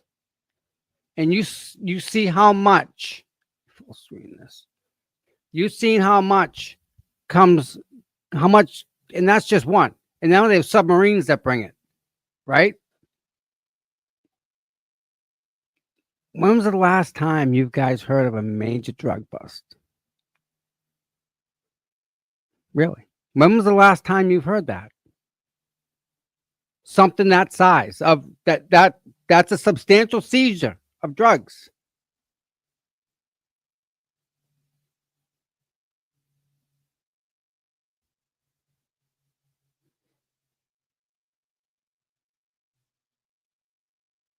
So where are the back in the 80s you'd get that. You'd get the big busts. You see that, Mike? What's up? Did you see it? No. Check this out, Mike. Oh, well, let's just rewind it and share it again. This guy goes out looking for drugs. Oh. But watch. Packets or bricks of drugs. So rather than the cartels coming to shore and doing a hand-to-hand delivery, what they do is they've studied the currents and they drop the load in the water and it drifts ashore, and they're tracking it with GPS on both sides. So the cartel that drops the drugs and those that are intended to pick up the drugs. So this is exactly how a large shipment would be brought to police. You can see everything's been. Mike, where are the large drug seizures that are like that amount? Because they're not doing little bits. Where is that amount? Wow. And Mike, that's not even stepped on. RVA is right. Double that up. Triple that. Oh, yeah. Triple the amount up. Where are those busts? Where are those big busts? I couldn't tell you, man.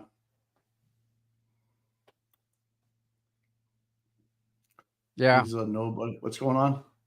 Yeah, he's just it's the emails. Yeah.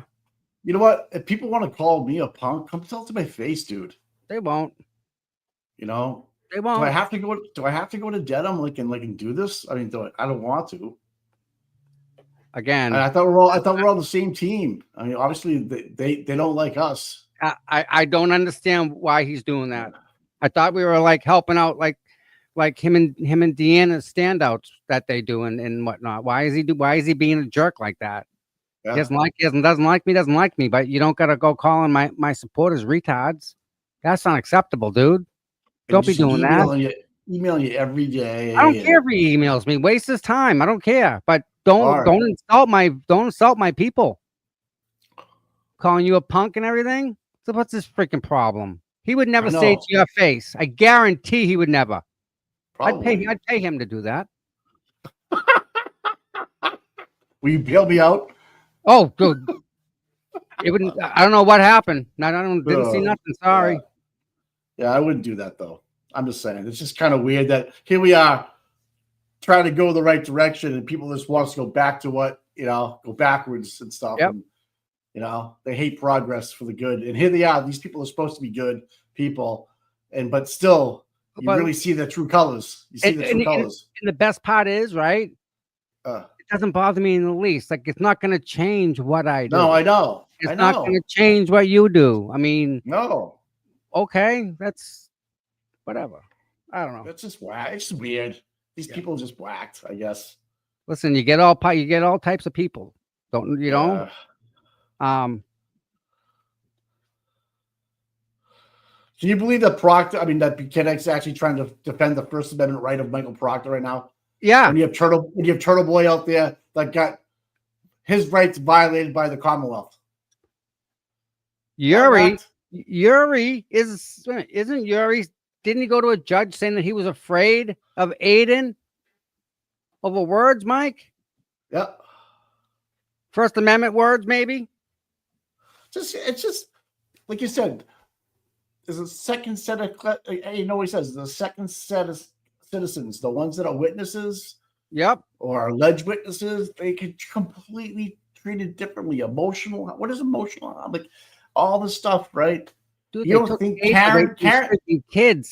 Karen's a witness, and Yuri's liking a comment about Karen being called a retarded, right? Being called retarded. Yuri should be arrested for witness intimidation, dude. Right? Is that how I'm reading this? He arrested her twice. Right. They went and got her twice, didn't they? Now when they upcharged her. Yeah, he's liking a comment that's calling her retarded. Now Karen is facing emotional disturbance and her family, right? Yuri should be arrested for witness intimidation. If all is equal with Aiden. If all is equal, then tell me why he spent so much time investigating the rubber ducks. If all things because they were hoping. Right. This is right. They were hoping rubber ducks. Not a hoping. They were hoping that someone would say, "Well, Aiden told us to do it, and that was going to be the reason to arrest him." That's exactly what I thought. But that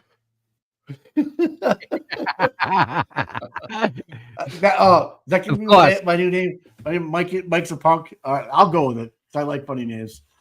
I'm not hurt by this person at all, but I get upset with Tom just gets berated. Like you guys don't even know. He gets berated all the time. That just so upsets me because he's my partner. He's my boy. I can write a book. And it just people. Some of you do know the chat because you're not wrong, Mike. Yeah, right. I just feel like there's two sets of citizens. Yuri just admitted to liking something that Proctor wrote about A suspect. Karen, right? Even a suspect. Mike Proctor just intimidated a witness. Yes. And then Yuri liked it. Yep. Which he intimidated it. By him liking it, that's more. Right. Yeah. And then not only does he cause emotional harm to Karen, but to Mr. Reed, Mrs. Reed, Nathan. Keep going. Family, right? Keep going.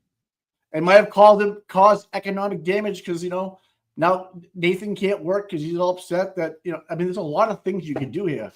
But they don't want to do. They don't. I know. Kids, Mike. The poor kids just getting used. And if the girl is over Jen McCabe's, that's because Jen is keeping her thumb on top of her and filtering and influencing the news that poor girl sees. When she gets older and gets adult age and she does her own investigation, she's probably not going to be happy with some people. But with all that said, we should all be supporting these two kids, Mike. If anyone's been hurt the most, yeah, Karen, yes, Aiden, but them two kids, Mike, they didn't ask for none of this. I jumped into the ring. I put myself out there. You put yourself out there. We do that. That's us. Right. That's who we are. We don't expect our supporters to do that. But I thought we were moving forward. I thought we were just moving forward, but I guess they don't want to. So we can play just as bad as they want to. But I don't have the time or the energy to waste my time with people like that. I really don't. I want to focus my energy on freeing Karen Reads and Turtle Boys and getting justice for John O'Keefe. That's where I'm at. I don't have time.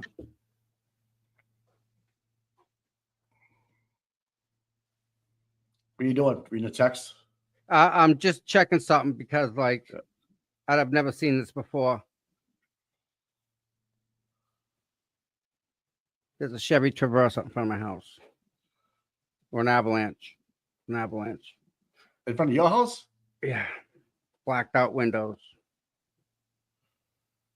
I could be there in 5. I could be there in 10 minutes. Don't need 10 minutes, bud.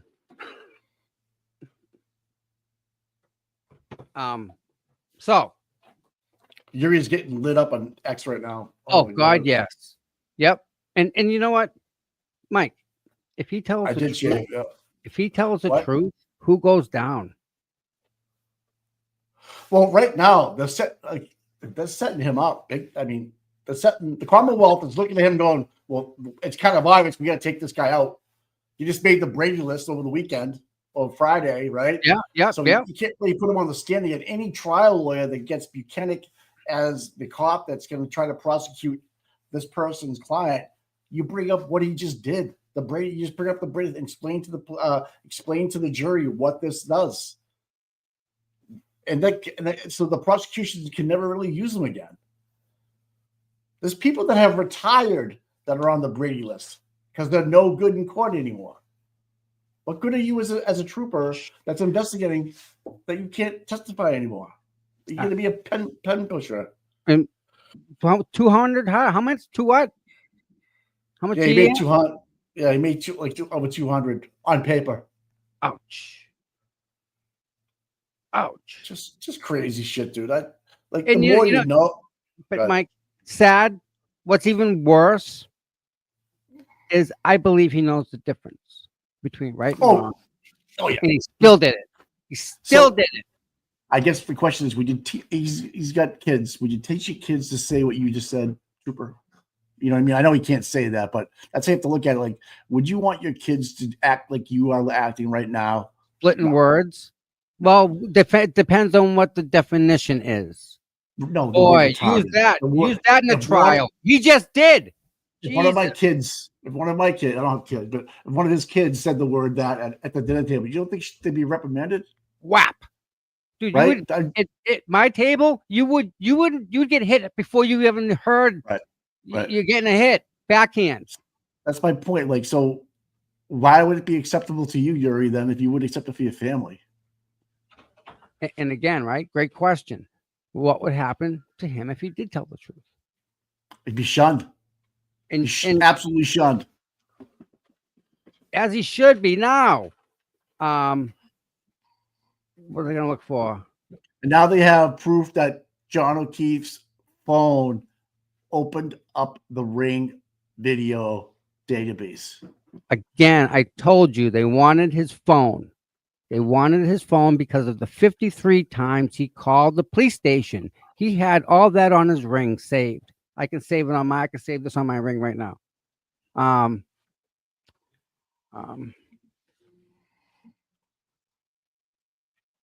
And people are like, well, maybe that didn't happen. Well, the chief of police acknowledged the fact that John was in contact with Kent PD and Kevin Albert was the detective.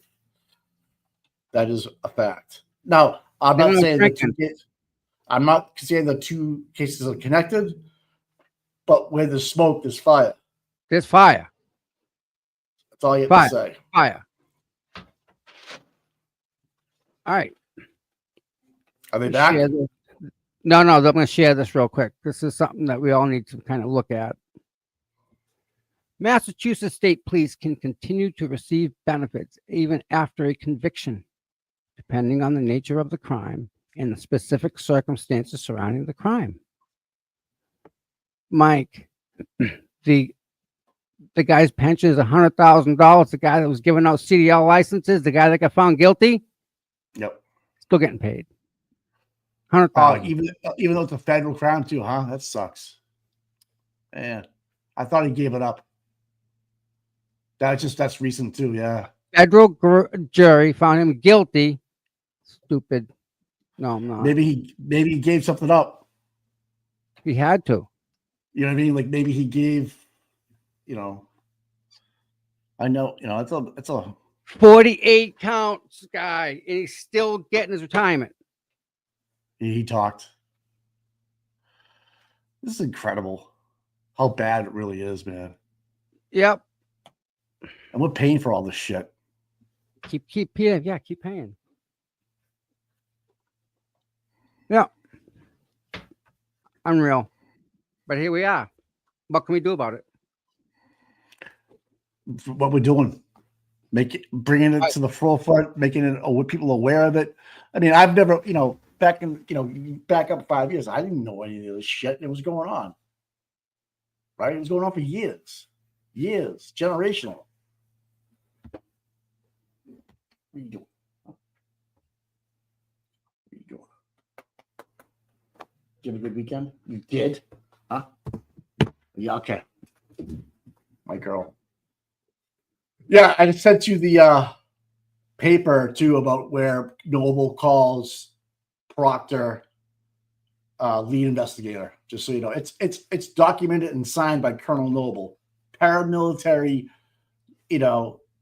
formation of a department, and he's calling Colonel Noble is calling Trooper Proctor the lead investigator, but Yuri is defying that and saying he's the case manager. So there must be two sets of words and wording inside the paramilitary structure, which I've never heard of before. It's fucked up. I think you're on mute, bud.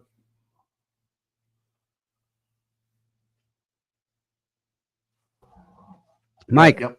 Yeah. Who put Karen on that psych hold? On the what? They sectioned her, remember? I thought it was good. I thought it was Goody. I could be wrong. So you're gonna call somebody that just got sectioned, that you're gonna call him that word? Proctor? Oh jeez, I didn't even think of that. Yeah. Oh, the lawsuit is gonna be enormous, dude. As it should be. Enormous. Every day she's on trial, it's $1 million, $2 million, and plus all the other stuff that comes back. I still don't know what Kare Read did. I still haven't found out. Has anyone heard it? Am I missing it? Did what? I haven't found out. They haven't said how she did it. The only thing she did was date John O'Keefe by mistake. That's the only. Mm-hmm. I mean, those texts with Higgins was something else. There's your motive. 100%. There's your the waterfall video motive. And as a lead investigator or a sergeant, and not see that like we all could, it's like Fanning saying or Garrido saying, "I didn't find the 32,000 Texas," right? Because you didn't look where you should have on Right. purpose. That's right. So if these guys choose to look the other way in their job, it's like it never fucking happened. How do you fight that? You got a guy with a badge, gun, and handcuffs telling you, "No, that's not how I think." Well, what are they going to believe? Yeah, they did the same thing with Sandra. Yep. It's funny. That's why I think Liza really wanted to introduce the Birchmore case into this case, just to show a pattern of not investigating properly. Right? Is that what how I'm thinking? Right. Think of the Birchmore. Think of what they would have done to that poor girl. They would have given her the runaround. They would have the doctors involved. That too. The doctor that Good Sam. Oh, Dr. Rice. They're all connected. Well, look at the nurses that allegedly were harassed, that treated John or worked on John, that they, were told to shut up. Yep. The people that were in the ER that morning, the nurses that when John got rolled in, the ones that actually were hands-on, the ones that cut the pants off him and shirt off him, hooked up all the stuff to him, they're the ones that said he didn't get hit by a car. He got beat up. They're out the window screaming it. The nurse that treated John O'Keefe out the window screaming it. And Jen McCabe set Karen up. That's evil beyond evil. You're going to lie and railroad this girl? Aiden Carney, 2 minutes ago.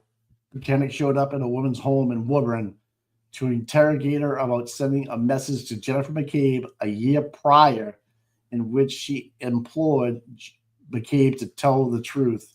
He later charged the woman with witness intimidation before a magistrate dropped the charges. What the fuck? I remember this.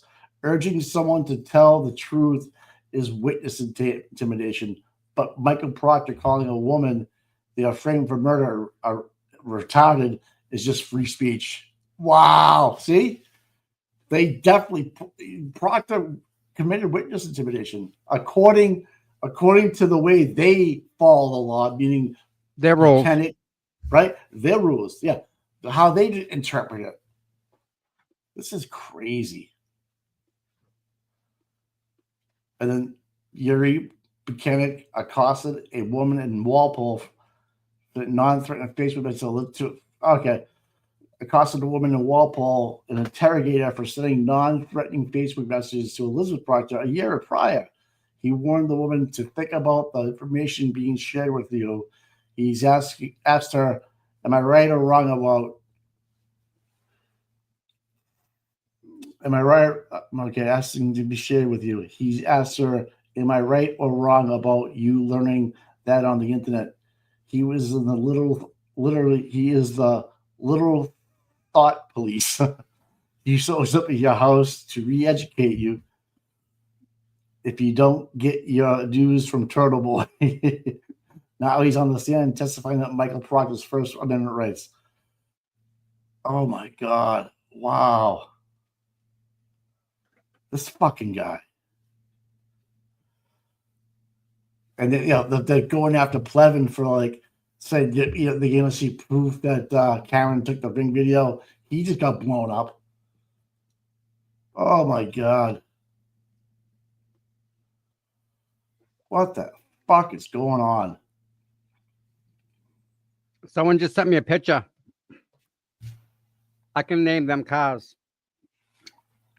It's a Mercury Cyclone. It's a Dodge. That's a Dodge.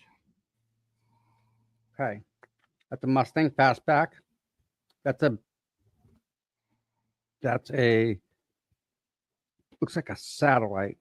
Mustang. That's a Roadrunner. Chevelle. Corvette. Mustang. Camaro. Chevelle. GTO. Mustang. El Camino. Is that someone's garage? They just sent me. It's like a poster. It's all different cars on it. Yeah, nice.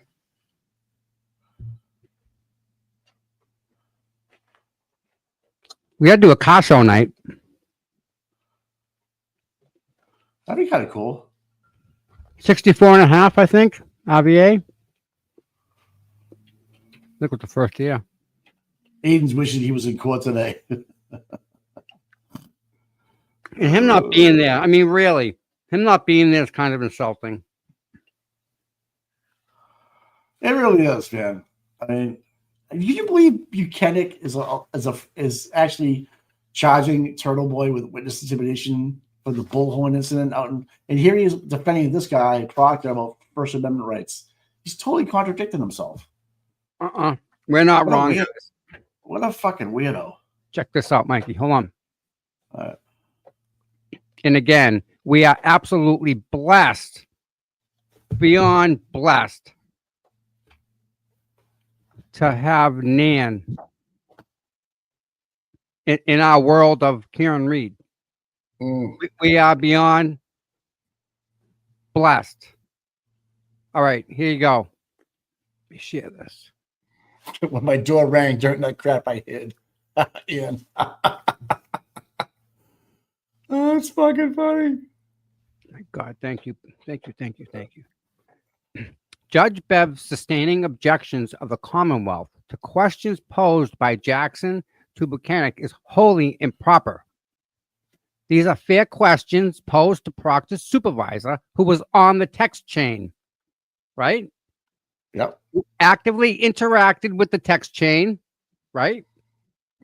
Who had duty to supervise and to intervene in the face of inappropriate conduct, and who already testified under oath that the investigation and Proctor's conduct in said investigation exhibited integrity. Moreover, since Judge Bev previously ruled to bar the testimony of defense expert Michael Easter to support a Bowden defense, the defense must have free rein and wide latitude to develop the underpinnings of a police investigative missteps and subpar conduct through the testimony of law enforcement officers. Under Bev's current paradigm, Kare Read can't have an expert to demonstrate to a jury that the police fucked up and extremely limited, if not completely barred, in eliciting testimony from police witnesses supporting her Bowden defense. Yep. So Jackson can pick apart as well, can pick apart as much as he can. For that. So, all right. I think the jurors are no.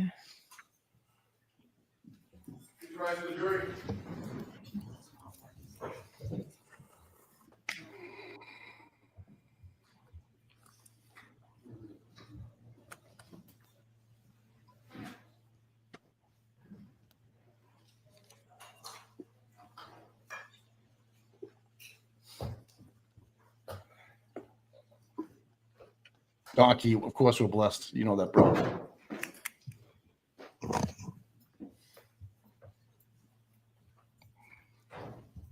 I love that man. I truly love that man. Yannetti, I love it. Yep. Court is in session. Please be seated. Wicked smart. She's wicked, Yeah. wicked smart. Yeah.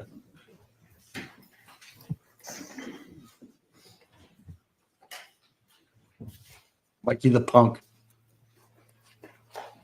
I've been called a lot worse. Thank you, Your Honor. Sergeant, I'd like to move to a different area. At some point during the course of your investigation, you and Michael Proctor interviewed Chris and Julie Albert, correct?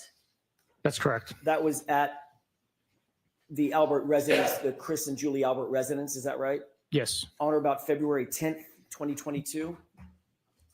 Yes. Does that sound right? It does. Okay.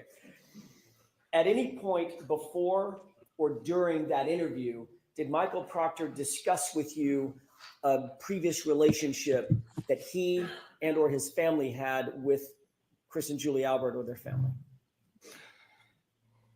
Yes. As we were walking up to the door, he stated that he knows them from he knows of them from around town and through friendship. Did that cause you any concern that the case officer that had been assigned to the case, dealing with, obviously, involving the Albert family had a pre-existing familiarity or relationship with any members of the Albert family. Yes, I followed up asking him if he hangs out with these people, how well he knows them. And he stated that he does not hang out with them. They're not his friends. He just happens to know them through people in town. Did he tell you any specifics about communications he had related to Chris and Julie Albert? No, he did not. Did he tell you any specifics about communications Michael Proctor had with his sister as it pertained to Chris and Julie Albert? No. Did he volunteer any information about the relationship that he might have or his family might have, including his wife, with Chris and or Julie Albert? That information did not come up. Did you ever later learn, now I'm taking it outside of your conversation with Michael Proctor, did you ever later learn about friendship or connection that he and his family, Michael Proctor's family, had with Chris and Julie Albert or the Albert family? I've learned of accusations. I don't know the extent of how familiar they are. What accusations have you learned? Through trial or through court proceedings. Right. What are they? Give me the nature of what you've learned. Objection. Sustained. We need a time frame. Sure. When did you learn of these of this information? That was July of 2023, I believe. And what were the circumstances in which you gained this knowledge?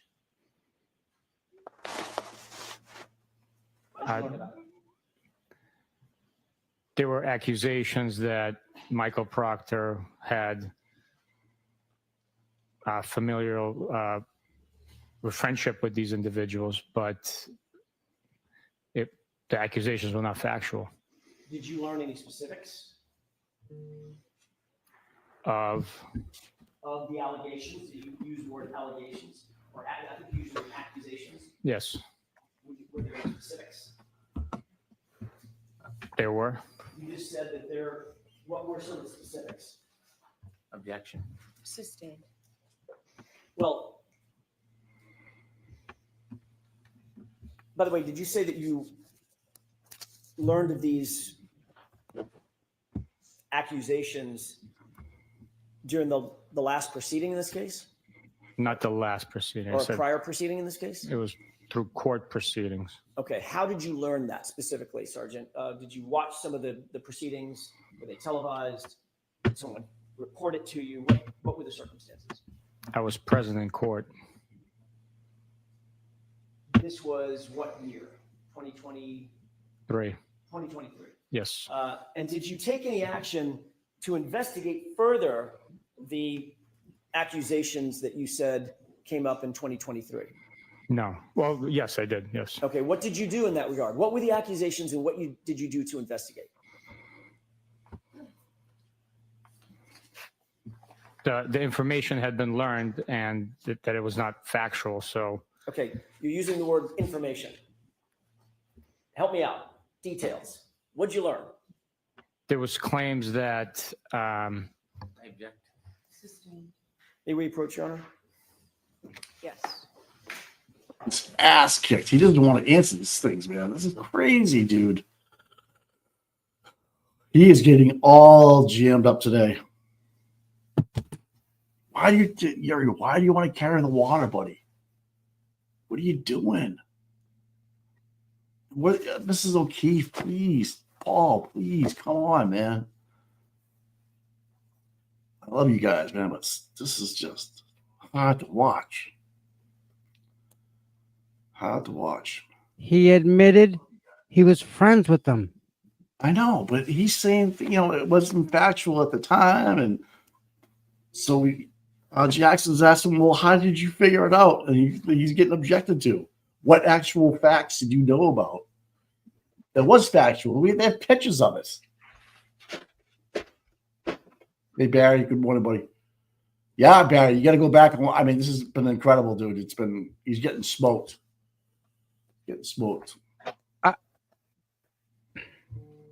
He admitted he was friends with them. Yeah, They're look at this biased. lady right here with Biased. her hand on her head, like What this is not going gonna on work. here? Yeah. What am I listening to? Shell shocked. Yep. Still think if looking. Everything that that's the problem. I think they're thinking we need to drop the civil suit against the Reeds and go after the state. Well, That's where that's where the checkbook is right there. Yeah, exactly. You know what I mean? Seriously. Mike, But just what? She knows. She from the very beginning. She's convinced Karen did it. Yeah. That's it. No matter what, Karen did it. You can't show her evidence because everything that she's looking at to her proves Karen did it. They're looking at these text messages and whatnot because the nudes were when they were fighting or whatever. They can justify everything to prove or to in their head somehow think that this is what happened when that's not what happened. Yeah, Proctor also claimed he informed his supervisors. Bukhenik is denying it and also lying. It's in the transcripts. Oh, you're right, Kirks. Ouch. Ouch. Ouch. Ouch. That's going to leave a mark. Wow.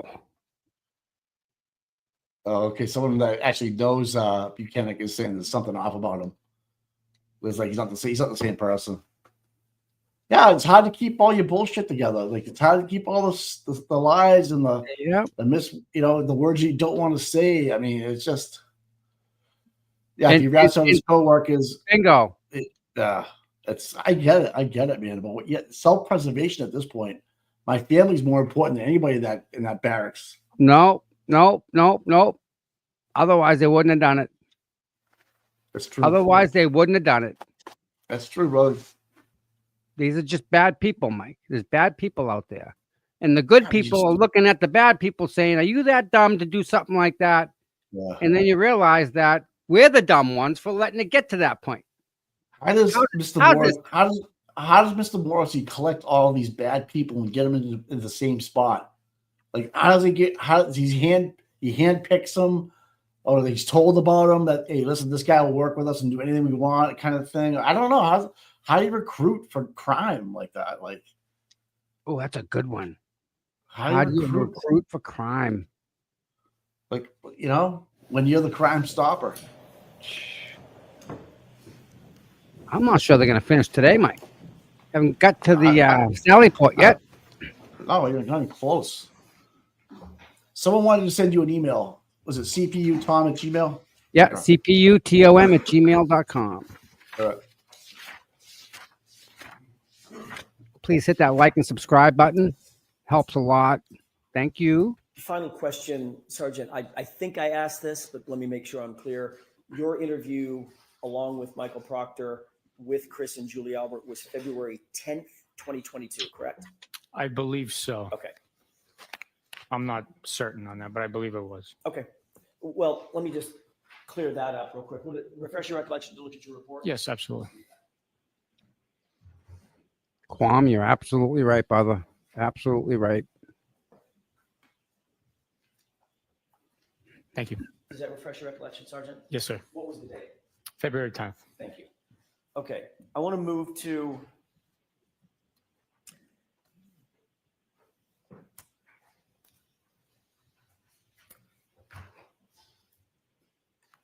back to Canton PD.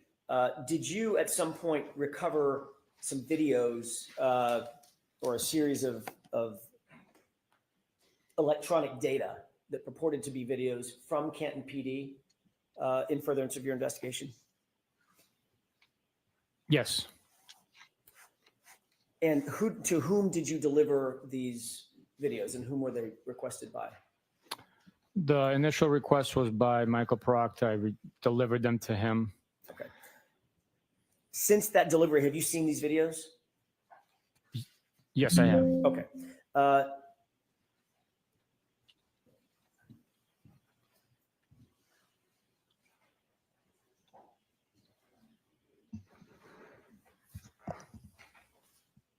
I'm holding a flash drive that I'd like to have, with the court's permission, I'd like to have marked as next in order for for introduction, but I'll play the first couple of seconds of it and just establish the foundation first with the court's permission. Have you shown it or discussed this with Mr. Brennan? I just discussed it with Mr. Brennan at the break.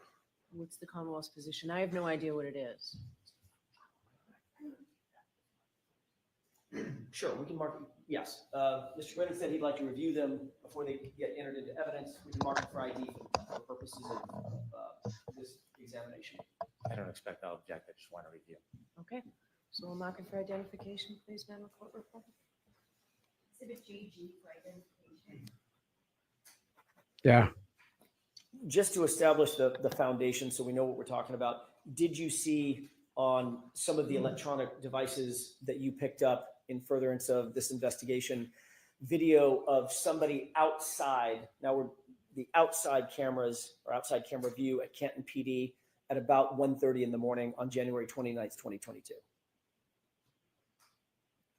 The digital video, one of the collection items. It wasn't a device. It was, well, I guess it is a device, but the digital storage that was collected had video from external view of the PD. I do not remember specifically seeing an individual, but I did review it. Being of the parking lot area, at least one of them, one of the clips being of the parking lot area outside Canton PD.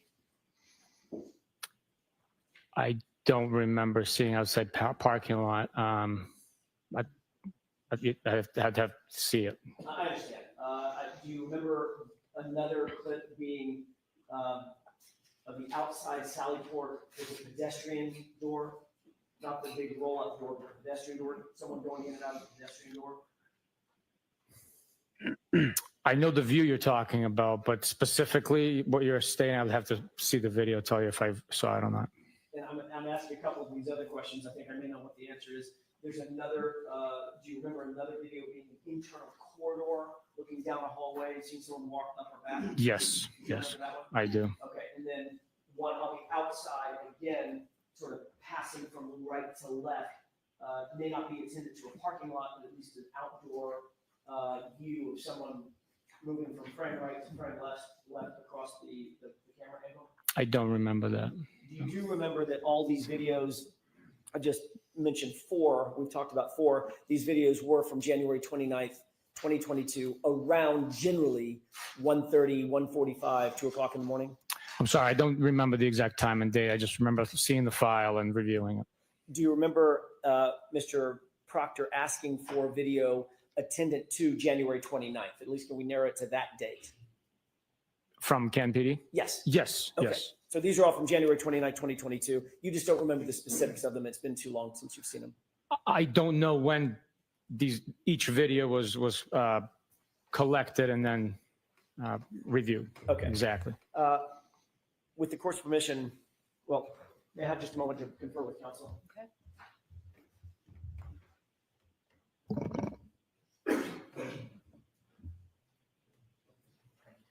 Your Honor, with the court's permission, I'd ask that what's been marked as GG, at least the first video, be published for the jurors. All right, so there are 4 videos on this flash drive?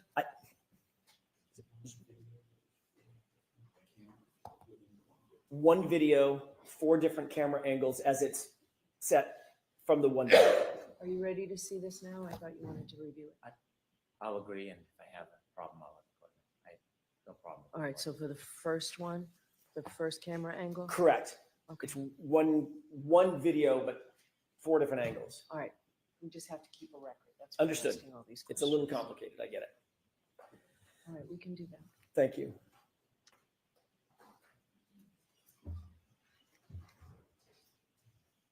And this is, Your Honor, just for the record, actually, let me do it this way. Sergeant, would you agree that we can call this the rear lot main side at Canton PD, just for identification purposes?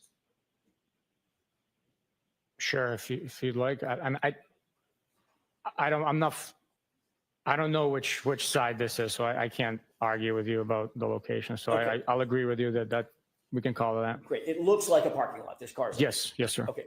Just for purposes of, so it doesn't get complicated, we'll call this rear lot main side. That doesn't mean anything unless you adopt it. So just for identification purposes.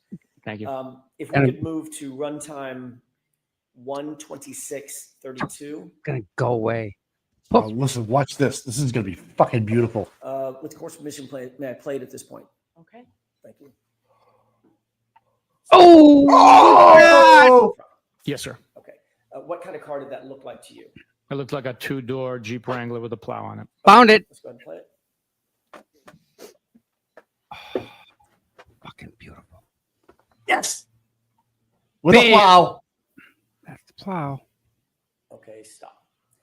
Sergeant, did you, during the course of your investigation, learn whether or not anybody associated with your investigation had a 2-door Jeep Wrangler with a plow? Yes. Who is that? Mr. Brian Higgins. Okay, thank you. Let's go ahead and play this. Tell me he's a mess. Please. Tell be me a he's mess. wearing a different sweatshirt. Tell me Mess. he's wearing a different sweatshirt. No, the same one. Just a mess. Show me the one that is a mess.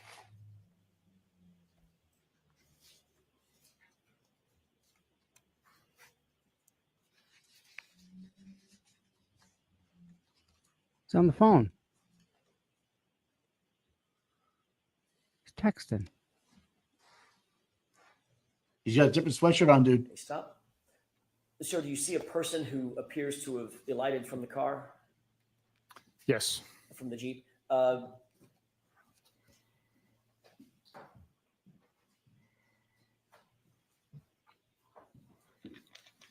Sergeant, if you could turn your attention to the screen on the right. Does that appear to be the location of the person that you're describing? That's the individual that came out of the vehicle, yes. Okay. I know it's super blurry. You may not be able to at this point. Do you know who that is? I do not know. Okay. Let's go ahead and play it.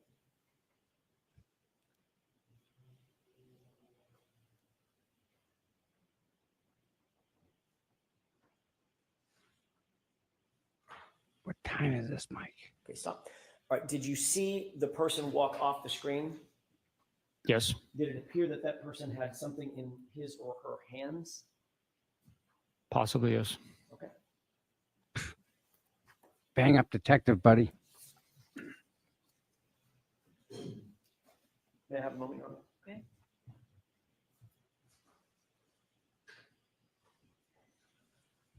Someone in the chat saying it's 1:34 a.m. Thank you, Your Honor. If we could play the second clip on this same GG.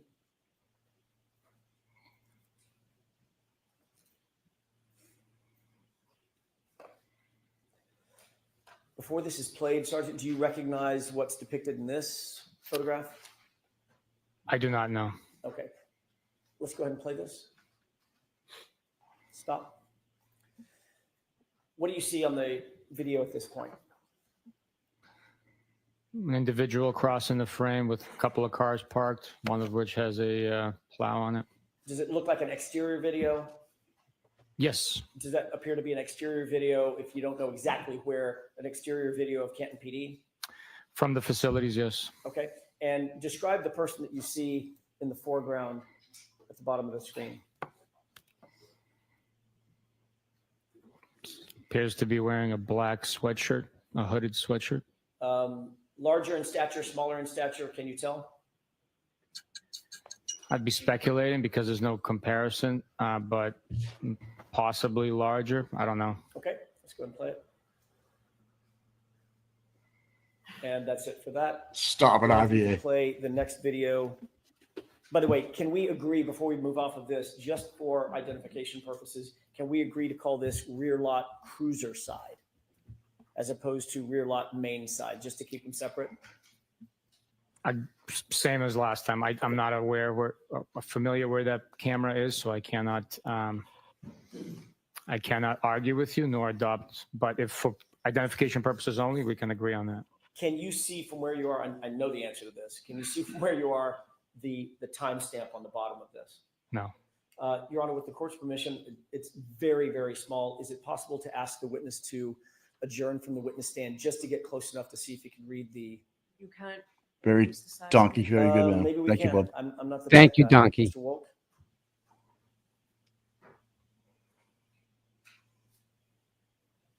Magic. Magic. Wow. I didn't even know he could do that. Okay. Can you read that? Yes, it says rear lot cruiser side. Okay. What about the time? The timestamp reads 1:27:41. Do you see a date? Yes. What is that date? Oh, 1/29/2022. Thank you. Yes. This was my fault. Your Honor, if we could move back to rear lot main side, I'd like to do the same thing. I failed to ask for the time and date on that one.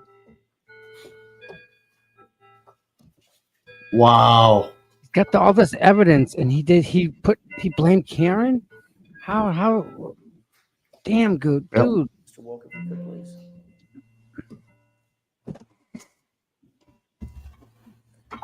Is it possible to see from there the time and date? Yes, the time is 1:27:32 a.m. and the date is 1/29/2022. Thank you. Okay, if we can move to the third clip. 127 happened. What the fuck, dude? This is fucked. If we could start, Mr. Wolk, by enhancing with the court's permission the time and date, let's just start with that. Do you see what the timestamp designates this camera angle to be? It appears to be church side. And I can't read the third word there. Exterior? Oh, yes, exterior. Sally Port. Okay, and if you could Oh, tell that's- the jurors what you see in terms of the time yeah. and date. The time is 1:27:43 a.m. and the date is 1/29/2022. Thank you. Mr. Wolk, if you could play that with the court's permission. Okay.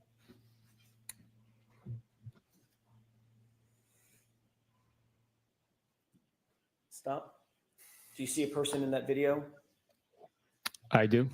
Although it's somewhat blurry, can you describe that individual for us, please?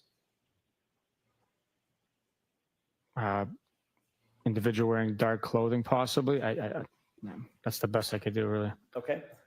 Does it appear, given what you've seen in terms of the time of the main side, cruiser side, and now this exterior church side, does that appear to be the same person moving through on the outside of Kenton PD? It does, yes. Okay. And what are we looking at here, by the way? What is this door he's about to walk into?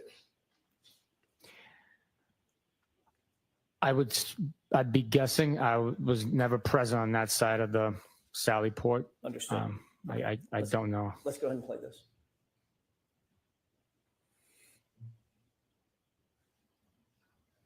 Okay. And for the final clip.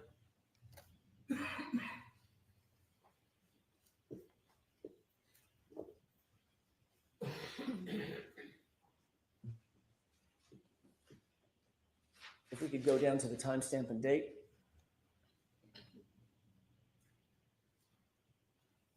A little bigger, Mr. Wolk, if you could. Can you see what that is designated as that camera angle? Yes, it says first floor corridor, and the time is 1:28:03 a.m. on the 29th of January, 2022. Okay. Is this the corridor version or video that you did have some recollection of? Yes, this is, yes. Okay, if we can go ahead and play this. Stop. Do you recognize the person in this video? It appears to be Mr. Brian Higgins. Okay. He changed. What is he wearing? Describe it for Yep. the jurors. Black sweatshirt with some sort of logo on the front.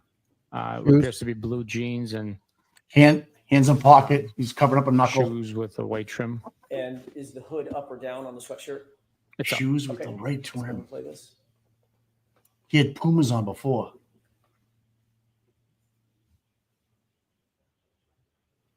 May I have just a What moment? the Could you pause fuck? this, Mr. Wolf?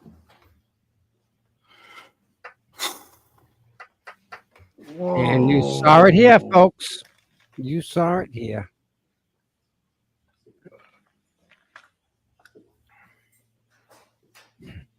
Oh man. O'Keefe's, what are Can you guys make, thinking now? Note of the time as it's paused right here. Do you want me to say it 1:28. again or Yes, write sir. it down? Yes, sir. The time is 1:28:16 a.m. Okay. And if we could just continue playing this video.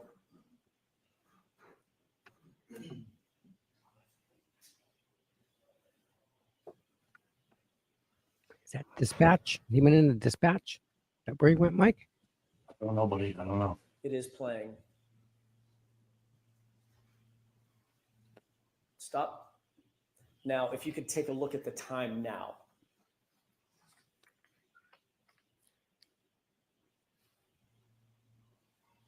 Okay, what's that time? 1:29:42 Okay. a.m. And if we could go ahead and go forward. Definitely changed. Yeah. Not there, but before you even got Still there. playing, Mr. Wolk? Wonder If whose we could house? Take a look at the time one more time. Now it's, you want me to say it? Yes, sir. 1:34:12. Whoa. And Whoa. in the time, just so the record's clear, in the time between you saying 1:28:16 to 1:34:12, 6 minutes has not gone by, correct? Just under 6, I believe, yeah. Well, 6 minutes for us in real time. Oh, in real time, yeah, no. It is not. So it Sorry. appears that the camera jumped, or the time jumped. The time difference from what was displayed is approximately 6 minutes, yes. Okay, which is much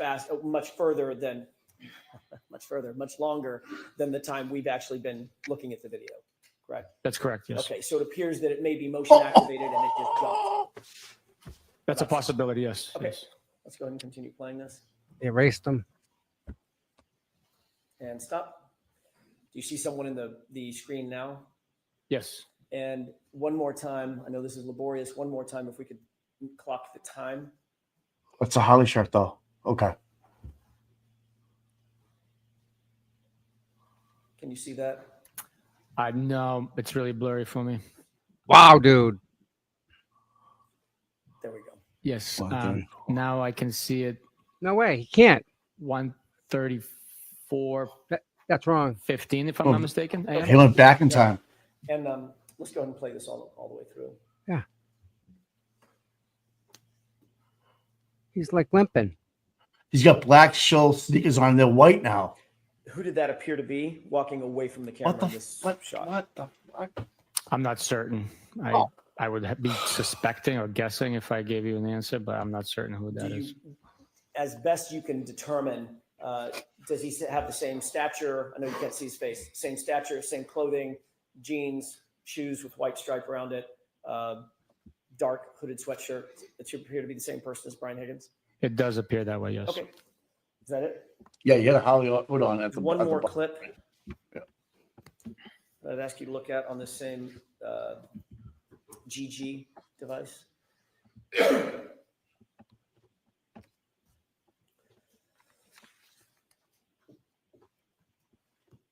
Okay.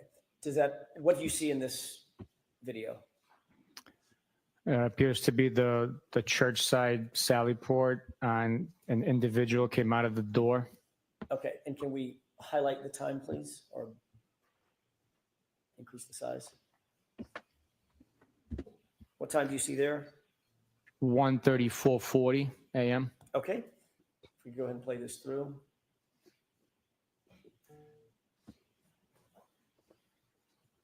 Pause.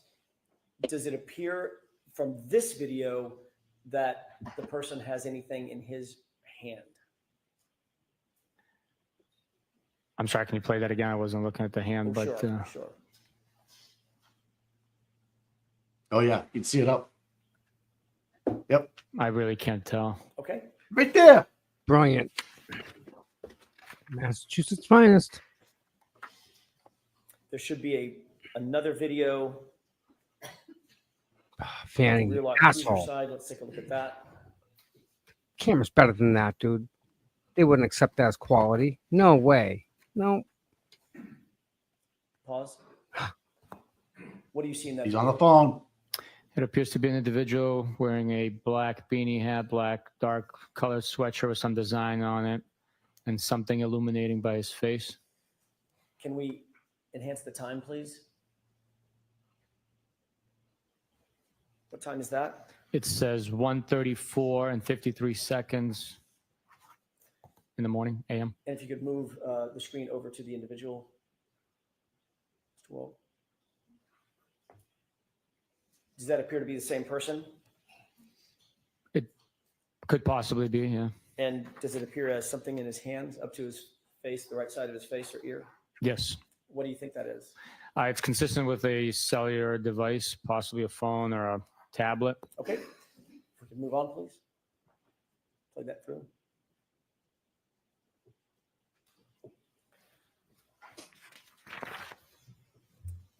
I believe there's one more video. And Your Honor, this one is a little longer. This is about 10 minutes. Okay. With the court's permission, I'd like to play this through. Okay,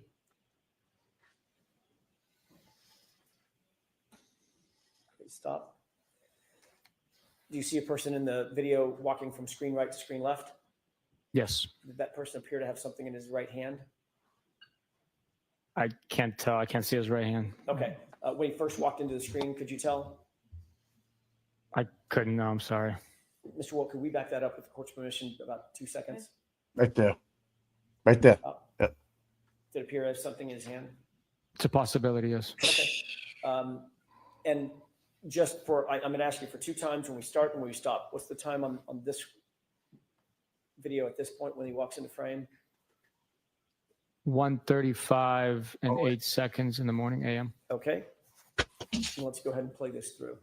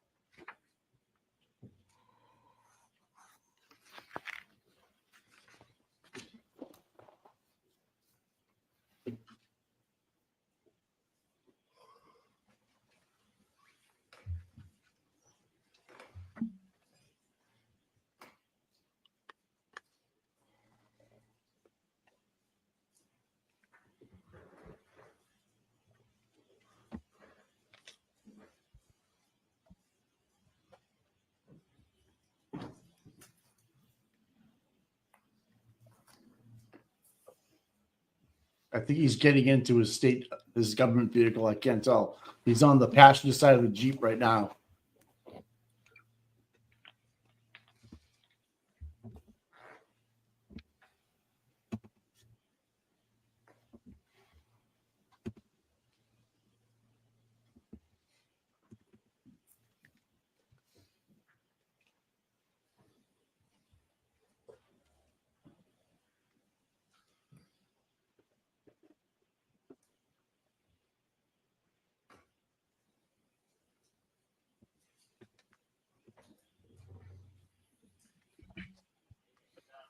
Did he get into the Ford Edge?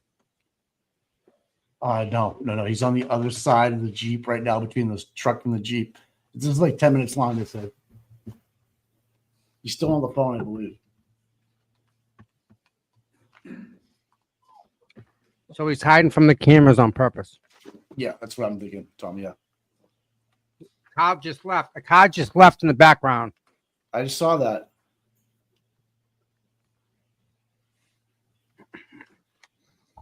Car must have been there for a while. I don't know where he is now.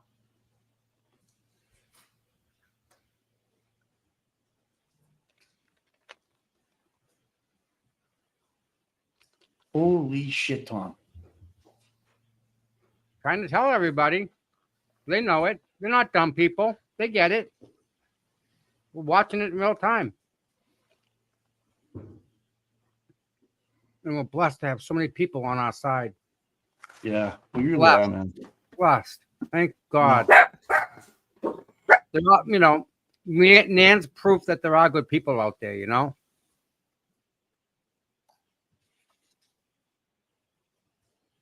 RVA, yeah.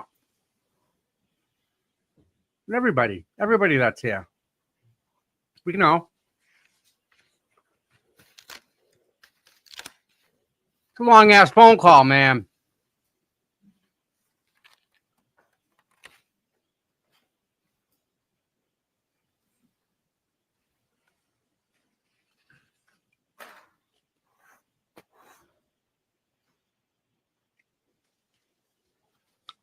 Yeah, we've been through some stuff, haven't we, bud?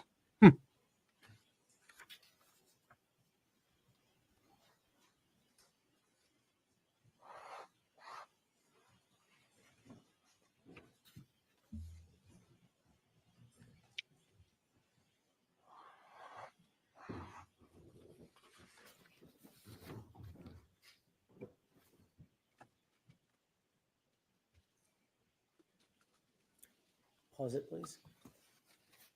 Sergeant, at this point, do you see a person walking into the frame into the video from frame left to frame right? Yes. Okay, go ahead.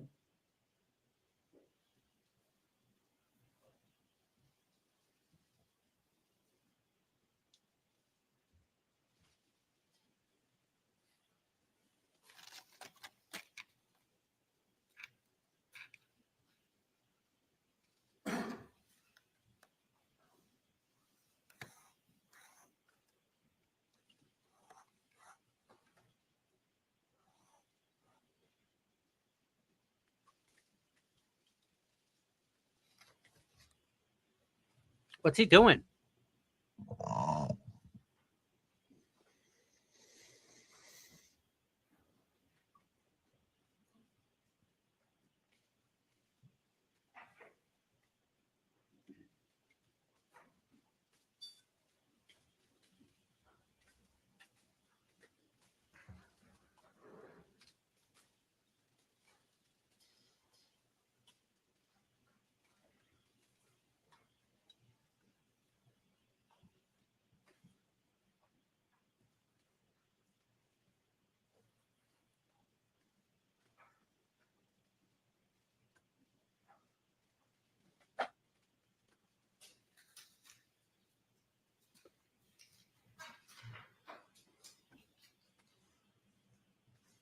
Can you pause it? Did you see something happen with the vehicle next to the Jeep in the last few seconds? You got in the Dodge, dude. Yes. What was that? It appears as though the headlights are activated. Okay, let's go and play it.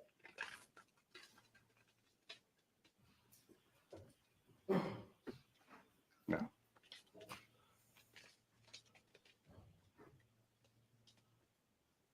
pause it. You see a person that is walking from screen right to screen left in the middle of the screen?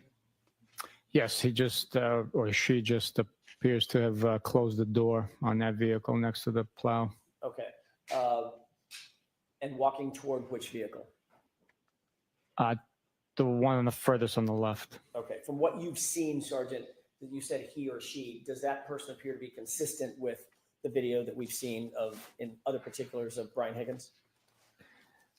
As far as I could tell from here, the individual accessed Brian Higgins' vehicle, so I'd be speculating with the whiteout conditions or near whiteout conditions. It's tough to tell. But no reason to believe it's anybody other than Brian Higgins accessing Brian Higgins' vehicle. No. Okay. No. Let's go ahead and play it.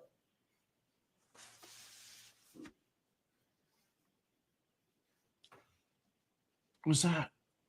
And what do you see Brian Higgins or that person doing now? They accessed the vehicle on the far left.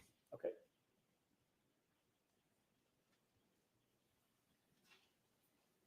And where's that person going?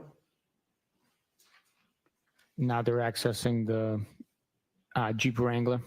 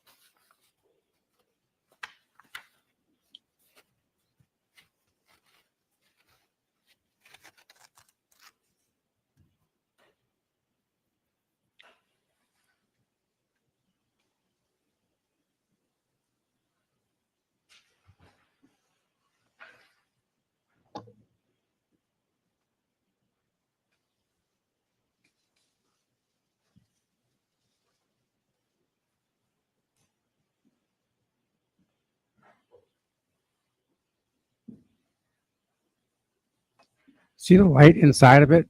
Is that just a reflection? Can you pause it? Where does think that his individual interior light's on. be now in the video? Last I could tell, they might be by the Jeep Wrangler. Before that person got to the Jeep Wrangler, was he standing by the vehicle on the far left? SUV or truck? It appeared that way, but with the heavy whiteout snow that night, I can't tell exactly what they were doing. Did you see anything in his hand, like a bag or a satchel or a duffel bag or something when that person walked from this vehicle over to the Jeep? I did not notice, no. Go ahead.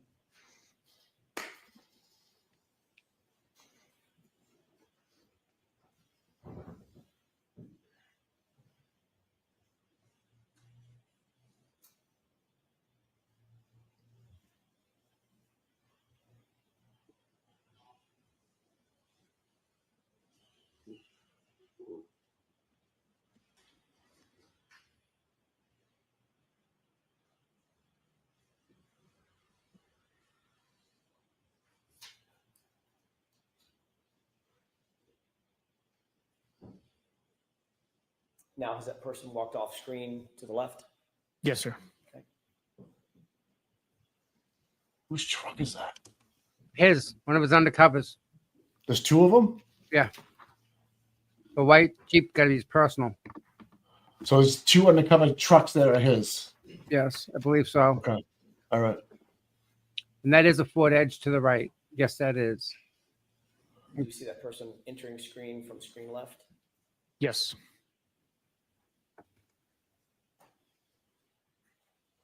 That is the interior light, Mike. Is it? Yeah.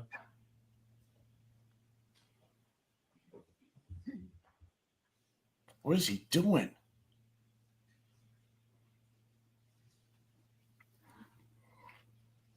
That truck starts. He's looking for keys, but keys must have been in his other pants. People do that, They keep their keys in their pants. Just saying. What's that car in the far top right corner not getting any snow on it? Is what I want to know. Yeah, I didn't notice that. It's just it's been sitting there the whole time. Yeah. Should be covered.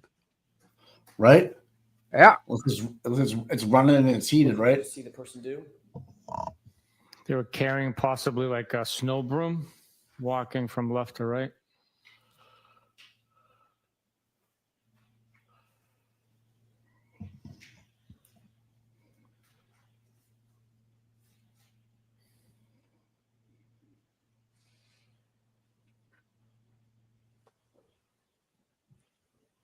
Oh, yeah, they just did a blow up of the sweatshirts. It's not the same sweatshirt, Tommy. Nice. Yep, they got the waterfall one and they got the one. Yep, it's totally different, dude. Of course it is. Nice. I mean, it looks that way, anyways.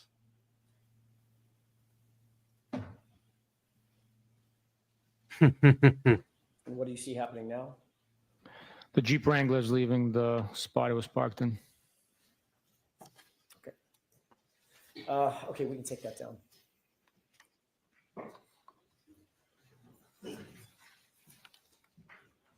Oh, I'm sorry. Holy. I failed to ask you the time. I promised I would do it, and I forgot again. Can we look at the time real quick?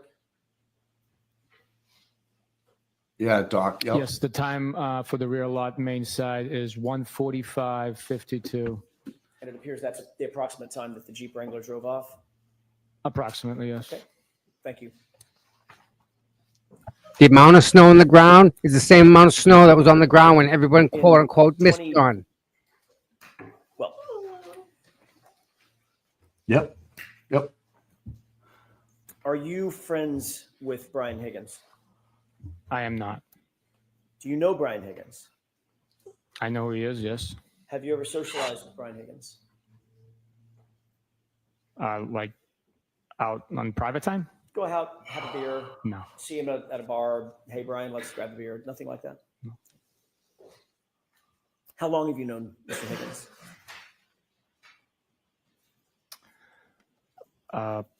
I'd be speculating. It's before this case. He was a law enforcement individual that worked in the area. So I've had cases where he assisted on and that I've assisted on.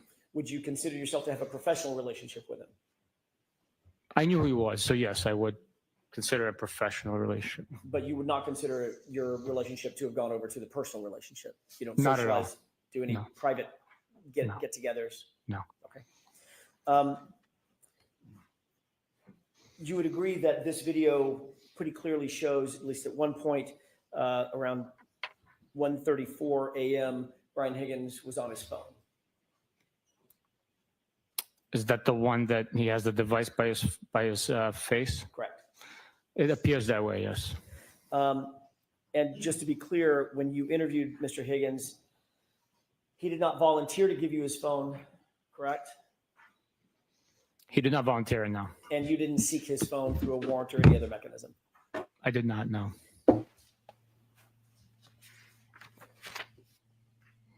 Do you have any personal knowledge as to the status of that phone as we sit here today? The one that he got the extractions from? Correct. No idea, no.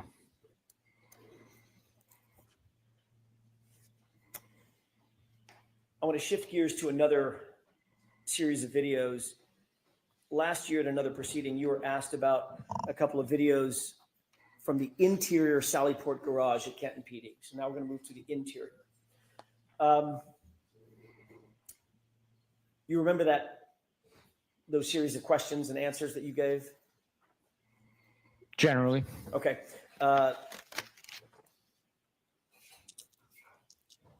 You were asked at another proceeding to describe when the SUV, Ms. Reed's SUV, first arrived at the Sallyport garage around 5:30 or so, correct? Based on my recollection of it first arriving or what we were reviewing? What you were viewing.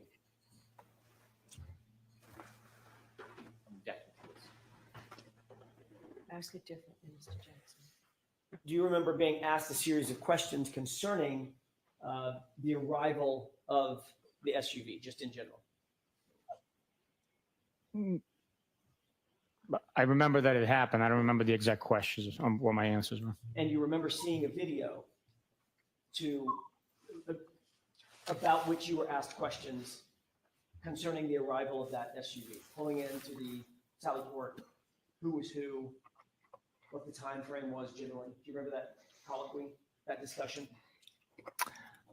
I remember it taking place, yes. That was Mr. Lally asking you questions, correct? I believe so. Under questioning by the Commonwealth, you were asked whether the video that you were looking at fairly and accurately represented the SUV arriving at the Sallyport garage, correct? Yes. And you indicated, in fact, it did fairly and accurately depict the arrival of the SUV at the Sallyport garage. Is that right? That's correct.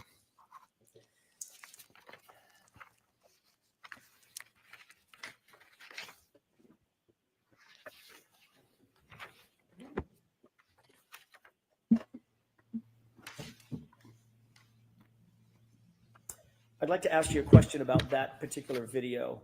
John,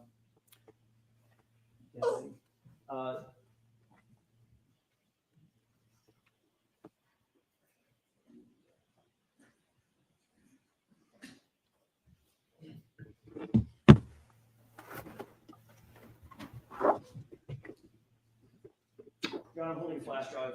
May I approach? Yes.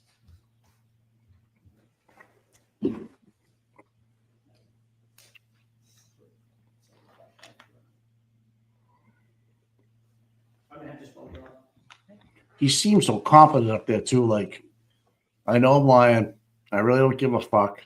I'm just gonna do it anyways. Because I'm a good cop.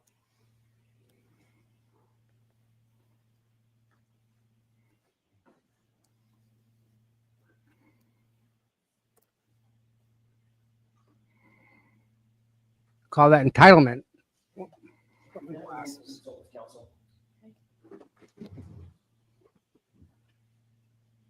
I don't know.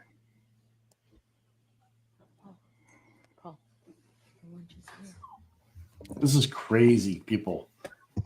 Jers, you know This what? is- Let's take the luncheon break. Thank you. Oh, they're gonna go to lunch. Lunchtime. It's getting Yeah. beat up so bad. I hope everyone's watching this and everyone's looking at this. It's pretty bad, dude. Massachusetts finest, and we're paying him to do this. Here comes the satellite port videos. You know, this is just gonna get worse. Hey, stop biting the couch. Hey, stop biting the couch. All right, take the dogs out. I'll be back in a minute. Yeah. All right, guys.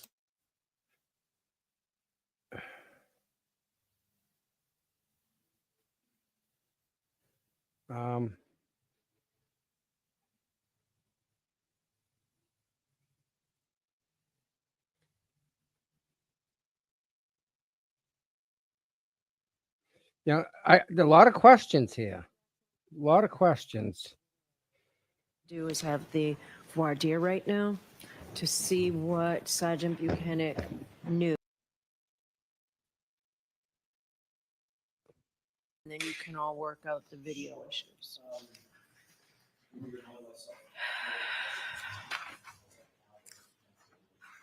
Yes. Okay. May I inquire briefly? Yes. Thank you. Sergeant, we were talking before the jury left, we were talking a little bit about the conversation that you had with Michael Proctor, either during or just before or just after that first interview with Chris and Julie Albert. What I'd like to ask you is, what information did you have and what did you ultimately learn about their relationship? You said there were some accusations and we never really got to the heart of it. What did you know and what did you do to investigate? What did you learn? What I knew as we were walking up to the door is that he had knowledge of the individuals prior to us conducting the interview. I asked him if he knew them personally. My words, do you hang out with them? Do you socialize with them? He said, no, I do not. I said, are you comfortable doing this interview? And he said, yes. And me being a complete outsider and his supervisor and realizing if there was any impropriety that I would step in and recognize it, report it, and act on that. The interview was conducted without issue and we moved on. As a matter of fact, one of the things in Trooper Proctor's report, it said the report started with following formal introductions.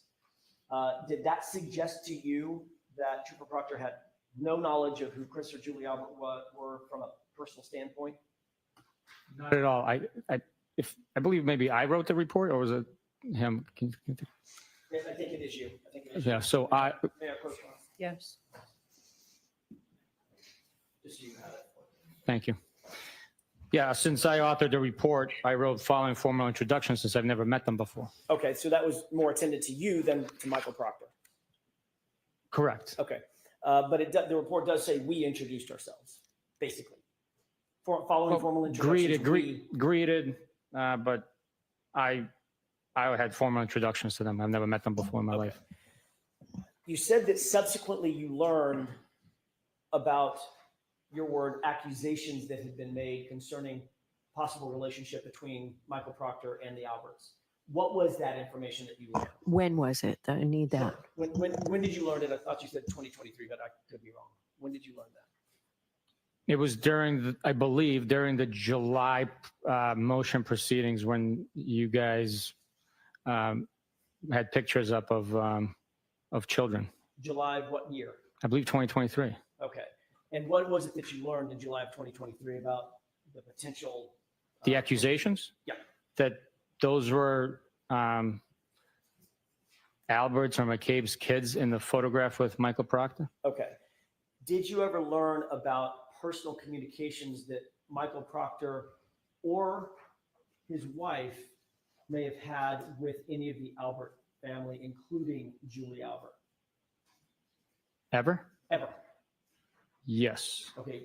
Tell me when you learned that and what you learned in that order. Well, Michael Proctor had communicated with those individuals. Oh, excuse me. Elizabeth Proctor communicated with those individuals due to the harassment that they've sustained. Okay. So with the crazy behavior that's been, imposed on them, and the torturous harassment that they've endured, the traumatic experiences they've had to live through, they've communicated. So I've learned about that, yes. I was taking in all of that evidence, hundreds and pieces of evidence that I've archived in order to Go ahead. In order to? investigate it. Okay.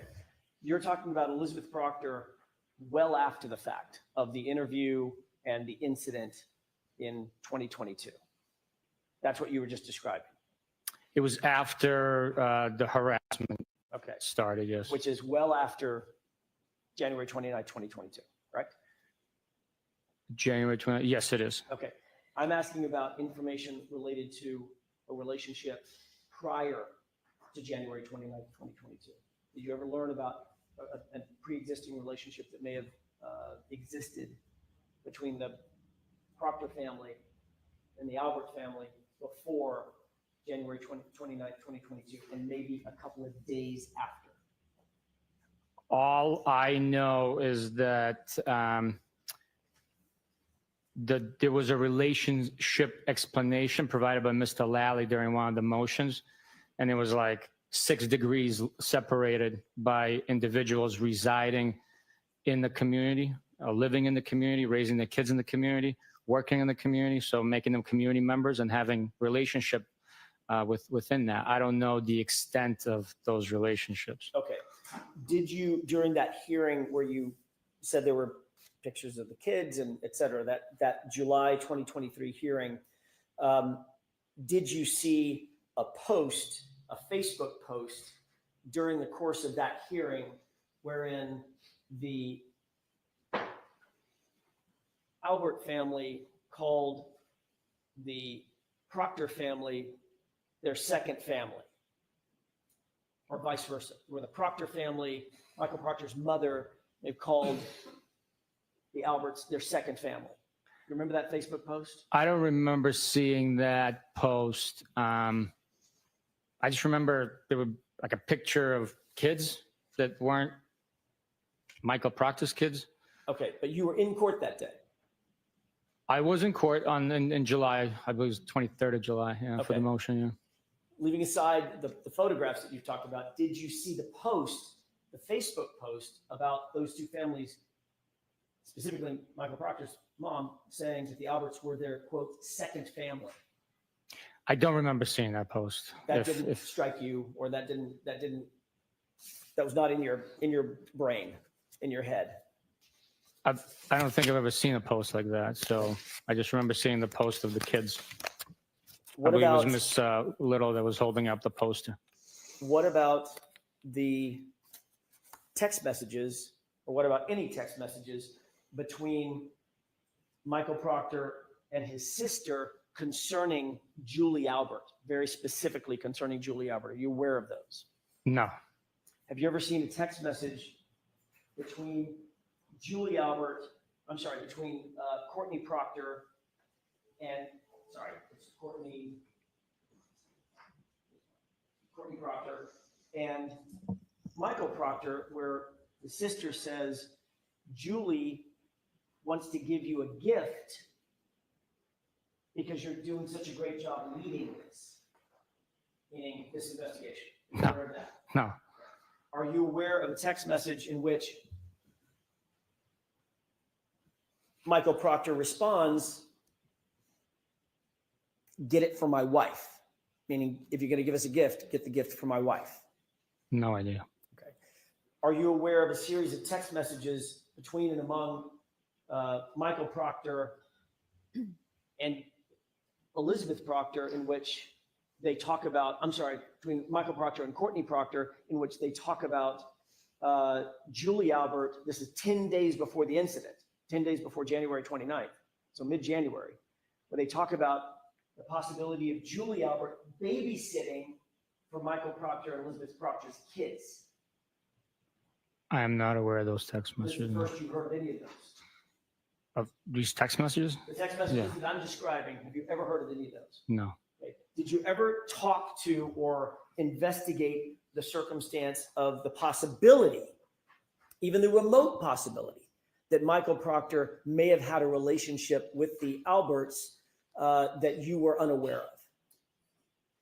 No, I never investigated anything like that. So after your initial conversation with Mr. Proctor, where he said, I know of these people, and you said, is there any issue with you going forward? And he said, no, there's no issue. You took no further steps after that to investigate that relationship. And I'm talking about the relationship that existed on or around January 29th, 2022, not in 2023, not in 2024. Once Michael Proctor stated that he was comfortable conducting the interview, and I asked him if he was sure, and he said yes, we moved on. Yeah, just a moment, Your Honor. Yes.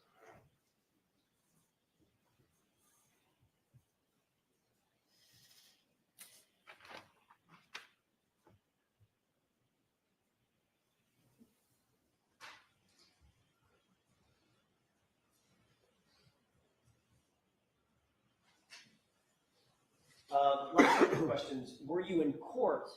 I know you're indicating that you've never heard about these text messages. Were you in court in February of 2024 following the federal investigation revelation, the documents that we got from the both sides got from the federal investigation, which revealed, and was revealed in open court, the text messages about gift giving between Courtney Proctor and Michael Proctor? Hey, Judy wants to get you a gift, and Michael Proctor's response was, get it for Elizabeth, get it for my wife. Were you in court when those were revealed? Following the harassment, intimidation that I experienced on the 23rd, being followed to the bathroom, then being followed outside, I stopped coming to court proceedings due to that. So I was not in court in February of 2024 and describing the information that you're revealing. I was not aware of that detail. But all of these proceedings are televised. Sorry, you know that, right? I'm not aware that it's televised now. You're not aware I know it streams, but I'm not aware that it's televised. Okay, stream. However, whatever you want to call it. Streamed on the internet. You can find it. You can, yes. They're recorded. Right. Did you ever review the hearing in February 2024 talking about what's been referred to as the Fed dump and the revelations that were made pursuant to that federal investigation and the text messages attendant there too?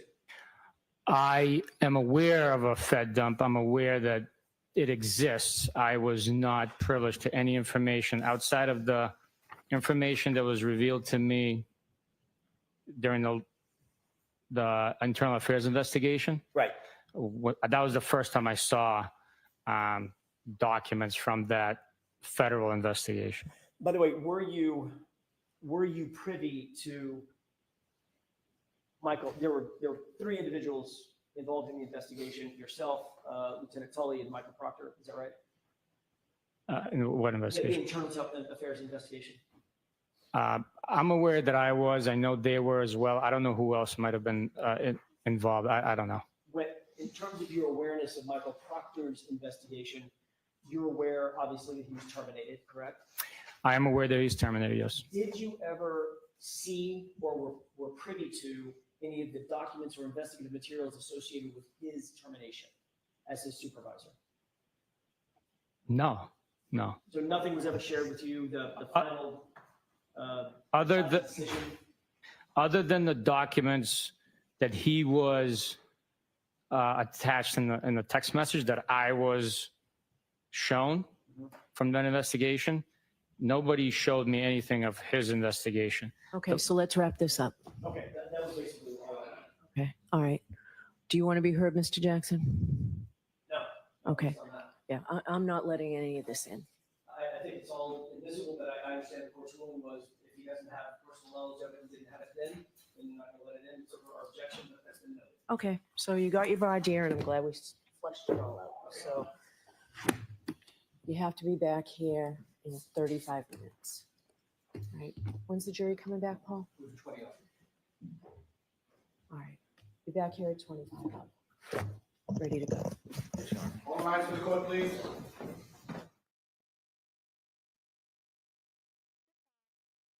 Yep. We live in a corrupt world. Sorry to tell you.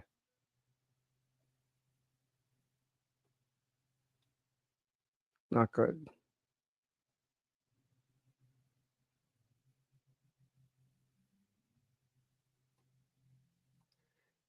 So not good. I'm just in a little awe at the moment here.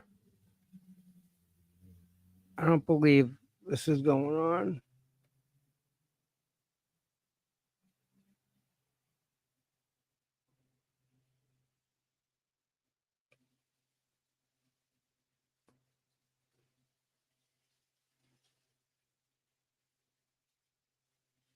Let's do this.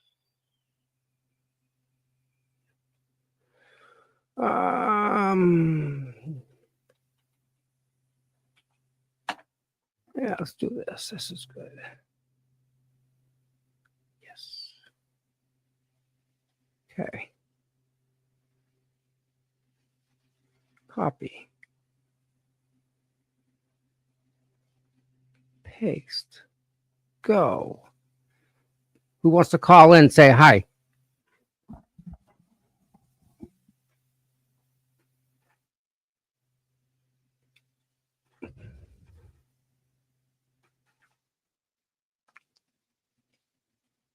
Where is it?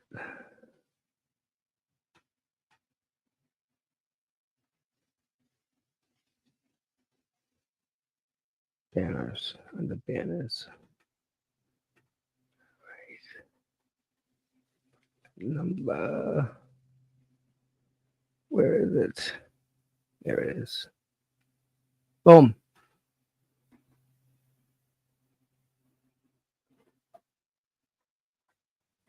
Everyone that's here, thank you all for being here. You know, hit that. Make sure you hit that like and subscribe and the thumbs up. They all help with the algorithms. They get this in front of more people so that more people can see it. And for the people that share this stream, thank you so very much. Everyone, I mean, I do this for you guys. Mike does it for you guys. You know. Oh, here comes a call. Of course, I got two at the same time.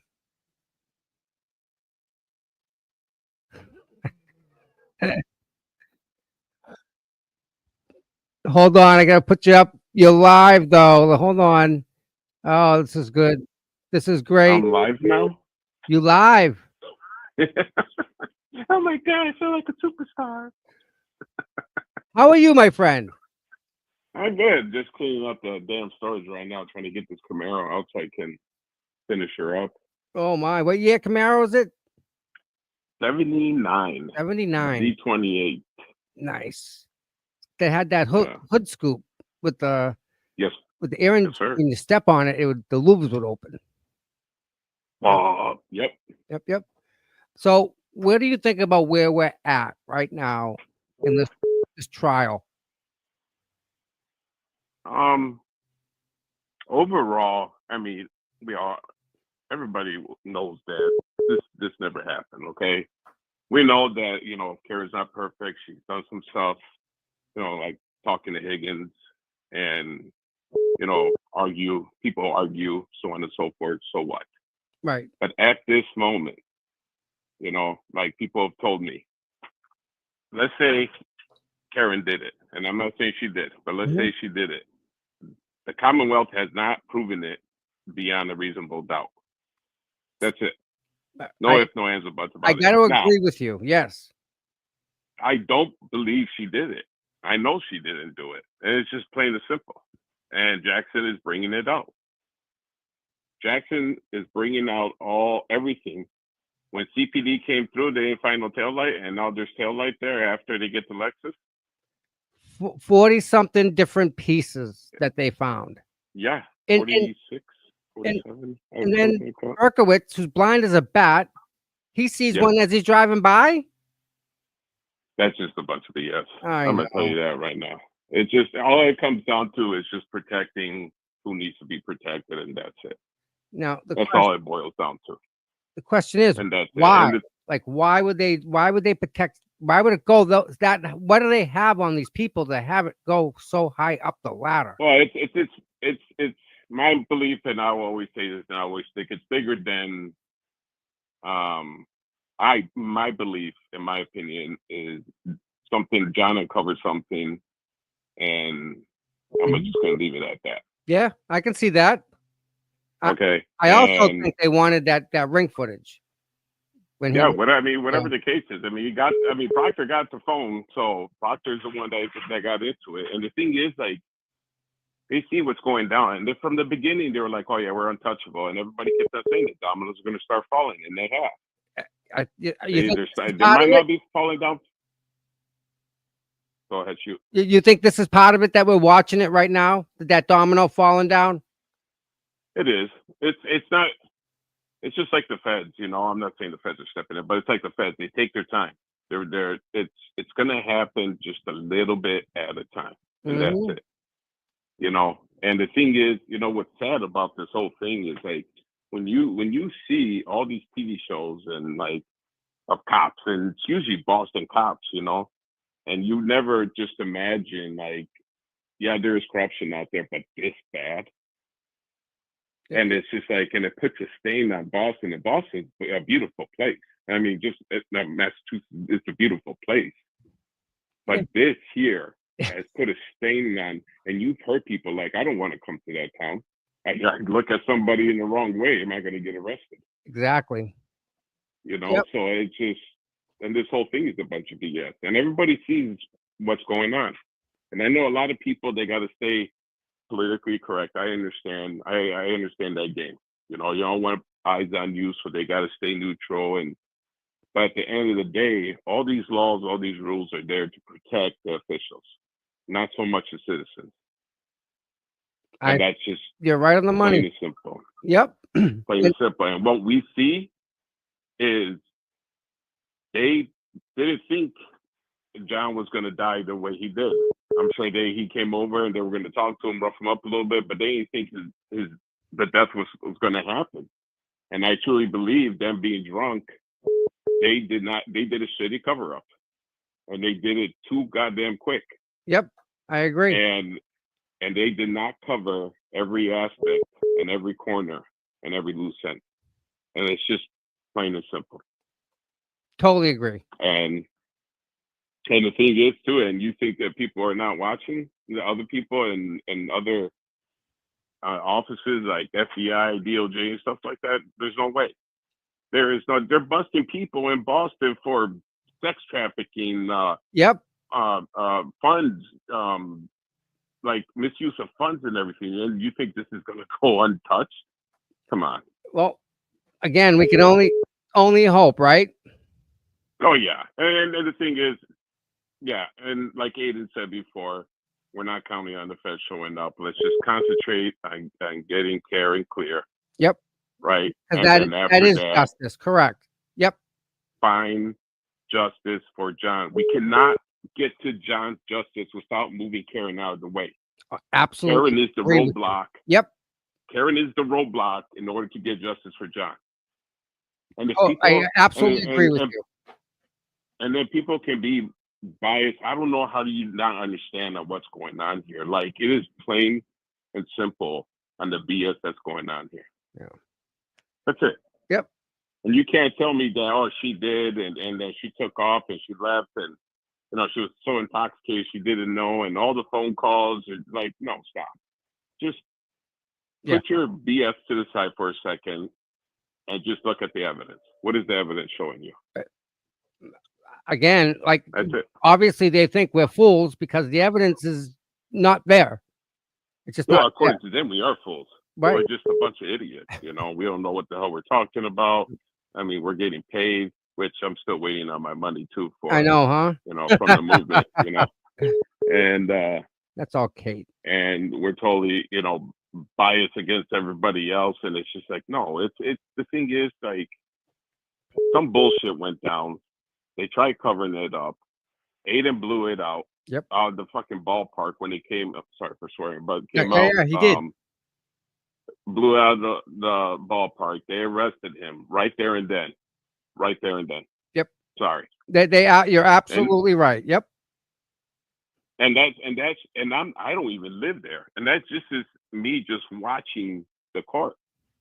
Now there's not a lot of things that can be proven, but when it's not, no reports are written. Well, what? Convince me then. 500. Convince me that she did it, because 500 days. as of right now, nobody's convincing. Plevin has gone on to different shows, and all he does is insult. Okay, fine. Right. You know, here's the thing: I respect what other people's opinions are. Okay, that's fine. I don't care. Just as long as you don't bring the bullshit to my doorstep. You know, you have your own opinion. I respect you. Just like religion, race, color, and all that. Mm-hmm. It's just it is what it is. But when you start with the insults and you don't bring receipts, you have nothing to prove. Exactly. Nothing. No. Listen, bring the receipts. It's funny you say that, because they call me this and they call me that and they call me this and they call me that, but they got nothing because it's all lies. You know, all I could say about that is everybody's going to have their different opinions, and at the end of the day, just ignore that crap. Words are words. Yep. You know, and I grew up a hot-tempered kid, and words hurt me a lot when I was young. And when I joined the military, it changed my perspective. Words are going to be words, so what? They ain't threatening you. They ain't, you know, like coming to your doorstep, smashing your windows, or, you know, whatever the case is. Words can be words. Just it is what it is at the end of the day. The goal is for Karen. Couldn't agree more. That's it. And then you're invested. You're emotionally invested. I scream on the damn thing on the other side of this phone when watching this hearing. Wow. You're emotionally invested. I'm sorry. I hate bullies. I hate bullies. I don't like it. We're watching it in real time. Invested. Yeah. No, I agree. And the thing is, this could be anybody. But guess what? The day when they find out, when they say Karen's not guilty, all the antis are going to Call from Bonnie. to accept. Oh, you there, bud? I'm here, bud. All right, sorry. Sound like Trying elevator music. Yeah. No, I'm trying to lighten the mood there, Tommy. Somebody keeps calling, and I went to put him on hold. Like you can it says answer and put on hold, and I was going to just keep him on hold for a second, but it screwed up somehow. I don't know. So let's end it at this, okay? So everybody else can get on. Yeah. At the end of the day, she didn't do it. And then what's going to happen is when she's found not guilty, all the antis are going to be, regardless, she's still guilty. It doesn't matter, because that's what's going to prove. So there ain't no changing your mind, so you just kind of leave it alone. You're just talking to a wall, okay? I absolutely agree. And when we start finding justice for John, and it's going to probably come out, he started it. And then it ended up like this, and we didn't say nothing because we were scared. Right. Or whatever the case is. It's going to be pointing the fingers and blaming. That's all. It's going to be one big circle jerk, and that's it. So at the end of the day, you guys do what you guys got to do. We all love you, Tommy. Just keep your damn head up. Thank you for being here, and I'll be here. I'll do my part. You guys do your part, and then we'll see where we go. And I dedicate this call to Mary and give her all the hugs. Oh, Mary, nice. All right, Tommy. You take Thanks, care my of yourself, friend. okay? Talk to you. All Bye-bye. right, bye. Thank you. That was freaking awesome phone call. Love that. Man. There we go. Call from Bonnie. To accept, press 1. Bonnie, you're live. Tom, how are you? Good. How are you today? Good. I didn't mean to keep calling. Just super excited. I think you're the best. Oh, thank you. You're welcome. It's you guys Keep doing what you're doing and free Kare Read. You know it. Yep. Absolutely. Okay, honey. Thank you for listening. No, thank you for calling. Bye, dear. You're welcome. Bye. Bye-bye. Okay. That just happened. That was very nice. Wow. That was Donkey. Donkey called.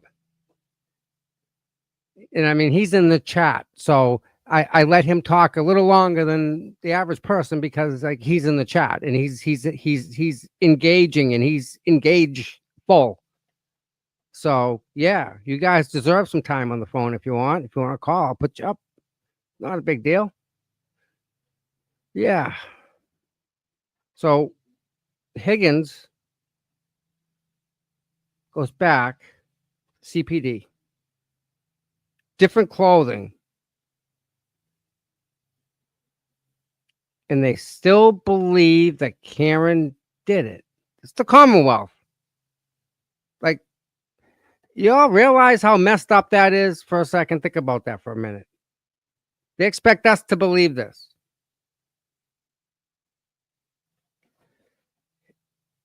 Here's a tweet. You ready? Reminder, if you aren't making points, end your cross-examination. The video of Brian Higgins at Canton PD was so random. If he is supposed to beat Officer O'Keefe to death at 2:30 or so, what's he doing at Canton PD at 1:30? Another /speculative doubt. See, Matt, you're absolutely wrong in that tweet because that's not what he was saying. He was saying at 1:30, Brian Higgins was at Canton PD in a different set of clothing that he was in at 12 o'clock. So in an hour and a half, what did Higgins do to have him make and change his entire freaking wardrobe? Second question, where did Brian Higgins change? Third question, where are the clothes Brian Higgins were wearing? Fourth question, who else changed? Who were you with? Did you change in the house? Did you change at your house? I mean, dude. And Proctor and Bukhenik couldn't figure this out. Basic investigatory stuff, guys. It's not hard. Not hard at all.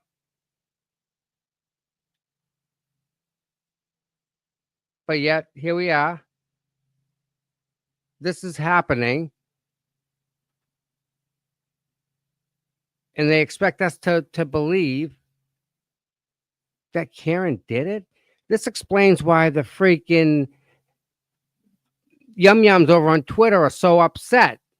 Because they're buried so deep into this. When this comes out to be a setup and a cover-up and all that stuff, these people are done.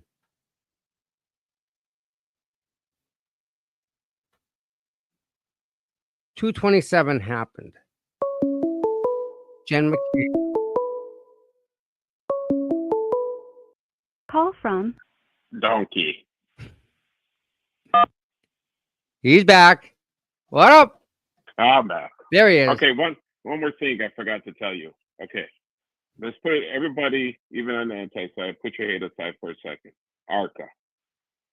Okay? Yep. ARCA was hired by DOJ. It is in court hearings.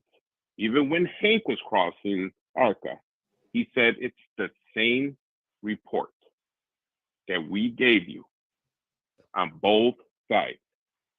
Now, if just like us, just like the anti, they hate Kare Read, we love Kare Read. If we are looking for justice for John O'Keefe, then why don't you guys like ARCA? Where they have not changed. They have the same report. ARCA came in, gave over the same report, and that's it. Okay. Now they're coming with new reports on how to discredit the prosecution side with their new reconstruction expert, but it's the same report.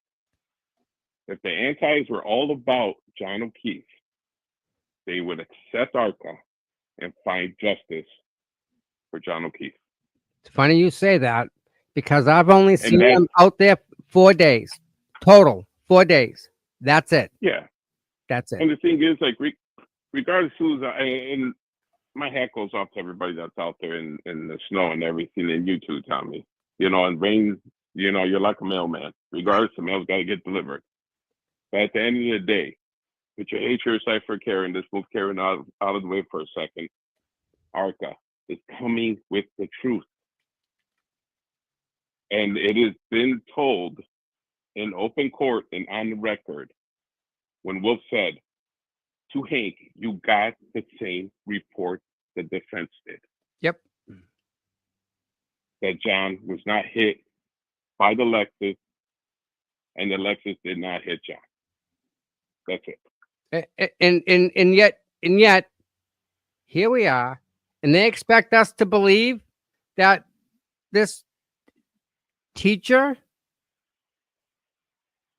that had never been to 34 Fairview, that told her boyfriend, I'll wait here, you run in and check out the scene, never came back out. She had to go to the bathroom. She left and went home. She was home by the time that he was already done. And she was driving, so she couldn't have done it. A lot of videos missing.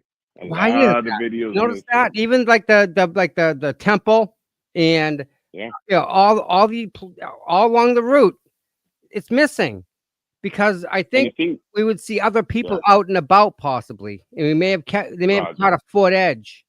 I mean, Helena talks a lot about her camera system and the flock cameras, which they're spending like 300 something thousand, almost $1 million for 3 cameras. Really? Oh, get out of town. And you don't have access to them to find out who went where? No, I don't believe it. Again, Berkowitz was involved. Helena was involved. They could not have not been involved. Everything happened around Canton PD. So I think a lot of videos are missing out there, and it's just, I'm sorry, it's a coincidence. There's a lot of video missing. I mean, let's say Karen erased a lot of videos when she went back to her house. Everybody be over that. Let's say Karen texts how long to die in the cold. Everybody will be over that. Yep. So absolutely. Because Karen didn't do it or did do it, whatever how they say it, then Karen's guilty. Show me. If you tell me right now, if some proof comes out that Karen did hit him, okay? Mm-hmm. If some proof, then okay, she did it. Right. But there's no proof. Show me the proof. Yeah, I have no proof. It's funny you say that because when this case first came out, first maybe 3 months, 2 months, I'm trying to figure out different things, and I'm going to Nick Rocco, going, Nick, what about this? This is how it happened. Blah blah blah, and he'd say no because of X, Y, and Z. So I tried playing the other side in my head to the point where I went to someone else and said, listen to this. And they would shoot it down with facts. So it's not Glare did the same thing. Exactly. He kept a way open mind for the longest time until he saw till he came here and saw it for himself. I think that changed. Yeah, Glare did the same thing. Yep. I think him coming to town changed him. You know, I think he did. And Glare came in with an open mind. He looked at all the evidence, and then he made his decision. And the thing is, you know, Aiden too. You know, he looked at everything, and Aiden also said that statement too. If there is proof out there that she did it, then she did it. Right. But there's nothing out there proving that she, and his own investigation. Well, you know, and them trying to go after him, like, you know, God damn, like he's trying to. He's been for Karen and John O'Keefe. He's been after the state police for a while. He's done a lot of stories. Yeah. So they already have it open. I know. A lot of people don't like him. I got it. Just respect the guy and the shit that he brings. Yeah, you have. How can you not? So what? He brings the receipts, and if he also says, "Hey, this is just a rumor. This is what I heard," but you don't do a lot, and then he'll say that, like, I don't condone this, or I don't. And that's, I'm glad you brought that up. Yeah, no, because like last night with the Chris Albert thing, I mean, he's right on top of that stuff too. So there's no question mark. You know, if there's false intel out there, he'll put a stop to it rather quick. Roger. Yeah. Oh, he's great. Very true. Yep. And everybody, you know, everybody that's out there, everybody in the chat, everybody that's donating money, everybody that's on the ground, boots on the ground, everybody that's covering everything, all these channels and everything. Yep. You know, Oh, they're another doing call one coming hell in. of a job. All right, go ahead, bud. All right. Thank you very much. Thanks again. Talk to you, bud. All right, bye. Bye. All right. Now it just went away. What happened there? 725 area code. Let's find out where that went from.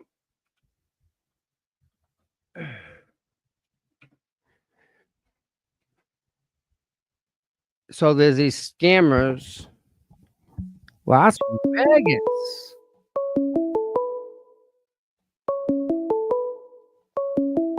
Call from. To accept, press 1. To send. Hey, Gene, you're live. Hey, Tommy. How you doing? Hanging in there. Having a good day?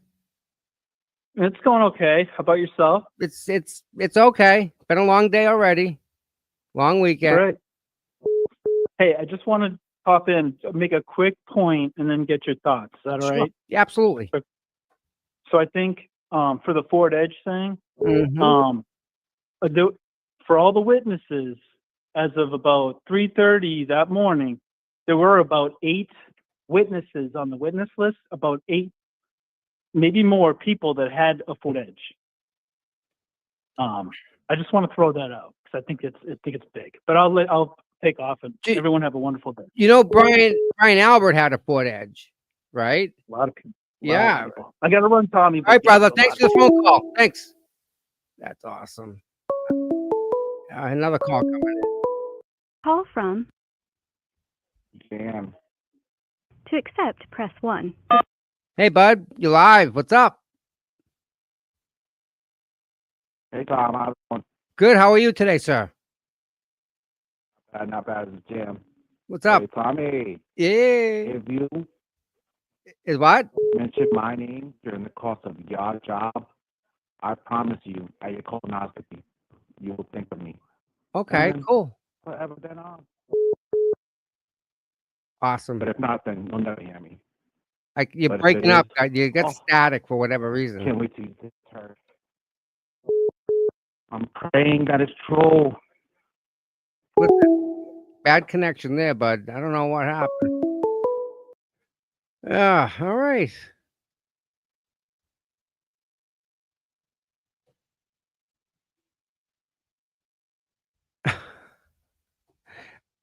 Sometimes I go with it, Shelby. You just gotta roll with it, my girl. Fort Edge outside of Canton Police Department. All right, let's see what's on Twitter. Analyzing what Higgins was wearing doesn't matter. What matters was, 1, he was on the phone with who? He said he moved cars, but he didn't. Whoops. Everything else isn't worth your time. That's from Joe Flip ahead. Great points, Joe. Absolutely. Let me do this. I'm not sure if you guys follow Joe Flip ahead, but he's the man. Yeah. Close. Even though it's an issue, who was he on the phone with? And he said he moved cars, but he didn't. So why did he lie? Change your clothes, but you can't change your guilt. 100%. All right. Kare Read is completely taken over TikTok, and it's almost entirely FKI. It is. And almost entirely women. Women relate to Kare Read. They call her our girl because the only difference between her and other women is luck. Every woman has dealt with the Yuri Bukhenik, a Brian Higgins, and a John O'Keefe. She didn't want to leave her home in Mansfield that night, but John wanted a ride. She didn't want to frig Brian Higgins. She just wanted to vent and feel appreciated. And she was willing to play the role of gay best friend who read the whole thing wrong. She didn't want to go to Brian Albert's house, but John needed a ride, so she agreed to go, and the Boston cop had no qualms getting in the car with an alleged drunk driver. Now he's dead, and she's dealing with the repercussions of his bad choices. Oh my God. Will you apologize this week after the evidence shows that Kare Read reversed? No, that didn't happen, Kev. Oh, she's a mess. Who is this? No. If they don't have payment apps, how they can donate to the channel. The channel's struggling right now, really much. I figured out a way for all of you. I've gotten some emails over the last couple of days where people are asking if they don't have payment apps, how they can donate to the channel. The channel's struggling right now. All right.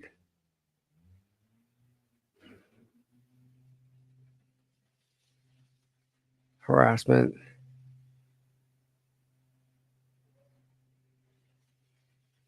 The glare on the shoe. Love that. Love that. Love that.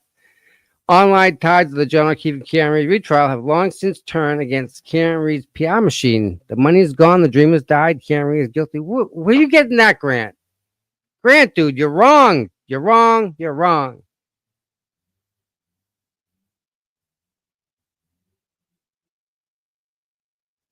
Oh, this lady's freaking. I love this lady. I love this lady. What I learned this week, Kare Read and more. 1, we had a fire in my town this week. Luckily, no one was hurt.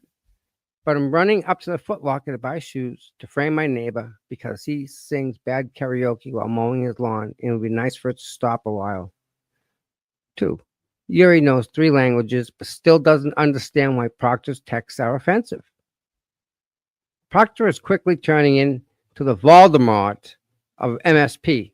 He who shall not be named. 4, he likes to say general vicinity a lot. 5, Kate Peter was absent in history class when they learned about the USSR in communist countries. John DePietro is a bitch who is scared of turtles behind pillars and just wants to lie in peace. 7, the Higgins-Karen exchange is even more cringe with Yuri redoing them. Karen, what were you thinking? I would get it a little more if he was a smooth and had good personality. He's a meathead with no game. He's not even funny. 8, Paul Bob Clinton has been nationally humiliated for bad breath. He has a dentist appointment this week to help with the help at the urging of his daughter. 9, we have an American Pope from Chicago. Amen. 10, has anyone noticed Plevin has had an uptick in his treatments since being pressed about his GoFundMe and the legitimacy of the severity of his diagnosis? I hope I'm absolutely correct about this, because I would not wish stage 4 of my worst enemy. But I also don't appreciate people using our pain and suffering to advance their bank accounts. I will be told I'm horrible for writing this, and think what you want, but I know who I am, and sometimes being a truth teller isn't a popular position. Preach it, preach. I've never been one for popularity contests. Absolutely on your side, 100%. I think he's lying about it. And it insults every single person that does have freaking stage 4 cancer. Stage 1, stage 2, stage 3, stage 9. He offends everybody by him saying that he has it when he doesn't. It's not right. 10, note my objection is putting out strange videos and really needs a timeout. She'll be on long crime this week. I don't know how to fuck around and find out. Bang, bang. Yeah, she was a little rantage. Piggy. Plevin. Pope's pounding. The Bears. Remember that from Saturday Night Live? Oh. Happy 3rd birthday to my cat. I promise to never rehome you or rename you. Oh my. Remember, the suppressed Higgins video was deemed not material, even though it shows him on the phone in an undisclosed call. Less than an hour later, he and Brian Albert had the famous butt dial conversations.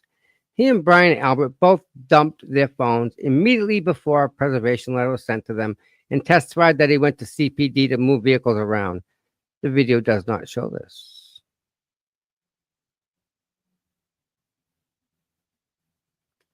Yeah. Last video lead up He's got nearly 125,000 views, and that is awesome. Good for you, Richie. You deserve more than that, my friend.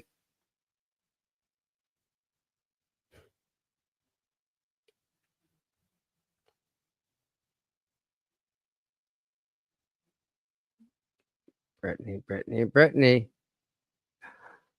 Uh-oh. Pam Bondi opens Rico. They know that. They're loving it. Hey, don't forget about us. Yeah. Yeah, Yuri's complaining about harassment. He's traveling around Massachusetts harassing women who believe Kare Read's innocent.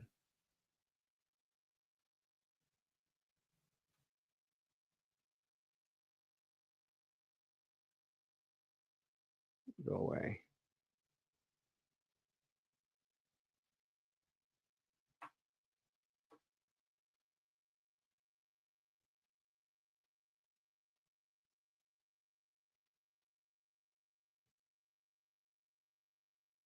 Plevin. Boozy. AJ coming in hot. Wow.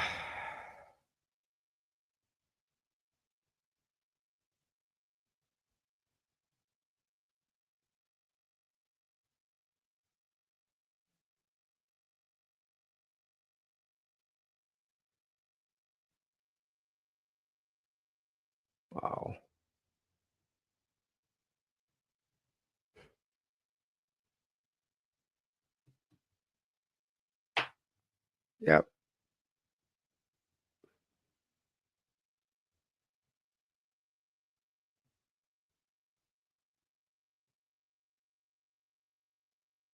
This is just insanity.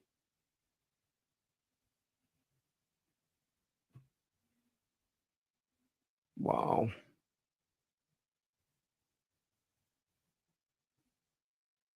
The Diddy trial, Surviving the Survivor podcast. Cassie Ventura just hopped out of that van and is expected to testify this afternoon. I should go down there, man. There's nobody on the street. What's that? That's Diddy trial. You guys should send me to Diddy trial. Send me down to New York. Detective needs a good translator. I saw your call-ins. That was pretty cool. Yeah. Donkey called in. Yeah, he's a good guy. Yeah. Yeah. I didn't know Rendoza was a body lifter or like a shaper. A body of yeah. Go back up. Go back up. Right there. That's him on the right. Yeah. What's it for? It's NPC. Like, just like he's like in his 40s or something like that for his mental competition. Yeah, he shapes. He lifts. Oh, okay. For his weight. Yeah. Nice. Yeah. So he's jacked. Well, I wouldn't say he's jacked, but he's cut. He's cut. cut. He's cut. Good. Yeah. Good for him. Yeah, I just tried to go back to the waterfall and see if I could pick up the sneakers at the waterfall. I thought he was wearing Pumas, but I can't. They already determined the two types of sneakers, guy. They're that good. Yeah, they figured it out. They know the brands he walked into the waterfall with or walked out and what he left with. Right. Why would Higgins lie about moving vehicles? Oh, dude, he's so busted. Why? Dude, the voir dire, the Tui. The Tui. Oh, yeah, the Tui. Yeah. Well, this is the video that Helena and they found on Giolamo's desktop that was in the file. Oh, yeah. Brennan said he couldn't sweep, there was an ongoing investigations on certain stuff they couldn't have. Remember that whole thing? Yeah. We can't give you the whole folder. You have to parse it. This is what they got out of it. They got what they needed out of it. But again, jumping through hoops. Yeah. Playing the game. Dude, it should not be a game. It is not a game. And then it really isn't. Is the sweatshirt definitely definitive? He did change. Is that what I'm reading too? Yeah. It looks close, but I could, it's not completely changed. Jesus Christ. That means his shirt. That means his pants, his underwear, his socks, shoes, everything. Everything's in a bag gone. Gone. He threw a bag of clothes in the other truck that was stationary at Canton PD, right? Those are the clothes he wore. Had to be. Right. That's what I think I saw too. But it's hard, but but hopefully when Higgins gets on now, Higgins has got to take the stand now in defense of the stuff. He's very introduced, so wow. I don't know. If you're Hank Brennan, you have so much to lose and nothing to gain by putting Higgins on the stand. If you're Hank Brennan right now, to try to get in front of this, there's no way you can. Right? Am I wrong, Tom? I think that if you put Higgins up, what's your angle? He just got caught in so much seaweed, so to speak. Listen, we got an issue. We have an issue. What's up? They almost arrested Erica Walsh again. Yeah, Hardman. Do we have video of this? If there's video, I need it for her. Court TV has it. Court TV has it? Okay. No, it's not out yet. No. They're gonna play it tonight. Oh, Jesus. Yeah. Yep. They made her walk in her bra the other day. What? Yeah. So are you fucking kidding me? They took that sweatshirt off. She had a Turtle Boy t-shirt on. They made her take that off and then walk to her car in a bra. No. Tommy? No, they didn't. Yes, dude. You can't do that as a cop. You cannot. Well, they're doing it. Poor Erica. Are you kidding me? Oh my God.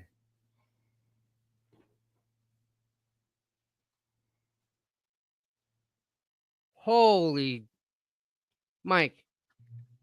I can't stress to you how much you cannot do that. Oh my word. That's what was written on Twitter. Yep, that she I think it was Ian that wrote it. If you want to find his tweet. That they actually I'm mortified.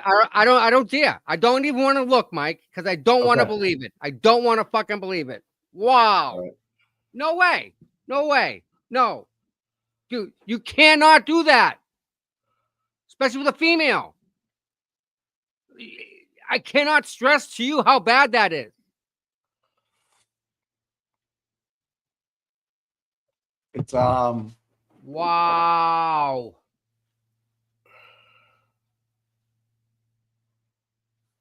Pretty bad. Everybody's saying that Higgins changed into Julie Nagel's clothes. Yeah, it's so fucking bad. Wow. Yeah, the shit that's going on. That's what we get. That's what we're doing now, right? We're doing that. Yeah, her sweatshirt had nothing to do with Free Karen Read or Turtle Boy. It had something to do with Norfolk County. So Mike Hardman is deciding what's constitutional First Amendment rights and what's not. They've given him that power. This is crazy. This is crazy. I don't even know what to say. Mike Hardman, I'm not suggesting anything, but just be careful, man. In terms of telling people what. We understand you can't wear Free Karen Read. We understand all that, but you can't say about the Norfolk County. To have her take the shirt off is degrading. That's what. Yeah, Aiden's tweet. Am I wrong, people in the chat? If you look at this tweet, beyond degrading because they're just freaking words, man. She was just trying to find it. Absolutely unacceptable. No, absolutely no. No, you can't, man. Yeah, people are digging into what I was looking for. I was trying to figure out the shoes at the waterfall are the same or not, but I don't know. And the guy that got caught giving out CDL licenses, that guy still getting his retirement. Think about that, people. Think about that. I can't believe, Erica, I am so sorry they did that to you. That is unacceptable in every single way. There's no world that's okay. In any world. Now you remember that they were told that Higgins, pretty fucked up. A lot. It really is, Mike. Wow. Yeah, that's pretty fucked up, man. What kind of? It's yeah. Everybody's putting Nikki's like, I have chills, and she's got the Farwell picture from the foyer of Sandra's apartment with the hoodie on, and Higgins walking in with the hoodie to the Canton PD. Oh yeah. Yeah, they're in trouble with this one. They haven't even called Proctor. Mike. What? We haven't even called Proctor. Yeah, I'm just thinking, throw the towel and just mistrial. We're done. We're not going to prosecute anymore. So, How can you put? Huh? Microdots guy has a picture of the shirt Erica was wearing. It says, "Yeah, hoodie design does not mention Kare Read. It meets the requirements and should be worn in free America, including the buffer zone. She should not have had required to remove it. Last week, Erica was forced to remove this hoodie saying criminal Norfolk buffer zone, even though it makes no mention of the Kare Read case. Underneath, she had a Turtle Boy shirt on, which was also not allowed. State police forced her to take it off. Walk. Yep, and walk. Oh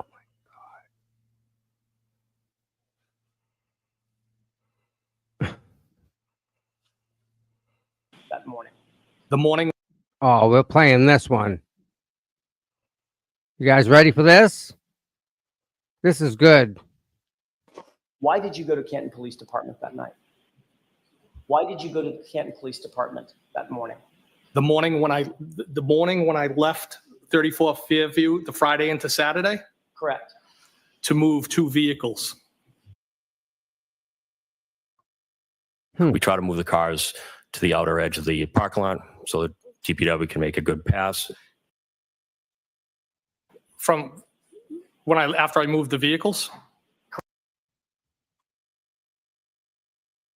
To move vehicles, correct. No. Not correct.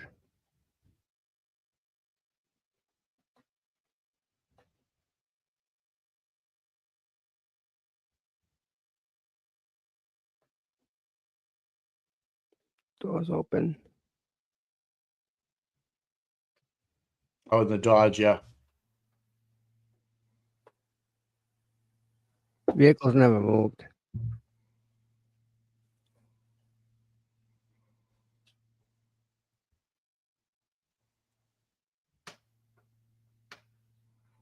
Wow. Mike, tell me this isn't real. It's real, bro. We're watching it in real life, man. It's pretty sad that we live in a state that we live in a time like this where there's Julie Bagel. Oh, Jesus! And this is where they had the earth. They had the earthquake yesterday right here in Tennessee. That explains it.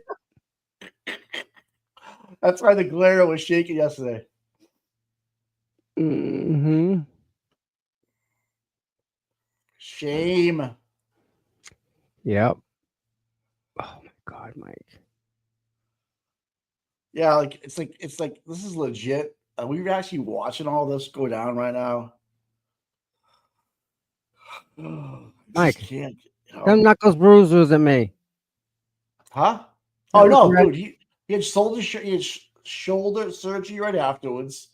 His right eye is puffy over here, where his left eye would be for the side, and his hands look swollen. Absolutely, no doubt about it. But again, I'm looking at something completely different.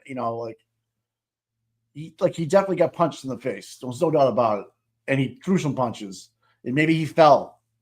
Maybe, John, when you're fighting for your life and you're getting this, you go into another gear. Yeah. Oh yeah, no, you go up. Yep. You go into that mode where you're just fucking like gorilla like, and you fucking fight. You just fight. And especially knowing what is actually going on. And it doesn't happen that fast. It happens super fast. And you don't have time. You just fight. You just fucking throw. Oh yeah. No. That's actually wrong, Grant. Kare Read has lost an attempt to ask questions about the now confirmed as closed federal Okay. It's not. We're talking about, hey, you can talk about John O'Keefe if you all you want. I care about Sandra Birchmore. Yep. Okay. Sandra Birchmore. That's how they're going to get into this. That's why Liza wanted to bring it in early in the pretrial stuff. Remember okay? that? Remember that?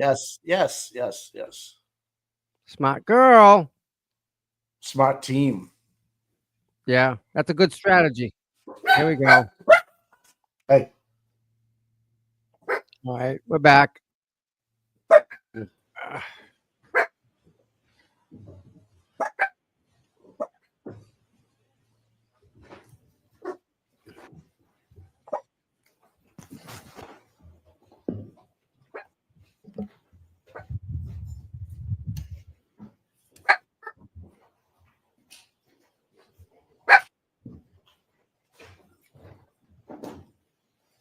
I sent you a tweet, dude, about. Oh, never mind.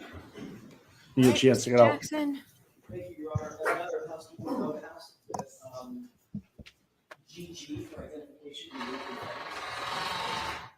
Yes.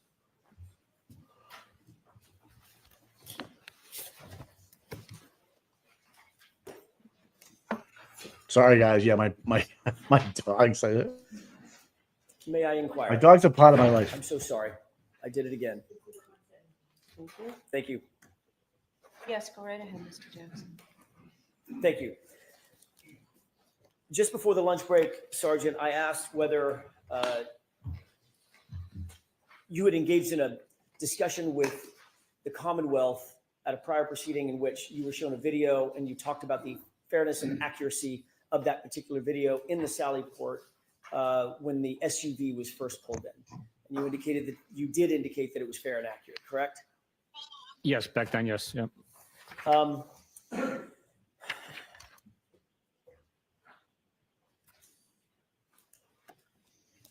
want to play My dog's skin smells bullshit. a bit of that video, if I could, please, with the court's permission. Okay, is it in evidence? It is not. I would ask that we mark as next in order. Thumb drive.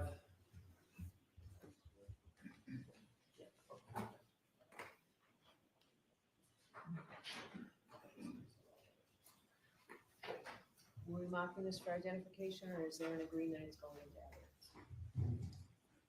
I'd like it in evidence. We agree with the stipulation that it's authentic. I'm not going to argue metadata issues or authenticity issues. So, All right, so is there a stipulation that this is authentic? Okay, so folks, again, a stipulation means the parties agree. And with that, I will allow this into evidence as the next exhibit. Madam Court Reporter? that's it. Okay, now you may display it. Thank you. Okay.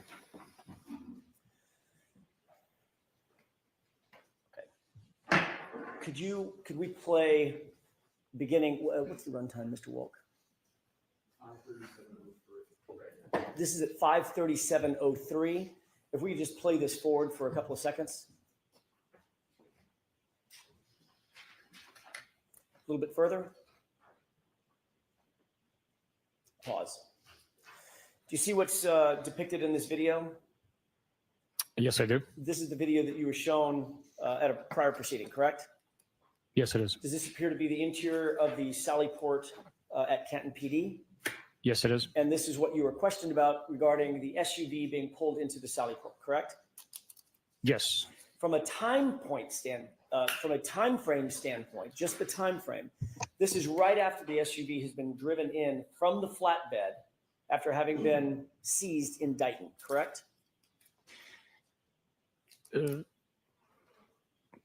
Yes, it was driven off of the flatbed after transportation from Dighton to Canton PD and driven into the Sally Port. All right. You previously have identified individuals in this video, in this still shot, correct? Yes. And what you previously said, and then we'll get to subsequent testimony in a second, you previously indicated that the person to the right was you, person to the left, Michael Proctor, correct? Yes, previously I identified that being Michael Proctor. I was mistaken. That is not me on the route. That would be the tow truck driver, correct? That's correct. That is, in fact, Michael Proctor, however, in the two-tone jacket, correct? I believe so. Okay. And as the video is portrayed, at least as we're looking at it, and I'll get to the next question next, as we're looking at it, it appears that we're looking at the right passenger side of the vehicle, as it appears in this video, correct? That's correct. And you see a timestamp and a date stamp on the bottom, correct? It is present. I don't know what it says. Okay, can we highlight that just a little bit? Can you see what that says? I believe it says interior Sally Port back wall. Okay. 537, maybe. Okay.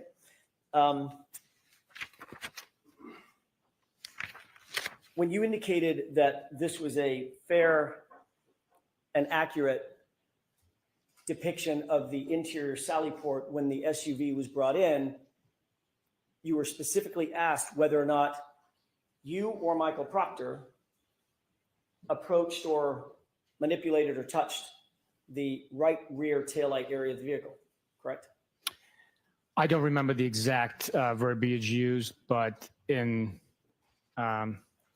something along those lines, that's what was asked. And you indicated that neither of you did, correct? That's correct. Okay. But in point of fact, this video is backward, correct? Yes, it is a mirror image of what is actually taking place as recorded by the camera. Can we play this forward? Yes. Do you see where Mr. Proctor, let's go ahead and pause it. You see where Mr. Proctor went?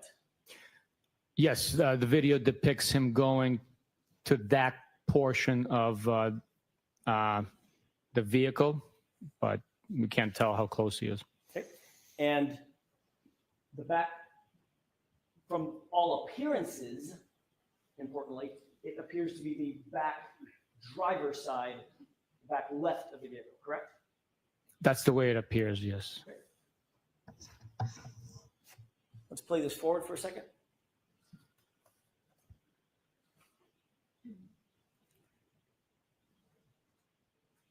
Pause. Can I ask you to pay special note to the far rear side of the vehicle? Do you see what appears to be Mr. Proctor's head? Yes. As the tow truck driver walks past the rear of the vehicle, can you watch and tell me if you see Mr. Proctor do anything or move in any way? Let's go ahead and play it forward. Pause. Did you see any volitional movement by Mr. Proctor as the tow truck driver moved past him? Yes, it appears if that is his head, it shifted weight. Okay. Let's go ahead and play it forward. Stop. Did you see a person that appeared to morph toward the back of the vehicle? Right there. There is some anomaly there with the footage, so it could possibly be used to describe that what took place. Can you recognize that person? I cannot know. You indicated previously, does that person look large or small in stature I can't tell. as compared to, for instance, Michael Proctor, whose head you can see above the car? What about this person? Taller, shorter than Michael Proctor? I can't tell from here. I can't. You indicated that Chief Berkowitz was a smaller statured person, correct? I never said that. I'm sorry? I didn't know his height. Larger or smaller? Generally. How about this? Larger or smaller than you? He's shorter than me. Okay. Can you tell whether or not that is Chief Berkowitz? I cannot know. Okay, let's go ahead and play it for him. And a little bit further. Pause. What does it appear that Mr. Proctor does at this point in the video? He's walking. Okay, do you see anything in his hand? I cannot tell from the video. But that he might be carrying something. Remember we looked previously at a portfolio, black portfolio. Does it appear that he may have a black portfolio in his hand? That is very likely, but I don't know exactly what he's carrying. Okay, let's go ahead and play this forward. Okay, and did it appear that somebody just appeared at the front right, or sorry, the right-hand side of the screen toward the front of the SUV as well? Yes, it appears that way, yes. Okay. Let's take this down. I'd like to mark.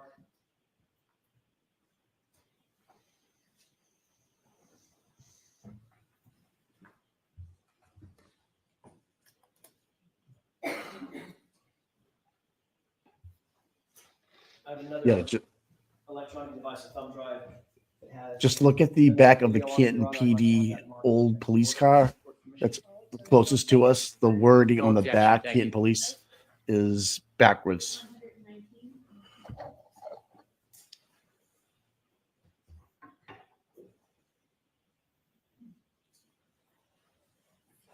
With the court's permission? Yes.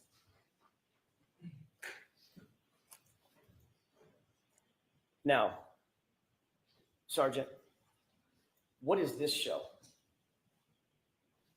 This is the right angle. It appears to be the mirror image of the previous footage. I don't know the exact timestamp there, but Can we increase the date and time?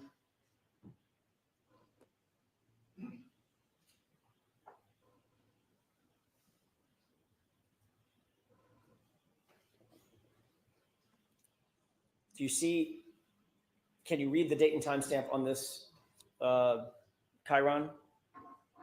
I cannot know. It's because it's backward, correct? I can't read it. I can't make it out, sir. Can you make it any bigger, Mr. Wolk?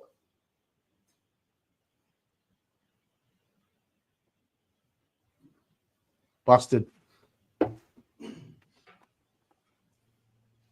that appear to be backward? Based on me recognizing some of the digits, it does appear to be backwards. Okay, let's look at the whole screen again. Sergeant, let's play this forward for just a quick second.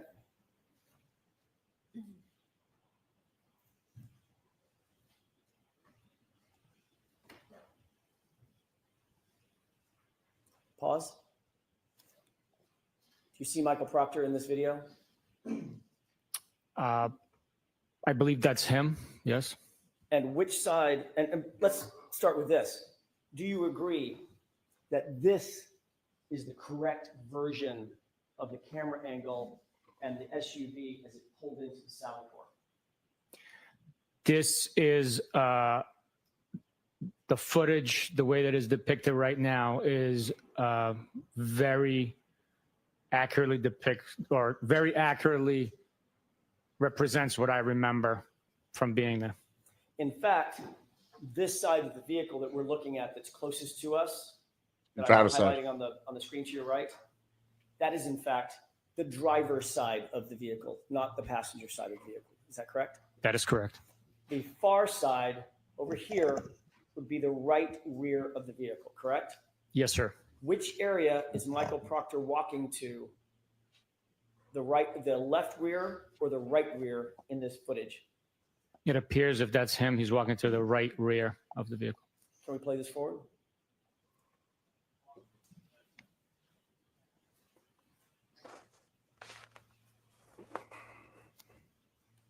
And do you see Mr. Proctor's head above the SUV? Yes.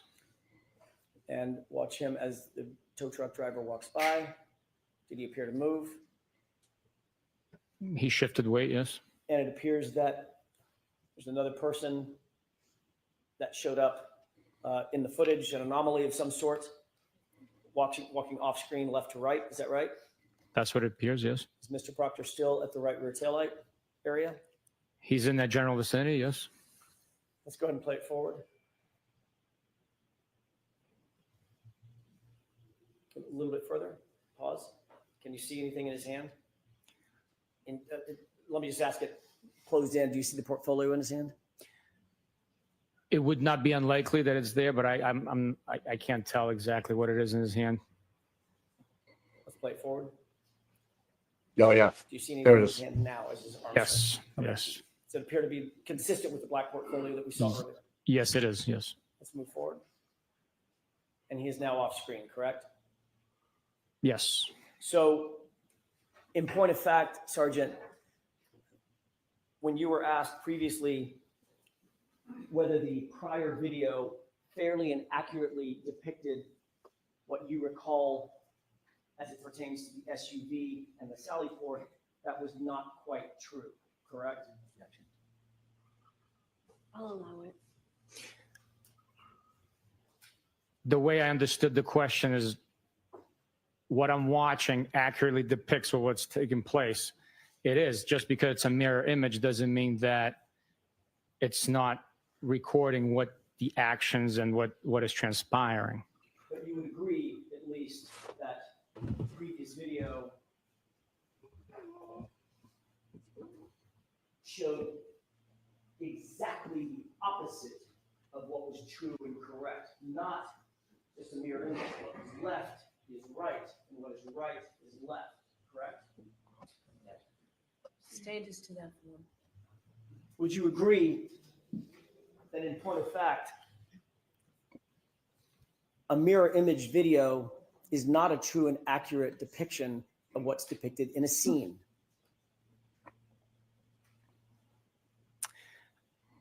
I think it just is a mirror image of what's taking place. If you see someone walking in or driving a vehicle and it's depicting the action of the vehicle being pulled in, and if it's mirrored, it's pulling in from left to right or right to left. It's still documenting the activity that's taking place. Or if someone walks to the left rear of the vehicle versus the right rear of the vehicle, those two things will be switched, correct?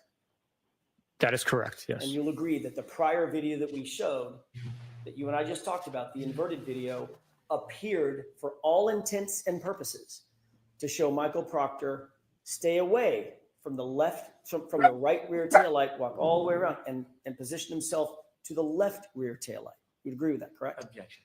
Do you agree with that? I allow it. It appeared that that is what was happening, but he was standing next to the taillight that was already damaged. But in the corrected video, which is this one, it actually shows unequivocally that Michael Proctor walked directly to the right rear taillight portion of this SUV. Correct? I'm sorry, can you repeat that? Sure. In the corrected video, this video here, this unequivocally shows that Michael Proctor walked toward the right rear area of that SUV, where the right taillight is, correct? Yes. And you'll also agree that this video was taken before any taillight material was ever found at 34 Fairview, correct? Can you zoom in on the time? Not on this one, this is backwards. I know that the SUV pulled into the garage, the Sally Port, at 5:35, and we were still on scene at 5:51, almost 52. So, yes, if that's timestamp before 5:51, before we left Canton PD, then yes, taillight pieces had already been found. So 5:35, 5:37 is before the first taillight pieces were found. Right. I'd have to see a timestamp of when they were exactly found, but if Well, let me that... ask it a different way. Hmm. 5:37, 5:35 is before 5:45. Yes.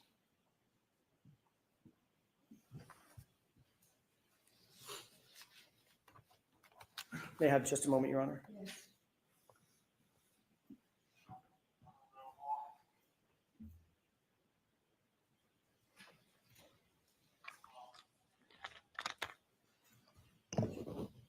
I'm still mortified over what they did to Erica Walsh.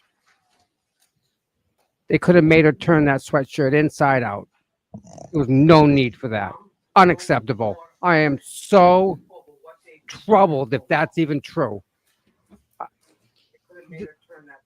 No way. Nope.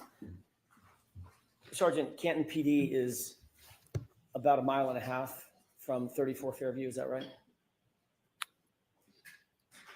Approximately. I don't know the exact distance. I never measured it, but I would not be shocked if you were accurate in that. Maybe a 3 or 4 minute drive.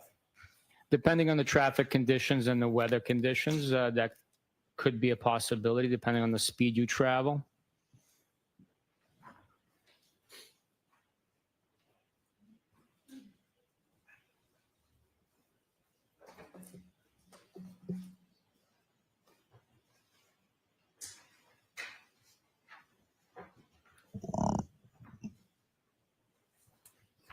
Sorry.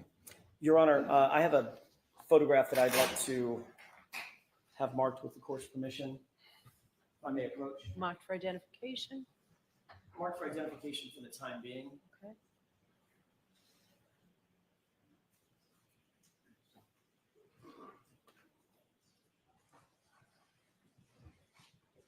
May I approach? Yes. Let's mark it first, please.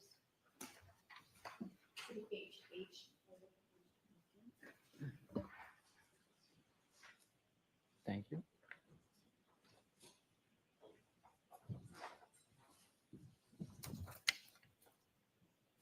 Let me take a look. Thank you. Let me ask you a couple of other questions. We just looked at the videos of the interior of the Sally Port. Harkening back to what we just looked at, the corrected video, there would also be a camera on the other side of that Sally Port garage pointing down toward the right rear taillight area of the SUV, correct? Yes. There's a camera situated on the opposite side. We'd be looking at that camera, correct? Yes. Okay, taking a look at that photograph, I know the quality of it, but can you tell if that appears to be a still image from that camera?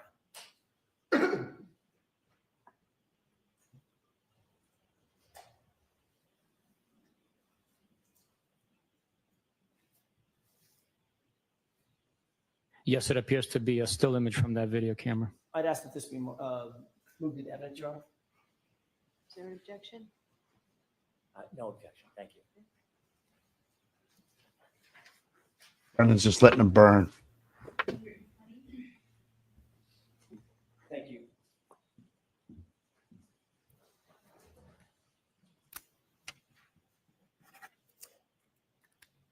If we could display this for the jurors, Your Honor, just the photograph. Please be a picture of the taillight. Please be a picture of the taillight. Do you see what's depicted? I know the photograph that you're holding is very poor quality. It's a little easier with this lighting. Do you recognize what's depicted in this photograph? I'm sorry, your laser was bouncing off on the ceiling. I I was trying to apologize. make it easier for you. Yeah. This photograph here. That appears to be the seized SUV belonging to the defendant, with it being situated inside the Sally Port. And what is that vehicle there? It's an antique police cruiser. And who is this person? I do not know who that is. Does that look like Michael Proctor? I don't Yeah, know. I'd have to get a it zoom does. in. I don't know. Come on, dude. He's got his hand on the taillight right now. Does he have glasses on? I don't know. It could be Chief Berkowitz. I don't know. Holy shit, dude.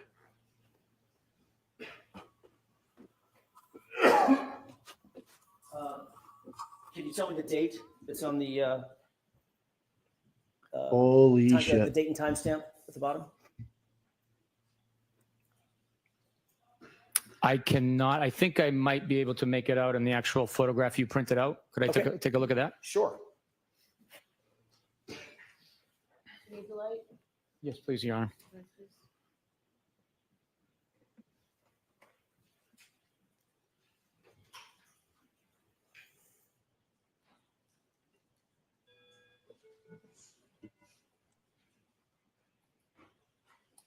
It appears the time is 11:08 and 59 seconds in the morning of possibly January 30th of 2022. Okay. Let's go ahead and Whoa! back out full frame. Thank you. I wanted to ask you, do you have a point of reference? Does that appear to be the interior camera facing the other direction where the SUV was depicted in the Sally Port earlier? It's the opposite of what we had viewed earlier, diagonally across, I believe. So this would be the right rear of the vehicle, correct? That is correct. Now I'd like to ask you to take a look at a video. Oh, they got him dead to rights, Tom. You're on mute. You saw the tail light, right? Oh yeah. Okay, just checking. Yeah, yeah. They're done. You're done. There's that lady on TikTok and like she's got Tourette's and she says, "You're done. You're done." Oh yeah. There's that lady on TikTok and unbelievable that we're witnessing this, Mike. You're done. Oh yeah.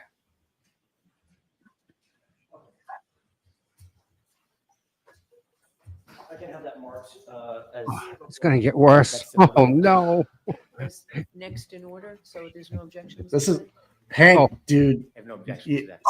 Oh, dude, volleyball. Is he doing this on purpose? Is he doing this on purpose? Is he like late? Is he like This is the taking setup. down- Setup. Yeah. Is he gonna run for Nova County DA? Is he gonna take Morrissey out and just say, I don't know, man. Go ahead, play it. Pause. Can you make out, now that that's paused, can you make out what's depicted toward the top of the screen?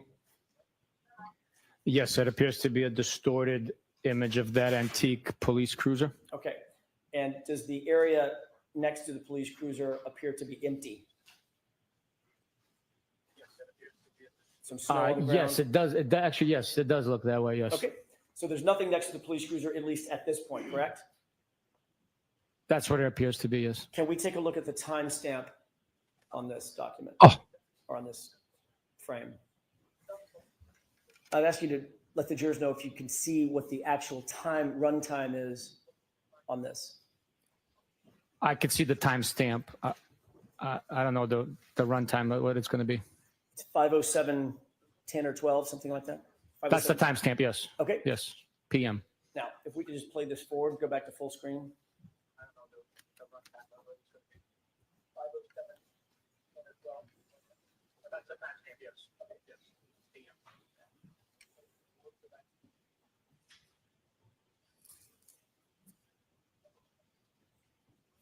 Pause.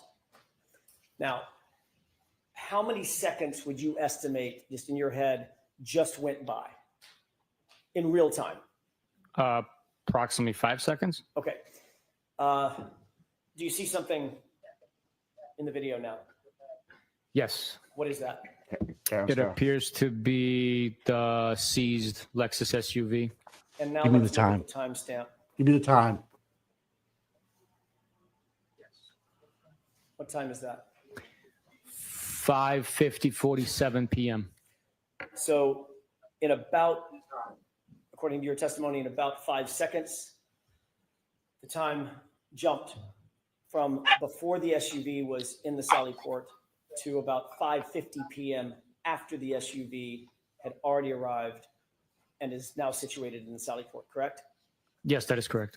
The time frame that we just saw earlier of about 5:35, 5:36 or so, with you and, I'm sorry, with the tow truck driver Pauline. in the video. That is not in this video. It's not captured in this video. It did not present itself now.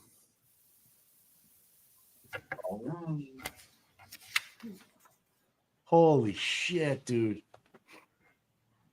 All right, O'Keefe's. What's going on, people? Mr. Brennan? Wow. He's done. What's he gonna do on a recross? I mean redirect.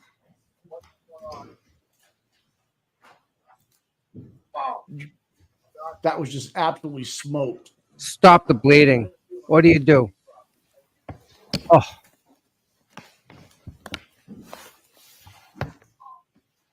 Earn your money, Hank. Good Yep. afternoon, sir. Good afternoon. You had just asked questions about some of the video footage from the Canton Police Department Sallyport area. Is that fair to say? Yes, sir. I'd like to ask you further questions about that. In your investigation, did you obtain camera footage from a number of different angles from the Canton Police Department Sallyport area? I did. And one of those series of footages, did that include the interior Sallyport back wall for January 29, 2022? Yes, it is. Is that the video that appears inverted? And then we saw the second where it was present as you would see it? Yes, sir. Did you look at that video? Did you invert the video in any way? No, I did not. Did you investigate and learn whether or not there was any other video in addition to that interior Sallyport back wall where video was set up by the town of Canton that appears inverted rather than forward? Objection. I'll allow it. Yes, the investigation revealed that multiple cameras had a lens applied to it that was inverted. In addition to the Canton Police Department Sallyport interior back wall, where else did you learn around town there was video that appears inverted? I believe it is inside the Canton PD, the hallways, possibly. And if I am not mistaken, the other locations within the town of Canton. And Ask the question. No, is that your answer? Is that your final answer? I wasn't finished, but yes.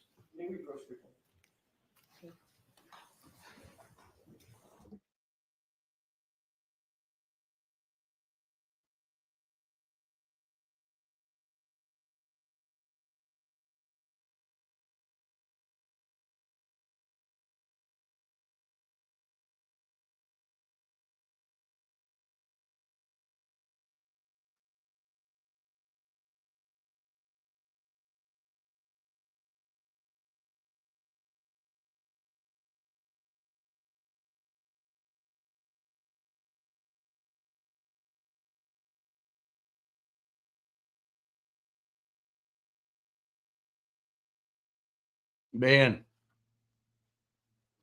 smoked. I just texted my attorney about that. There's got to be something that you do not make a woman take off their shirts. Never, ever, ever, ever, ever. I can't tell you how much I have a problem with that, Mike. Is your TV on? It was. I muted it. All right. I turned it so I have my computer screen here. I have my big TV right there. Phone. Well, good. I don't even know where to begin, Mike. Mike, they made her take her shirt off and walk back to her truck. She was in a bra. How come they didn't make her turn her shirts inside out? That was true? Yes. Okay. That's in the buffer zone, dude. That's what y'all get in the buffer zone. That's why there's nobody down there, Mike. Because of that right specific thing right there. That's nothing to do with the people. That's all to do with them. Jurors, I'm going to strike the portion of the answer that follows hallways of the Canton PD.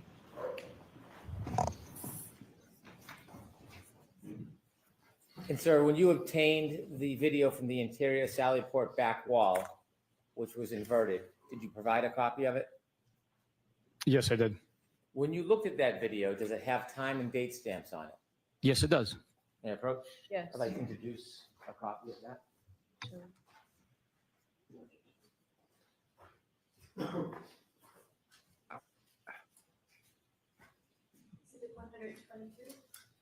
Debbie, I agree, Debbie.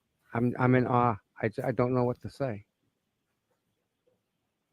I'm literally That happened When you that happened provided today? the video for don't know. January 29, 2022 for that inverted video, did you do any further investigation to see if it was an anomaly that happened just on that date, or whether that was historically the way the video appeared?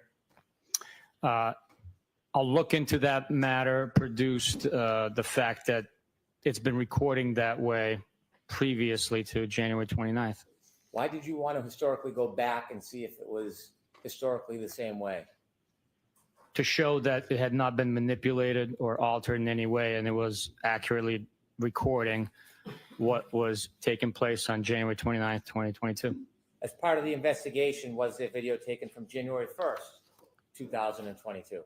Yes. And is that before January 29th, 2022? Yes, it is. I'd like to approach and move to introduce this. Okay. Exhibit 123. I don't want to know anymore. I really don't want to know anymore. I don't. Do you know how many cameras are inside the Sally Port? I don't know exactly. I know that there's at the very least 2 inside of Sally Port. You were shown a still photograph, not from the inverted video, but from a different video or a different camera. Yes, sir. Do you remember that photograph? I do. And you were asked about gaps in time. Mhm. Do you know what the health was of that camera around that time? I do not know. Did you obtain and look at video from that camera? Yes. May I approach? Yes. I'd like to introduce. I had you look at this before. Introduce if you recognize what that is. Yes, I do. What is it? It's a Sally Port Videos, the original disc or thumb drive. I apologize, not disc. No objection, Your Honor. Okay. Exhibit 124. When you saw that dark photograph, you later saw a picture that was clearer, and you were asked questions about that. Do you know whether or not the video from that Sally Port area was clarified? It was. What does clarified mean? It means it was enhanced to look clearer. And that image you saw, was that a clarified photograph taken from the video that was not clarified? It appears that way, yes. Do you know who clarified the video? I do not know. May I approach? Yes.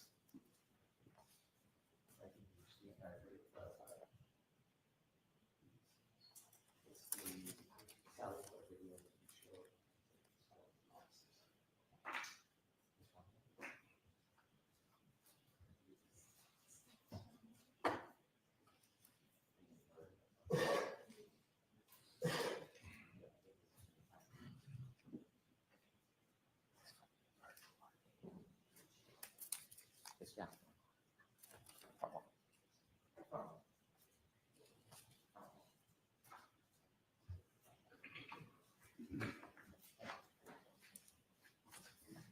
Getting you a zip drive, you know what is on that? Yes. What is it? It's Sally Port clarified video from the front wall. Thank you. I moved into this as an exhibit. No objection, Mr. Jackson? Sorry, Your Honor, no objection. Exhibit 125. With the court's permission, could I play a portion of the clarified video for the jury? Yes. With Ms. Gilman's assistance, could you take us to the clarified video of the Sally Port, and could you take us to about 5:35?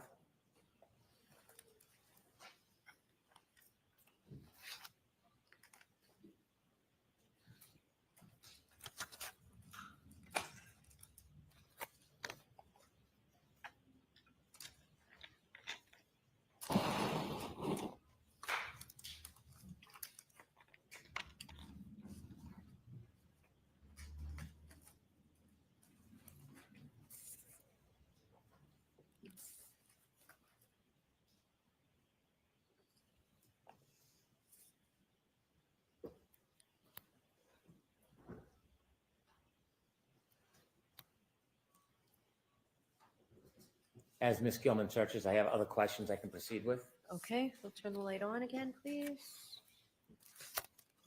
Go ahead, thank you.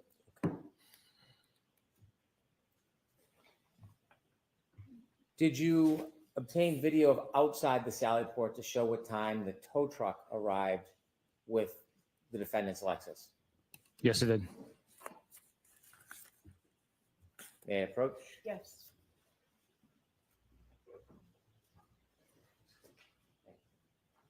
Hey, you and I, do you recognize it?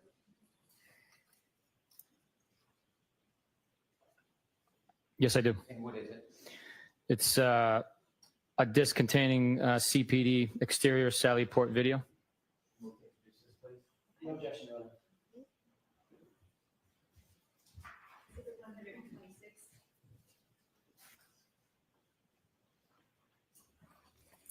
Similarly, did you obtain video from the front driveway of the Canton Police Department depicting the arrival of the defendant's Lexus? Yes. May I approach again, Your Honor? Yes. Thank you. Hand you another item. Do you recognize this, sir? Yes, I do. What is it? It's Canton PD driveway video. And is this a copy of the video you obtained? Yes, it is. I would move this into evidence. No objection. Exhibit 127.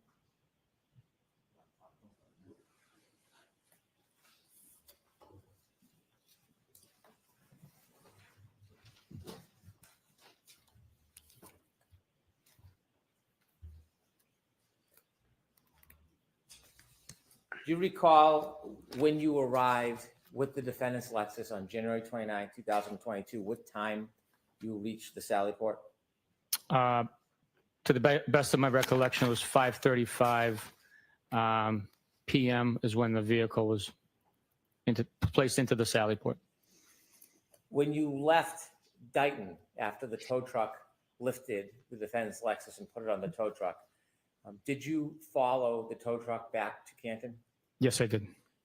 Did the tow truck stop at any point between Dighton and Canton Police Department? Other than red traffic lights, no. When you were following, how were you following the tow truck? I was keeping a safe distance, always keeping line of sight behind the vehicle. I was following it from Dighton residence all the way to Canton PD. Was Michael Proctor with you in your truck? Yes, he was. Did you take any detours on your trip back to the Canton Police Department? No, we followed the truck driver. He led the way. At any point, did you take any turns to Fairview Road? No. Did you know whether or not there was a CERT team at Fairview Road searching while you were driving back to the Canton Police Department? I knew one was dispatched, yes. Did you go to Fairview Road to speak to any of the CERT team members? No. Did you watch the CERT team members conduct their search? No, I did not. In any way, did you, at any point during that search, see it happening? No, I did not, no. When the CERT team members were there, do you remember that they arrived at 4:54 and 4:56? I don't have a specific memory, but I know that they arrived sometime between that hour. When you arrived at the Sallyport, at the Canton Police Department with the defendant's Lexus, what was your understanding of where the CERT team was? My understanding was they were at 34 Fairview. When you first arrived around 5:37 at the Canton Police Department, were any members of the CERT team at the Canton Police Department? Objection. I'll allow it. Lay a foundation. Now, I asked you, do you remember about what time you got back to the Canton Police Department? Do you know specifically what time you got back? I know we pulled in to the driveway at 5:30 p.m. And did you see some of the timestamps that you have shown on cross-examination? Yes. Did you see the timestamp 5:37:18 when it was shown to you by the defense? Yes. At that time, when you were arriving and bringing the defendant's Lexus into the Sallyport, was there any CERT team members at the Canton Police Department? No.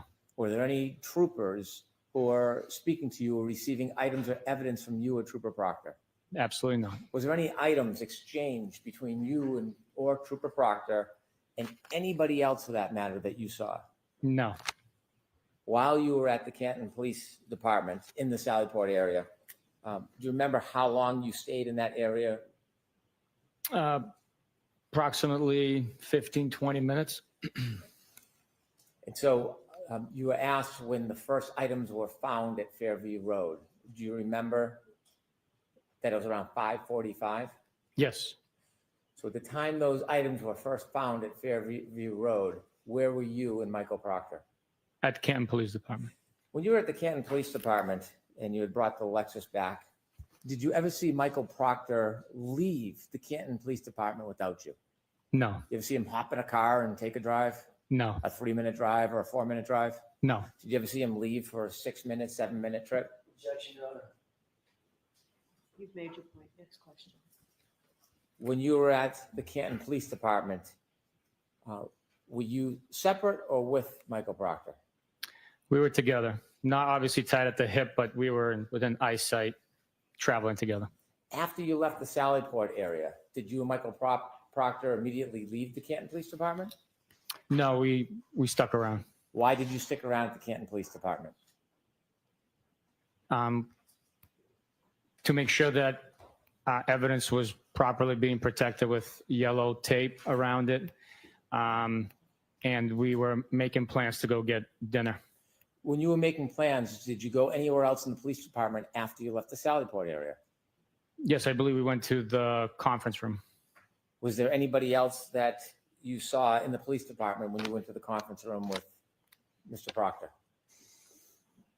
I remember talking to Chief Berkowitz in the police department. We were in the dispatch area at one point in time as well. So there was multiple people that observed us there. At any point, did you give any items to Chief Berkowitz? No. At any point, did you ever see Michael Proctor hand or give an item to Chief Berkowitz? Absolutely not. You said Michael Proctor had a folder with him. Yes. Is that typical in an investigation? Yes. Did you ever see him place taillight or any item in that folder? No, that would be absurd. Did you ever see him retrieve an item or taillight pieces and give it or sneak it over to Chief Berkowitz? Objection, Your Honor. Did you ever see Michael Proctor ever hand any piece of taillight to Chief Berkowitz or any other officer for that matter? No. The entire time you were there, did either you or Michael Proctor, from what you saw, provide any items, physical items, to anybody else that was there? Objection, Your Honor. I'll allow that. No, we did not. Okay.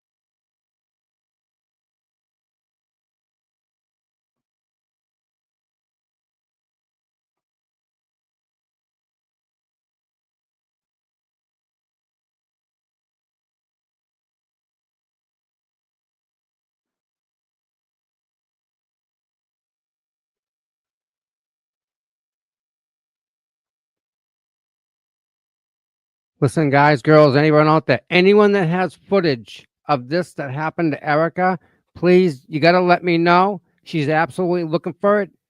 And I'm serious. If you see it on Court TV, if you see it anywhere, I need you to get it to cputom@gmail.com, and I'll get it to her. But please, guys, keep your eyes out for anything, any video of Erica and what the state police made her do.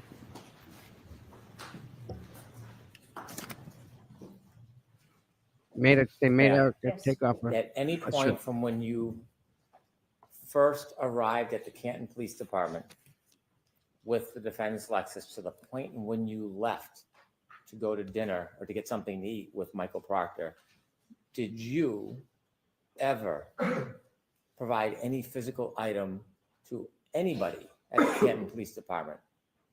No, other than dropping off the vehicle itself, we did not exchange anything. Oh, don't say we, I'm just asking for you. Now I'm going to ask you, at any point when you went to the Canton Police Department until you left to go to eat with Michael Proctor, did you ever see him hand any physical item to any other person whatsoever? No, I did not. And after, do you know about what time you and Michael Proctor left the Canton Police Department? I would have to estimate it to be around 6, maybe well after 6. And at the point you left, do you know how many of the items had been found by the CERT team at 34 Fairview Road at the time you left the Canton Police Department? Objection.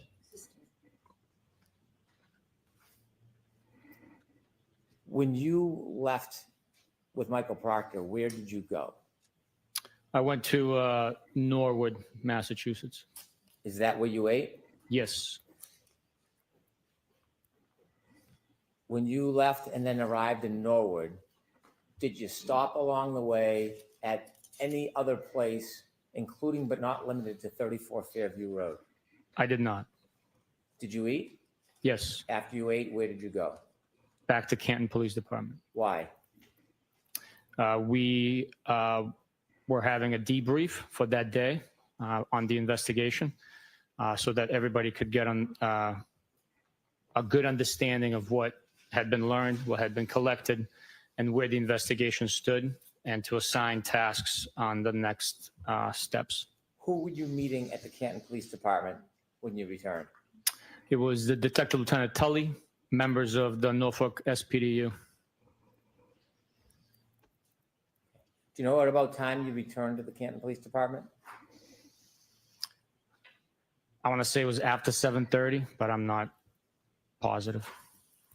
When you left the place that you and Mr. Proctor ate at and returned to the Canton Police Department, did you take a swing by Fairview Road? No. Did you stop anywhere from the point you left where you ate and came back to the Canton Police Department? No, sir. When you came back to the Canton Police Department, did you get debriefed? Yes. Did you learn whether or not the CERT team had found any physical items at Fairview Road? Objection. I'm going to allow that. Yes, I did. Did they give you any details about what they had found at Fairview Road during the CERT team search? Objection. I'm going to allow that. I learned that Objection, Your Honor. I'm going to allow this. I learned that the second sneaker was located. Also, a large piece of red taillight was also located. After you were debriefed, did you leave the Canton Police Department? Yes. Who did you leave with, if anybody? It was myself, Trooper Proctor, and Trooper Keefe, I believe.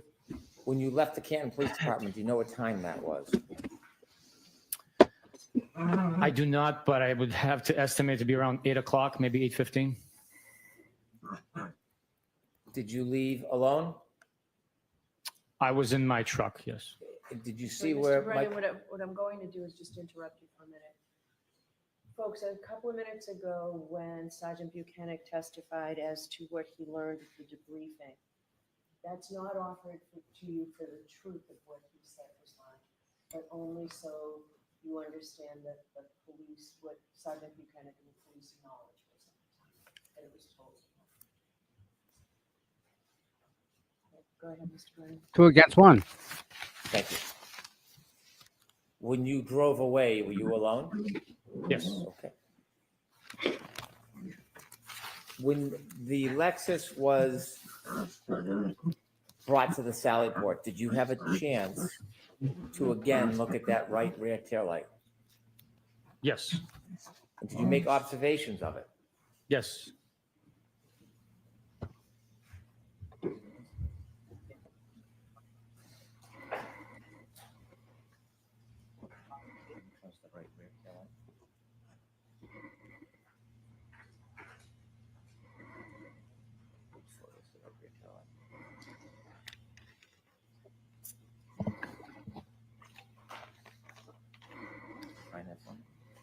The right rear tail light.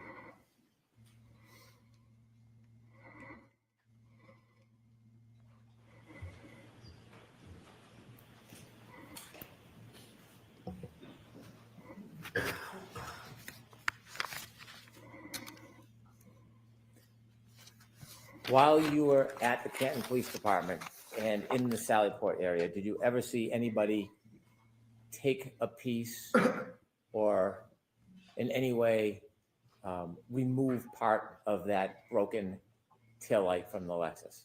No, I did not. If you had, what would have you done? Objection. Sustained.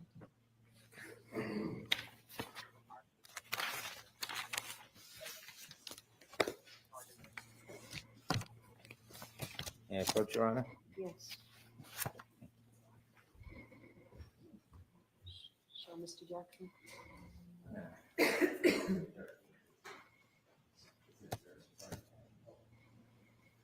I have Exhibit 13 displayed, please? Okay.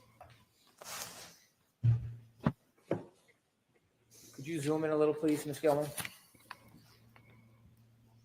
Do you recognize that photo? I do. What do you recognize it as? I recognize it as the damaged and missing pieces of the right rear taillight on the defendant's Lexus SUV. When the Lexus was brought into the Sallyport, was there still snow on it? Yes, there was. Was there any snow on it that covered parts of the vehicle? Yes, there was. Was there any snow in that area Currently, no. when you first brought it into the Sallyport? I'm sorry, in the area of the vehicle? No, the area of that taillight. Yes, there was, yes. How close did you get to take a look at that? I was within a foot of it. Is that a fair and accurate depiction of what you saw? Yes, it is. From what you saw, was the damage you saw when you looked at the car for the first time in the Sallyport area any different than the damage that appears on this Exhibit 13? It is not. As part of your investigation, did you look for, you can take that down, please, and lights on, thank you. Did you look for other evidence that the taillight was broken before it came into the Sallyport area? Yes, I did. Did you have a chance to view the ring video from Meadows Road at 5:07 in the morning? Yes, I did. And when you looked at that, did you have an opportunity to look at the defendant's Lexus backing up and then leaving that driveway? Yes, I did. Did you have a chance to see if there was any evidence? Yes, I did. And what did you see that stood out to you about the taillight? The taillight is shining white and not covered by a red taillight cover, which would have produced a red light. Did you further look at any video from the Canton Police Department dash cams to get a view of that taillight and determine whether it was broken before it was even brought to the Sallyport area? Yes, I did. And did you in fact look at video or still photographs from the Canton Police Department dash cam? Yes, I did. Could I have Exhibit 11 displayed, please?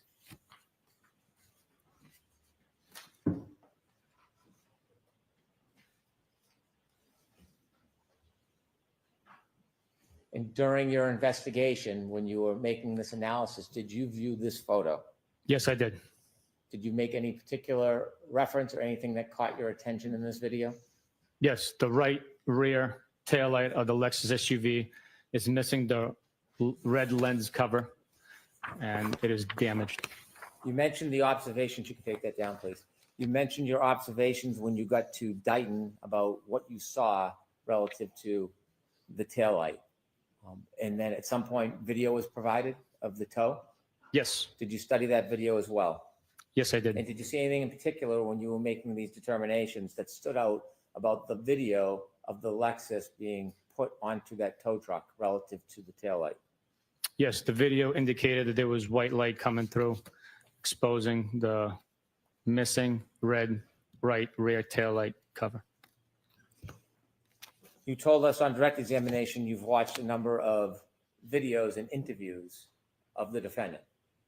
Yes. Without getting into the content, did you watch any videos where the defendant talks about the broken taillight prior to the Sally Port? Objection, Your Honor. In that form, I'll sustain it. Did you listen to any interviews of the defendant relative to the taillight? Yes.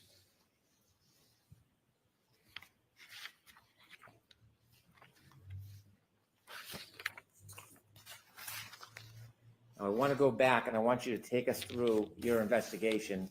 And I want to be specific about what you learned and when and what you did with that information relative to the decisions and the direction of your investigation.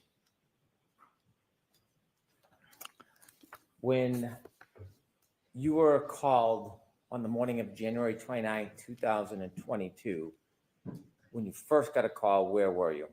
I was at home in bed. You mentioned that after you received the call, you called another trooper at that time.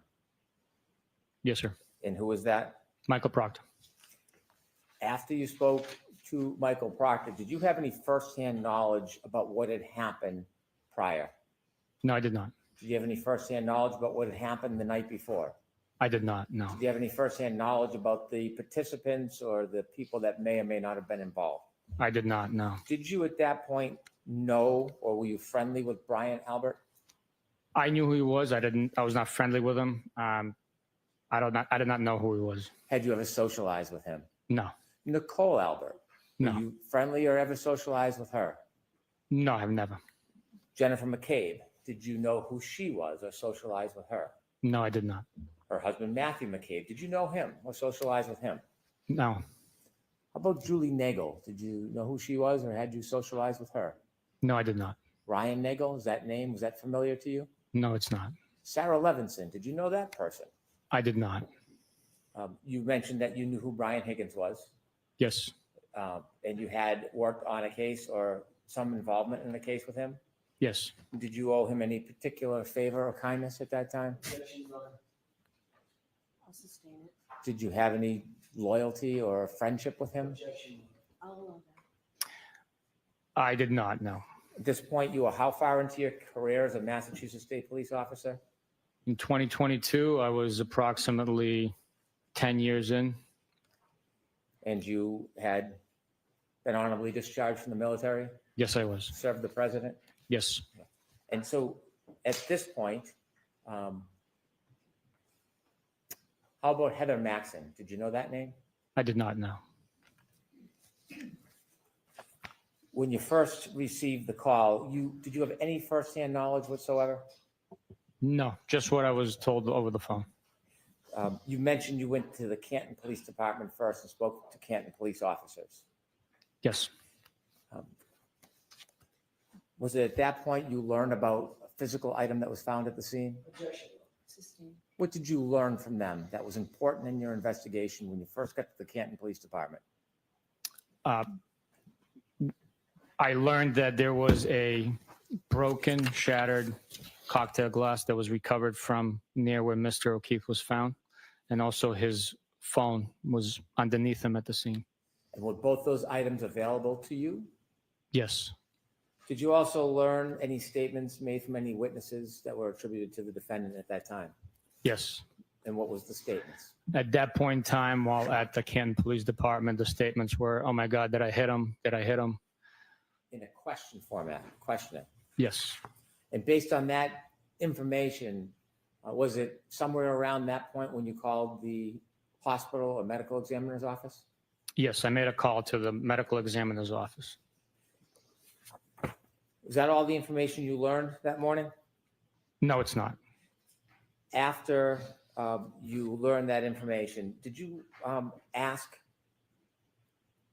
the police officers, well, let me ask it this way. After you learned that information, did you want to go somewhere?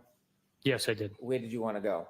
I wanted to interview the individuals that were with the defendant when Mr. O'Keefe was located and get their accurate and most first-person information from them directly. Do you know whether or not, were they suspects at this point? No, they were not. Did you know whether they were eyewitnesses or differently witnesses? At this point in time, prior to speaking to them, I just knew that they were eyewitnesses for the location of Mr. O'Keefe, but I did not know if they were eyewitnesses or witnesses. And who did you speak to? I spoke with Ms. Jennifer McCabe, Mr. McCabe, and Mr. Brian Albert. When you spoke to them, did you separate them or speak to them as a group? I separated them. You went to whose house to speak to them? The McCabe household. Is it typical to go to a person's house rather than bring them to the station under these circumstances? Ask it differently, Mr. Why did you go to their house rather than ask them to come to the police station? Well, there were multiple factors involved in that decision. One, the driving conditions. Two, these are witnesses that had suffered some sort of traumatic event finding their friend on the front lawn of their own town.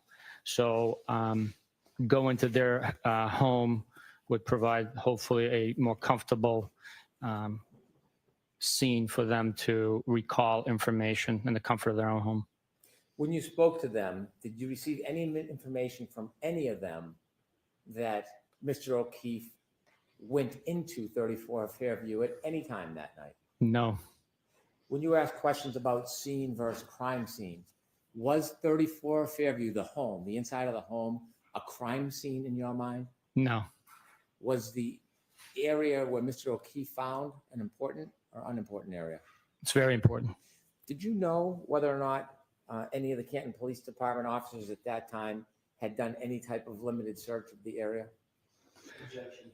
Just whether you knew. At that point in time, we did know, yes. What did you learn about the scope or the breadth of that search by the Canton Police Department? I'll allow that. I knew that it was brief based on the weather conditions and the item that was recovered. After you spoke to Jennifer McCabe, and did you say Brian Albert? Jennifer McCabe, Matt McCabe, and Brian Albert. At that point, did you have any reason to want to go into 34 Fairview? No, I did not. Did you learn whether or not Canton police officers spoke to those particular people who lived there before you got there? I had learned, yes. What did you learn? I learned that Canton police officers went inside the home, spoke with members inside the home as well. When you speak to witnesses, you've done many interviews over your Yes, career? I have. Yes. In addition to asking questions, what are you looking for when you speak to a witness? We're looking for body language, how willing they are to provide the information, and as with everyone, we always trust by verify. We corroborate their statements. Did you see anything about these witnesses when you spoke to them that cued you or concerned you to do a further investigation? Ask it differently. Was there anything about their mannerism or demeanor that stood out to you? I'll allow it. No. After speaking to the witnesses, in your mind as an investigator, what did you need to do next? I needed to take a look at Mr. O'Keefe's injuries for myself. And you share with us detail about when you went down to Good Samaritan Hospital to make observations. Yes, sir. On direct examination, I pointed out you're not a medical examiner, are you? I am not, no. Not a biomechanical engineer. I am not, no. In your experience, when you looked at Mr. O'Keefe and had a chance to study his body, what impression did that leave you with relative to your investigation? I'll allow that. At that point in time, after viewing Mr. O'Keefe's injuries, my impression shifted from him possibly being struck with the glass that was located at the scene where he was found to him being struck by a vehicle. Why? Due to the abrasions and cuts on his right arm, and the amount of force, in my experience, the amount of force one would have to generate to produce the wound to his head. I'm going to strike that last part. After coming to the conclusion, or strike that, after making your observations and your determination, did your focus shift at that point? Yes, it did. Where did you want to go next? I wanted to observe the vehicle that the defendant was driving. What were you going to be looking for? Any damage to the headlights, windshield, and other parts of the vehicle that would have come into contact with Mr. O'Keefe. You mentioned the windshield and the headlights. Those are in the front of the car. Did you have an impression at that point? Yes, majority of the cases that I had exposure to with pedestrian vehicle strikes, the strike comes from the front of the vehicle. So in my assumption, speculation at that point in time, based on the limited information I had, that was my theory. When you got to Dighton, did that theory change? Prior to our arrival to Dighton, the theory had changed. Based on information you received from Jennifer McCabe? Objection. Sustained. What was that based on? It was based on information I received from Jennifer McCabe's phone conversation. And what was that information? That the defendant told her that she had damaged her taillight and showed Mrs. McCabe and Mrs. Roberts the missing pieces and damage to the rear right taillight of her vehicle. When you got to Dighton and had a chance to look at the defendant's Lexus, did your focus of your investigation develop in any way? Yes, seeing for myself that there was actual damage, coupled with the statements made, did I hit him? Could I have hit him? Along with the my observation, obviously, of the vehicle, my focus began to concentrate on the defendant. You share with us that you went inside and spoke to the defendant. Yes.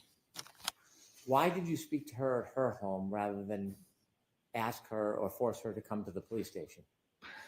Same reasons we interviewed the witnesses, the driving conditions, the time that it would take for her to respond, the comfort of her own home or her parents' home, where she had just experienced a very traumatic event, being concerned for her well-being.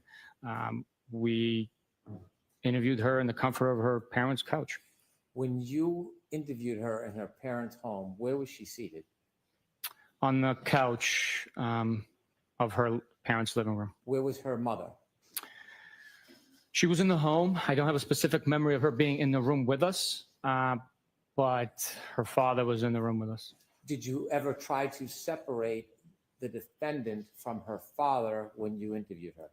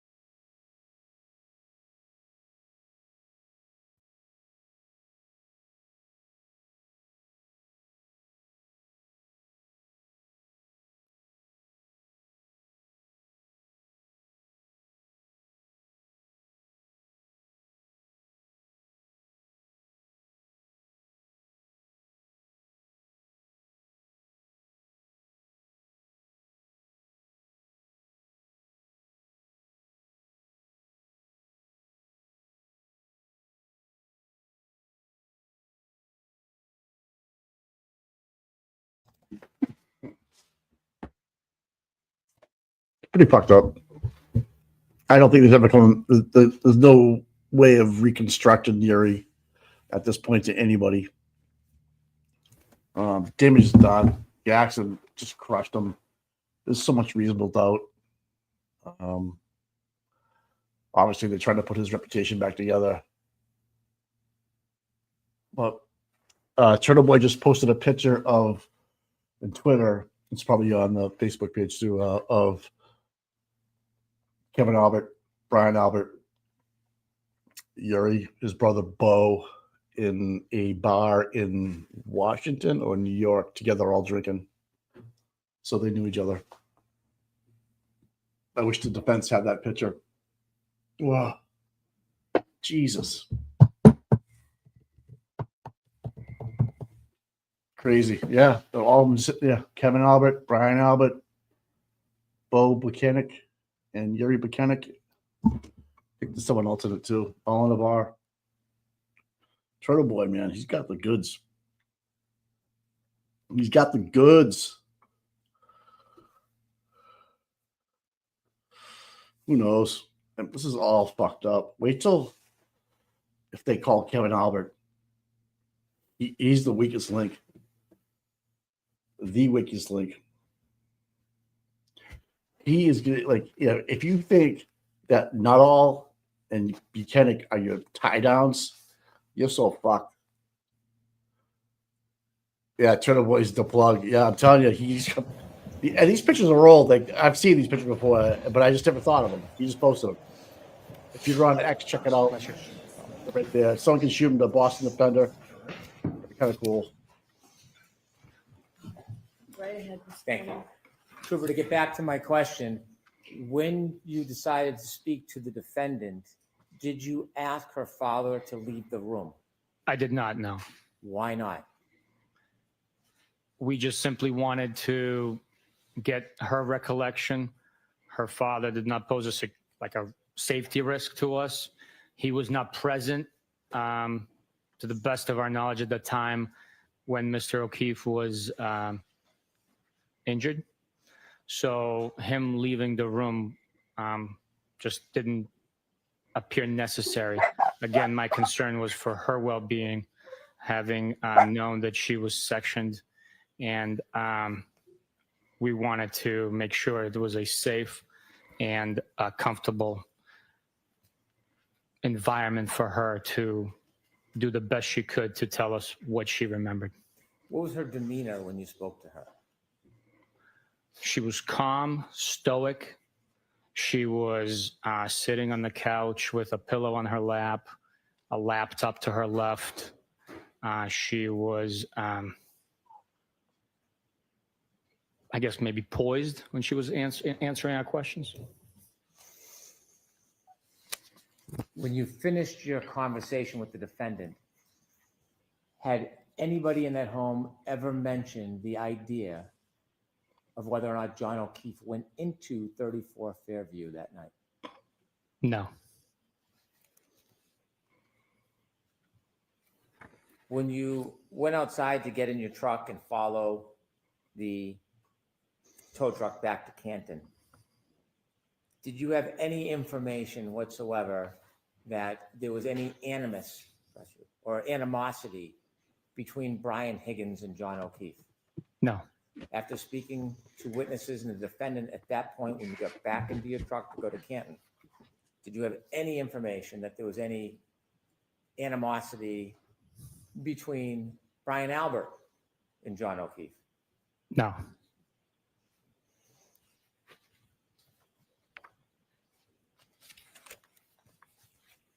We've already talked about, out of order, your return back to Canton, the Sallyport, and then you and Mr. Proctor going out to dinner and going back. So I'm going to skip all of that.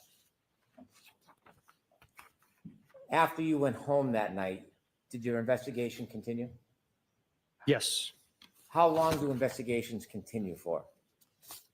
Until they are completed and exhausted, sometimes years, sometimes decades. If you were to receive new information tomorrow, would you consider it? Absolutely. When you write police reports, is there a time limit on when you can file a report? No. Throughout this case, did you write a number of reports over time? Yes. Did you engage in tasks after the case began? Yes. Have you engaged in tasks recently? Yes.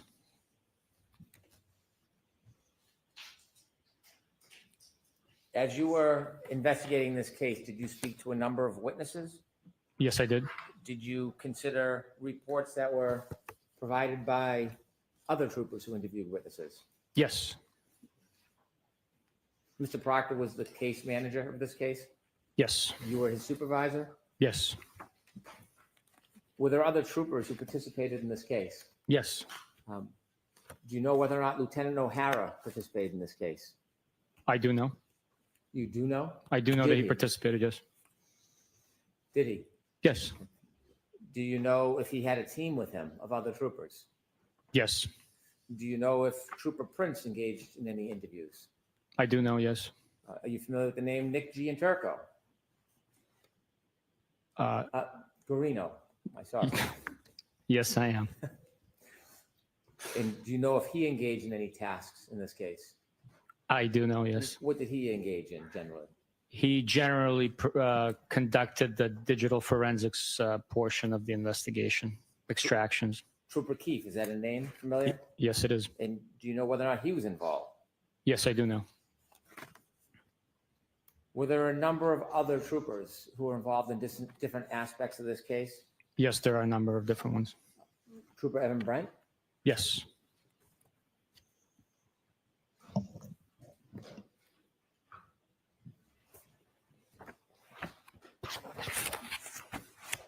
Did you look or seek other information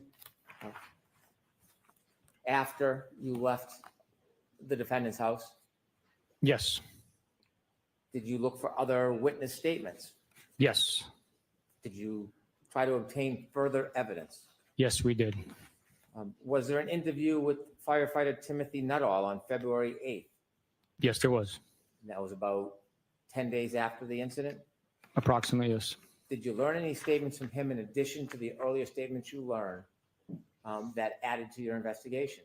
Yes. I'm going to allow it. And do you remember what Timothy Nuttall told you on February 8th, 2022 about any statements of the defendant? Objection. So folks, again, this is being offered not for the truth of the statement, but simply to show that the information was provided to the police. Yes, Mr. Nuttall was one of three, I believe. So talk about Mr. Nuttall, please. Mr. Nuttall told me that the defendant stated, I hit him, I hit him, I hit him.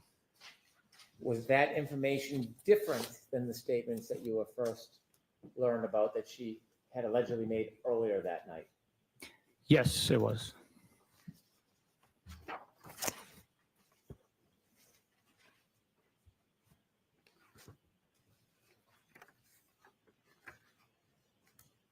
Did you interview firefighter Daniel Whitley on February 8th, 2022? I did. When you spoke to him, do you remember whether he shared any statements about the defendant telling him anything about her interaction with Mr. O'Keefe at the end of that night?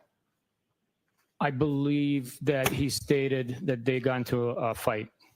Do you remember the words that he used when he described that fight?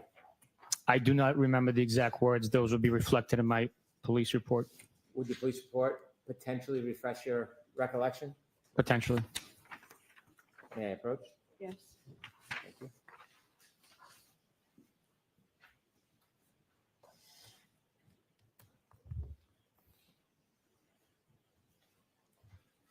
Wonder how Aiden's making out in Worcester.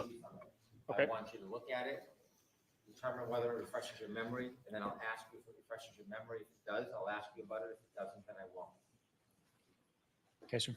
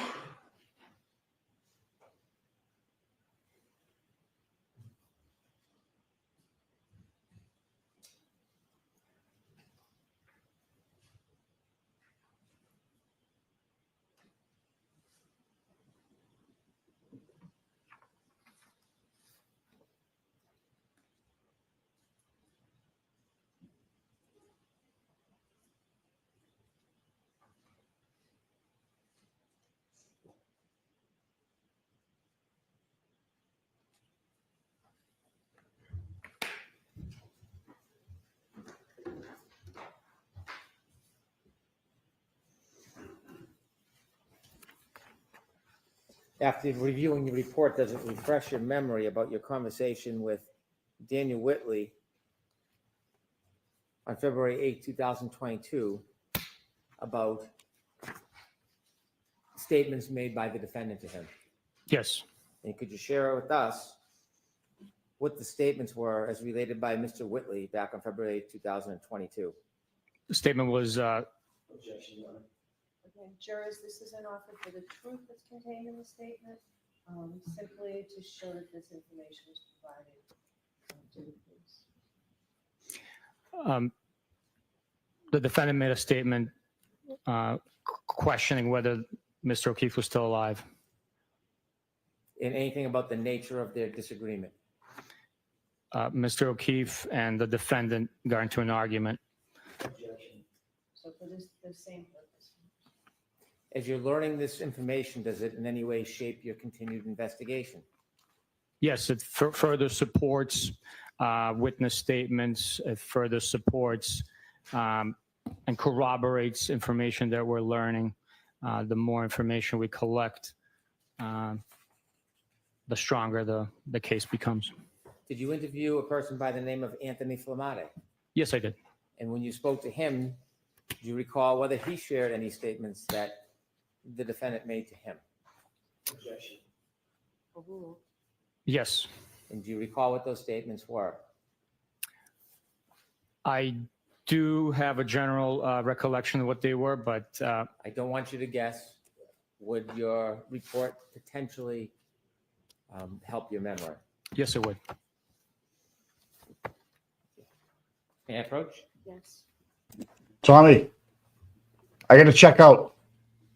All right, I'll see you tomorrow. Thanks. You're on mute. Yeah. Listen, I'll give you a ring. I'm getting more information. Refreshes your memory. Yeah, I got to take the dogs. Let me know if it does. I'll then Hey, have a good night, my ask friend. questions about That's it. all right. All right. Yeah, talk to you guys later.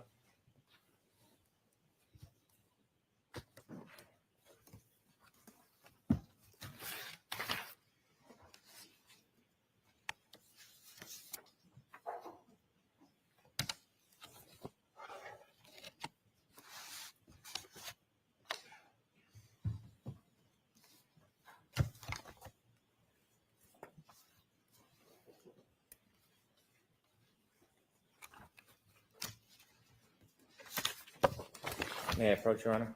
Yes.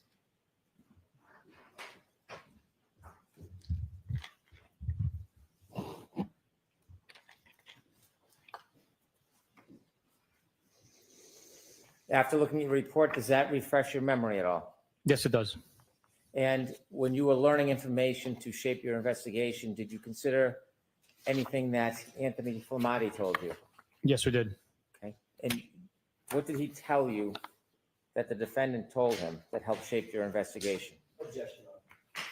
I'm going to see Counselor Slyback for just a minute here on this one.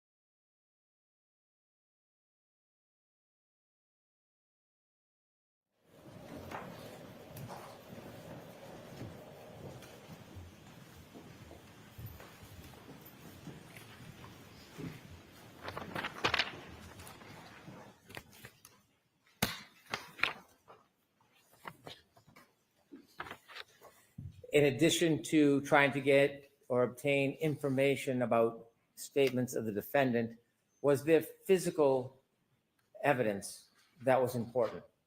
Yes. Was there any data evidence that any of the team from the Massachusetts State Police, were you aware of them pursuing any data type evidence? Yes, there was.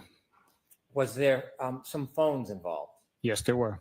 What phones did you understand or pursue that you thought might be helpful for your investigation? For one, Mr. O'Keefe's phone was a device that we were looking into. We also had seized the defendant's phone and were attempting to access that device.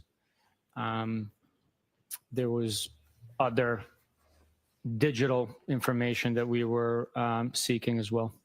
Was the potential data from the defendant's Lexus important to the team of investigators? Extremely important. And did any of your team or the team pursue that black box, so-called black box data? Yes, we did.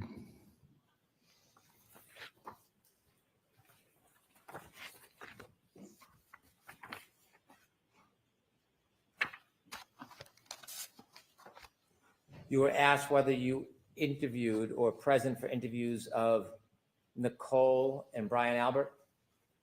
Yes. And after you spoke to them, including and considering all of the prior information you had, was there any evidence that John O'Keefe went into 34 Fairview Road on January 29, 2024? There was not.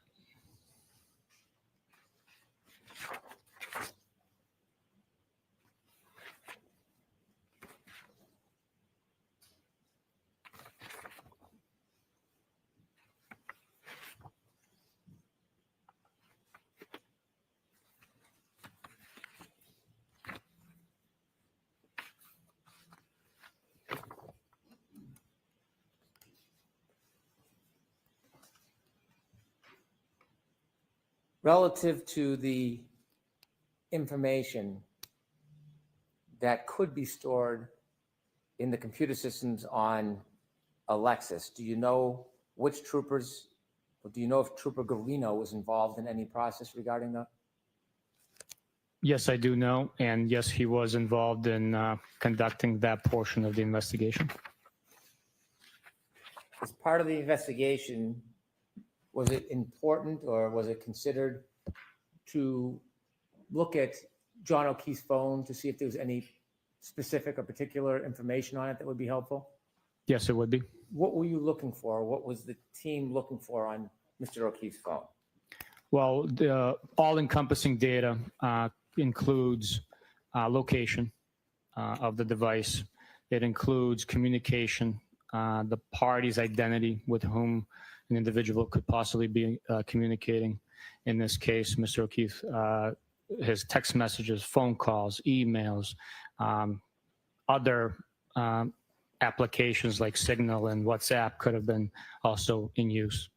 How about voicemails?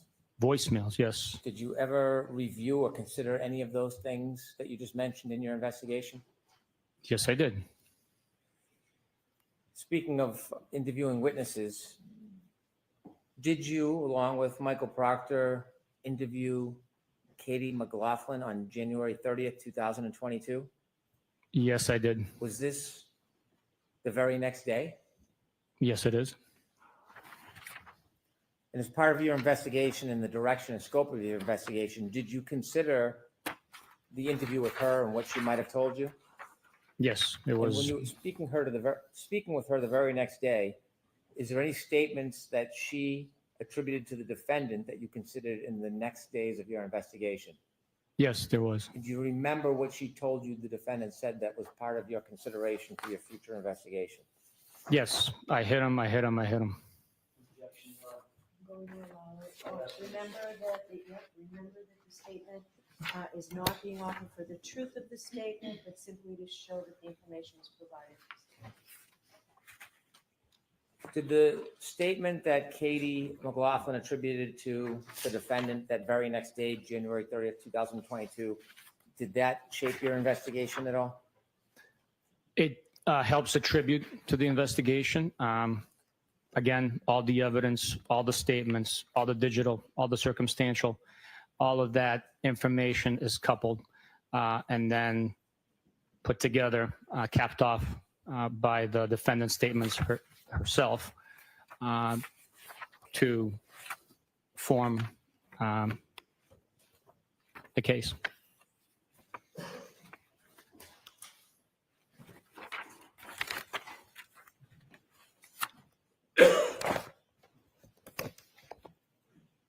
There were questions about a plow driver by the name of Brian Loughran.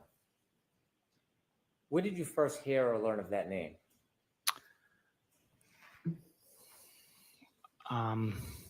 It was quite some time after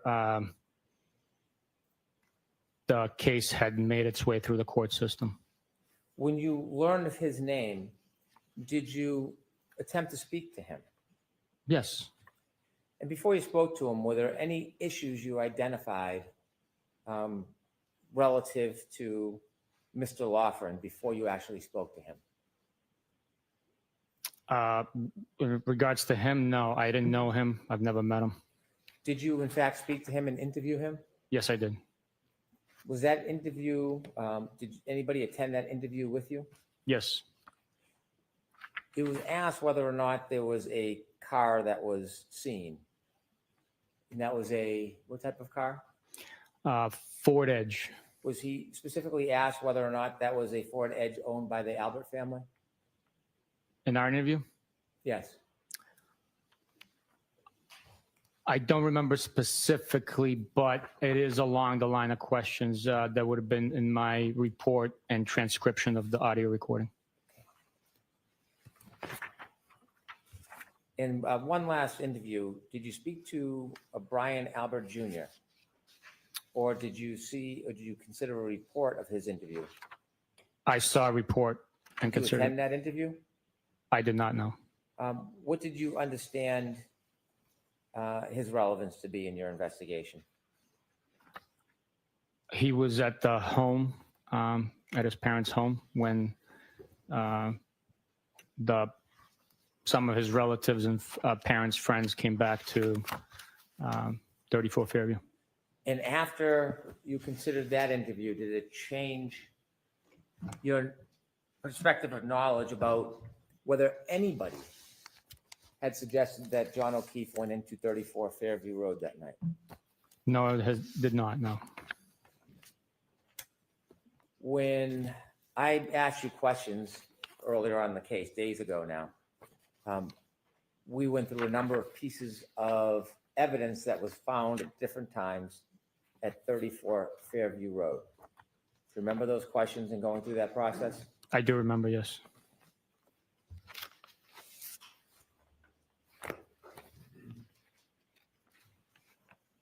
When we went through that process, were there any items that I did not ask you about? Yes, there were. And the items I did not ask you about, were they retrieved or found on different dates? Yes, they did. They were, yes.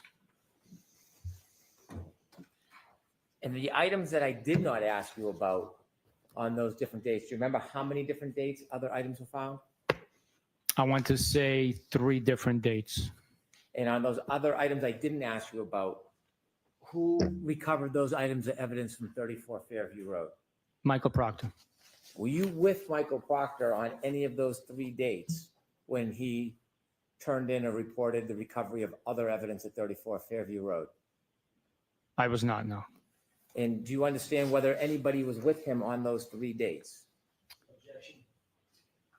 I'll allow that. My understanding that nobody else was with him. And I did not ask you about any of those pieces of evidence? No, you did not, no. On cross-examination, you were asked about those 3 pieces of evidence? Yes, I was. Were you shown what are now exhibits containing pictures and a photograph of the bags in which those items were bagged? Yes, I was. Do you have those physical pieces of evidence? I do. Now I'd like to ask you about those 3 pieces of evidence. Was there evidence produced from February 8th, 2022? There was. Who produced that evidence? It was Michael Proctor who recovered it. And you were not there that date when he recovered the items? I was not, no. I'd ask you to retrieve 7-13, the items that were found on February 8, 2022. Yes, sir. Do you have gloves? I do.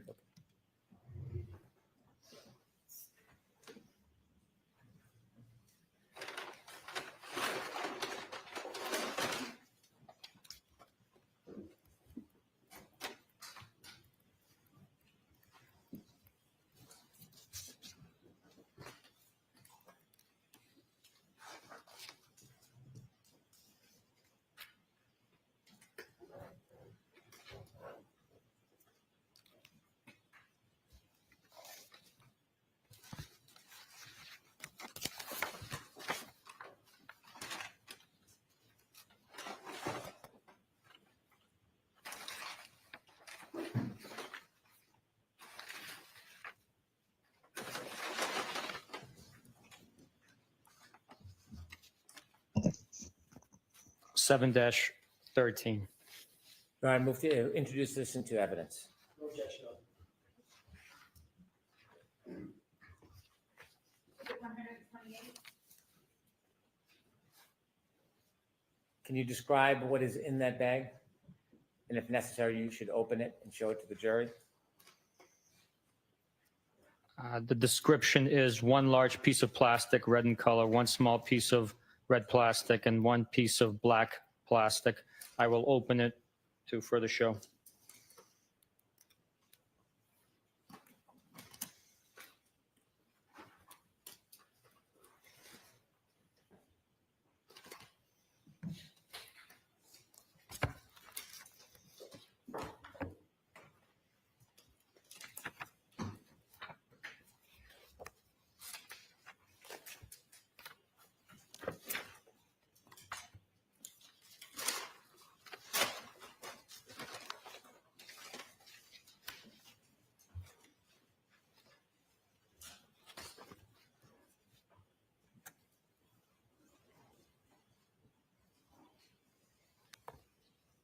This one's labeled 22-02-184-7-13 as the bag. And this is letter number, or a letter labeled A as an alpha.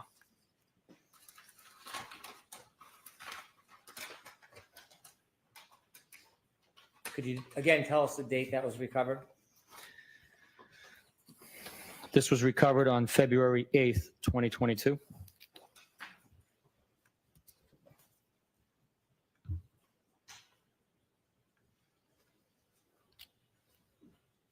This appears to be a black piece of plastic, same identifying numbers, but this one is labeled with the letter B as in Bravo.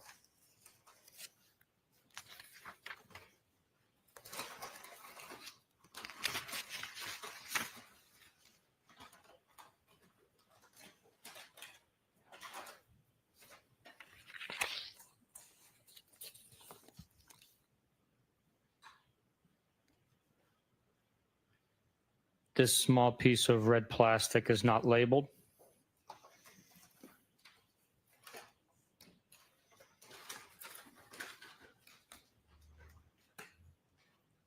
Thank you. You mentioned this was on February 8, 2022. Earlier in, are you done with that package? Yes. Earlier in your testimony, you had shared that you went back to 34 Fairview on February 10, 2022. Yes, I did. And on that date, you recovered pieces of taillight. Yes, I did. At that point, on February 10th, 2 days after that February 8th production, was there still any snow on the ground at 34 Fairview? Yes, there was still snow on the ground. Obviously not in the amount that was there the first day. The second production from Mr. Proctor, do you know what date that was? Don't hold me to it. I want to say the 11th of February. And did you bring 7-14 and 7-15 with you? Yes, I did. Could you produce those, please?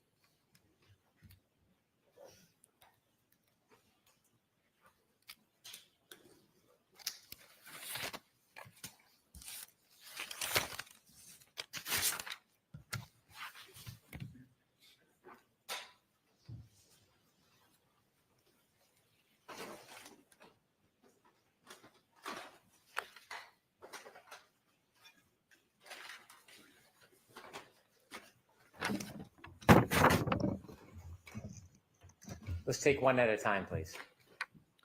714 and 715. Let's start with 714. I'd like to move that into evidence, please. No objection.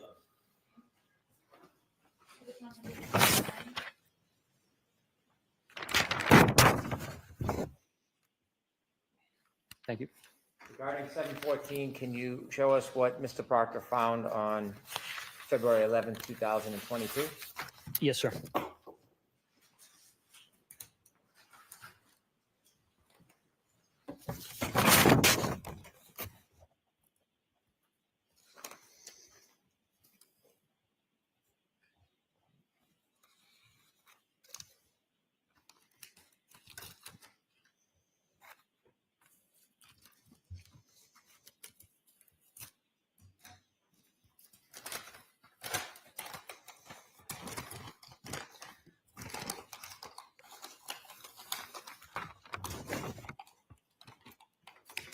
There appears to be a variety of wax, like stamp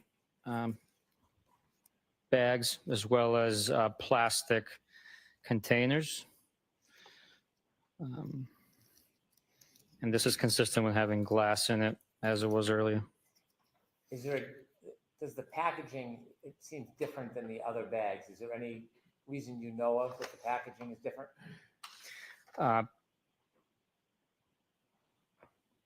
It appears that these are small fragments of glass, so for safety reasons, it appears that they were placed into a hard containers to prevent injury or maybe possibly losing it. Could you just hold up a few examples for the jury to see? Yes. This one here is labeled 714 and then A.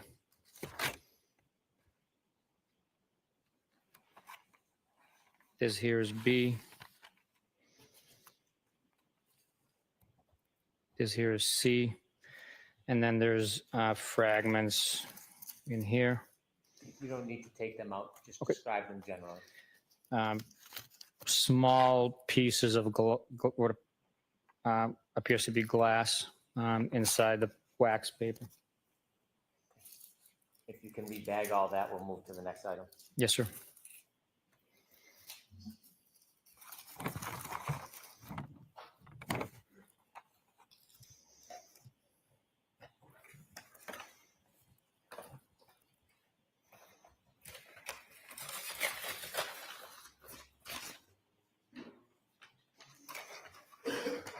$7.15.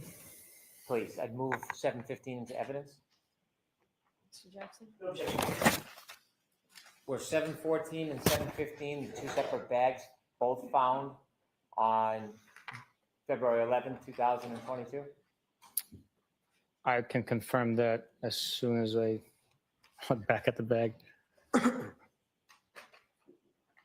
130.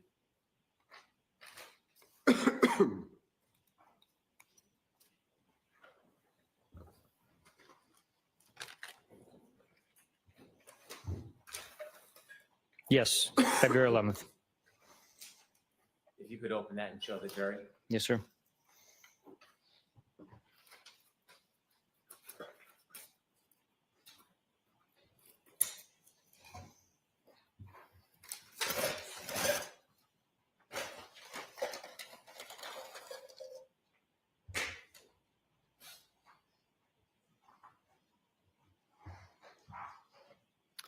This item is labeled with the same limbs number, 715, and the letter A.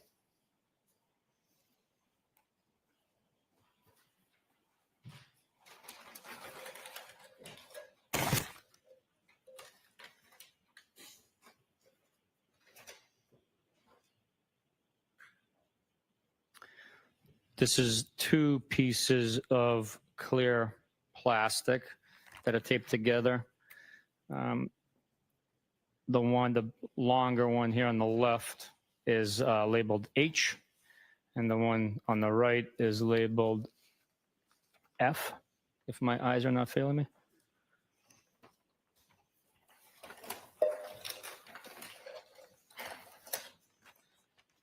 This is a canister labeled debris collection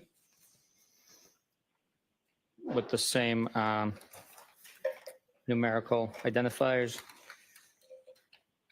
When would you use a canister as opposed to just putting it in a bag or a plastic bag? Is there a reason it's in a canister?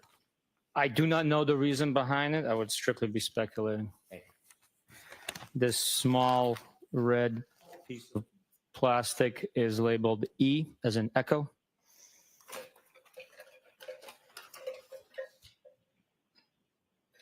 There are more small pieces of that, similar to that size that I just showed, but. Very well. You can rebag that.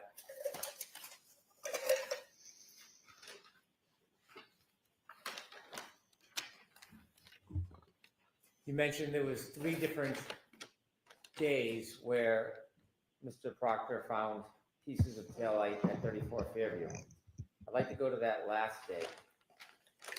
That would be the 18th, I believe, of February. And do you have a bag? I do. Could you produce it, please?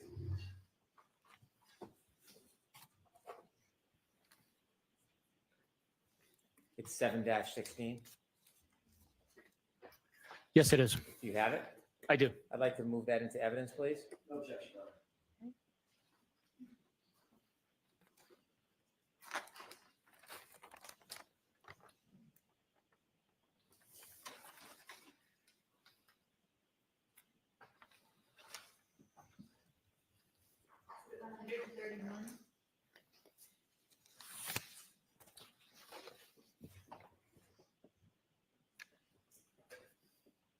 Thank you.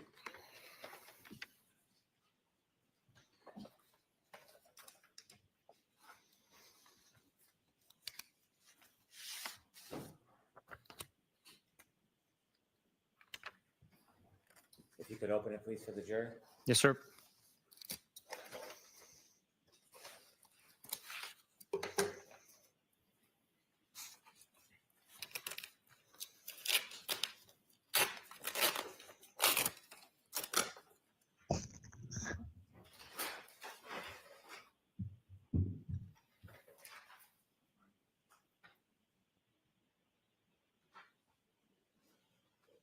This one's labeled B.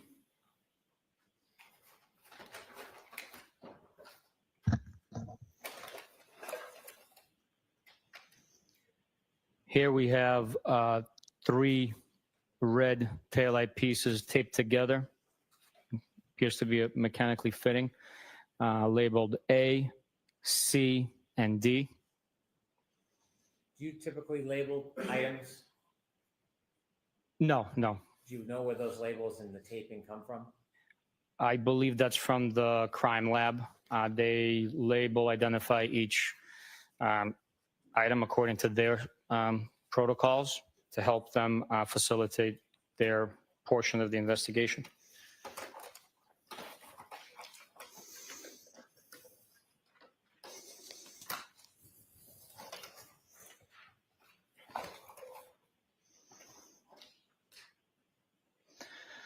Small clear piece of plastic labeled E as in echo.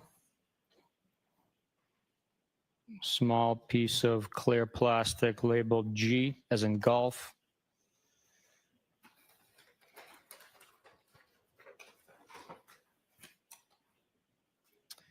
And another tin canister labeled piece of plastic. Thank you. Yes, sir.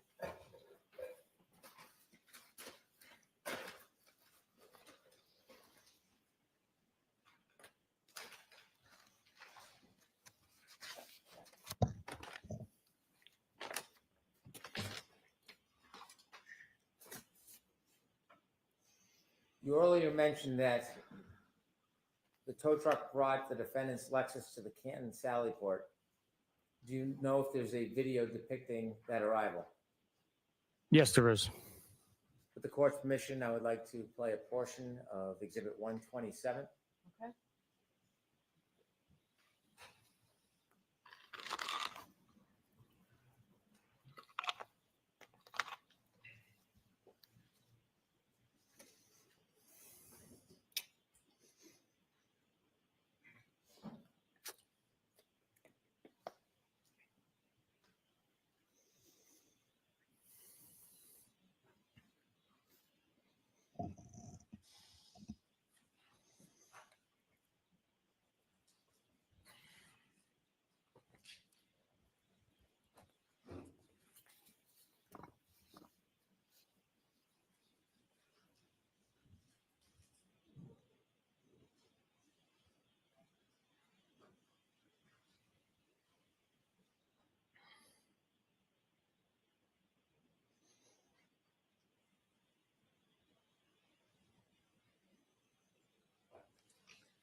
Have you seen that video before?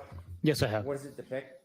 It depicts a tow truck from Diamond Towing arriving at Canton Police Department, followed by my personal pickup truck that we're following the vehicle in. That video, that's before the video of being in the Sally Port? Yes, it is.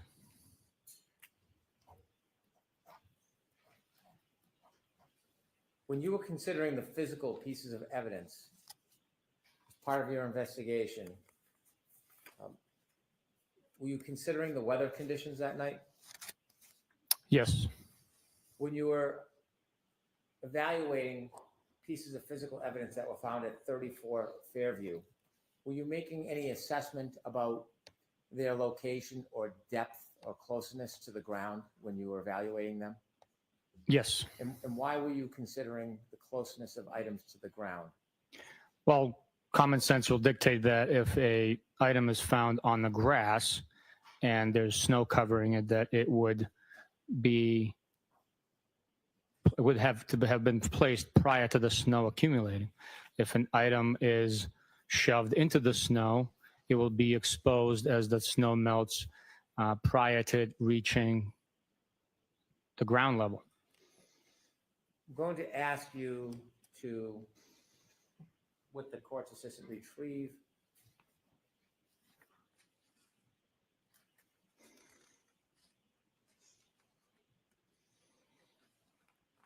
Exhibit 85.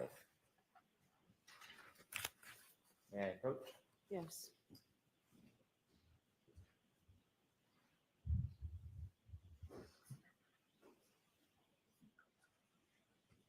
I have to go over and get it. You don't have it. I'm sorry. I just right across the way. My apologies. No, it's okay. Sure. I'll bring it.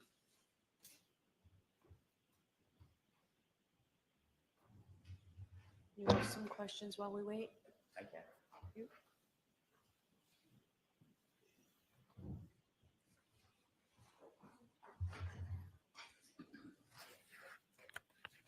When you retrieve pieces of taillight on February 3rd,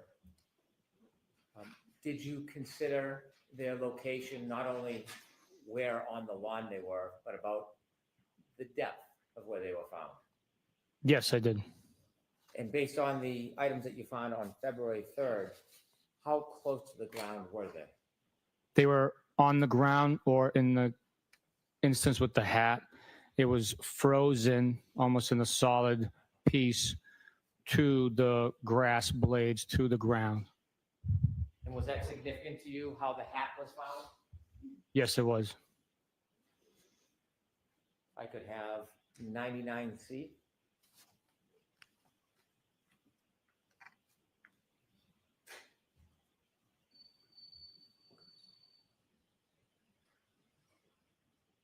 And could we now have 99D?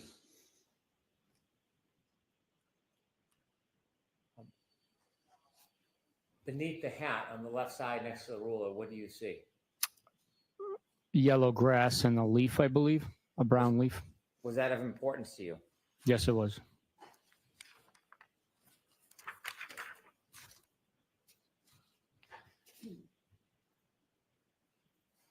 I may approach, Your Honor. Yes. And if you could turn the lights on and take that down, please.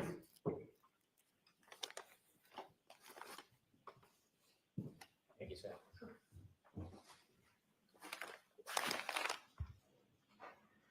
I'm approaching with exhibit 85. Could you take the item out of the bag, please, sir? Yes, sir.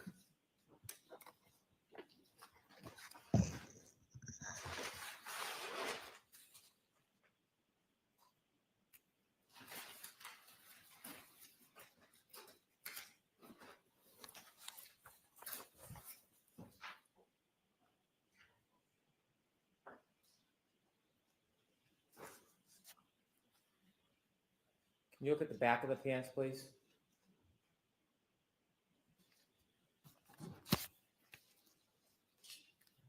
As part of your investigation and the significance of the evidence, did you consider any debris on the back of the pants as part of your analysis?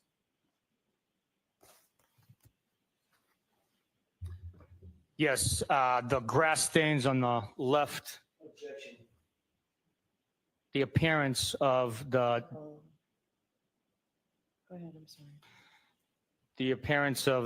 the staining that's taken place or had taken place on these jeans was significant in the fact that it appears to be green and grass stain. What did that suggest to you as part of your evaluation of your investigation and the decisions that you made after? It suggests that Mr. O'Keefe impacted the grass area with his left glute, transferring green staining onto his pants. Are you or do you know from your investigation the amount of snow that was on the ground at about 12:32:09 to 12:32:12 on January 29th of 2022? Yes, based on my investigation and review of video from surveillance footage, it appears to be very little to a coating of snow in some areas. You could repackage that for us, please? Yes, sir. Your piece pass.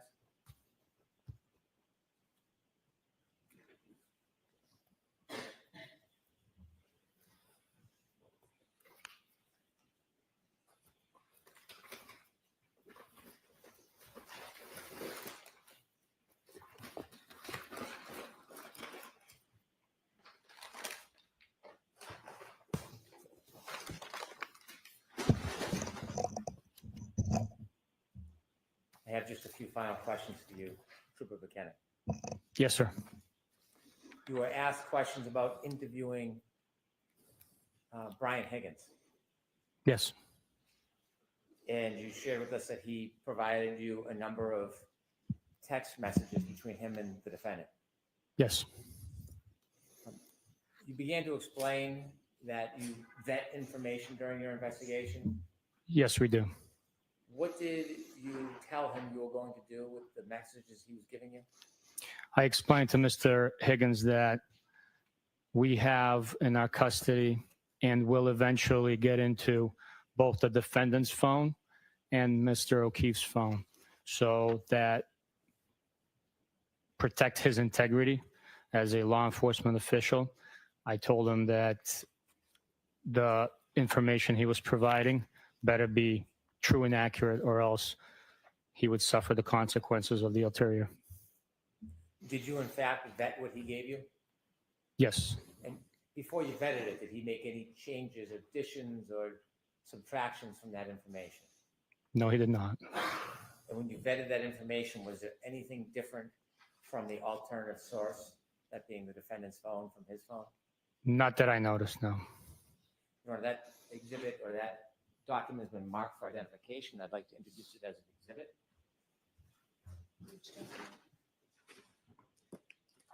Identification number is that?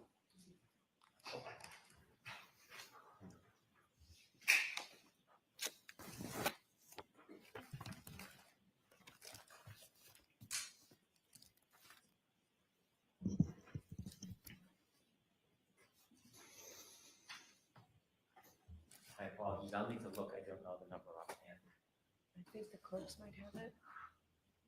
It's marked for identification. No, it's actually marked. It was EE now. Oh, it was introduced? It was. I didn't realize that this has been introduced as Exhibit 150.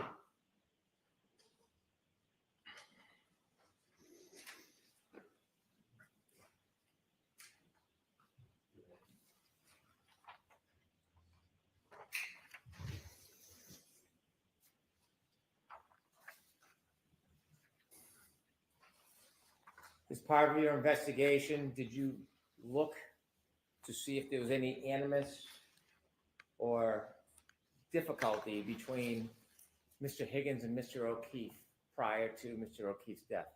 Yes. Did you look at text message records to see if there was any motive that was evidenced in those text messages for Mr. Higgins to want to murder Mr. O'Keefe? I did look. May I approach? Yes.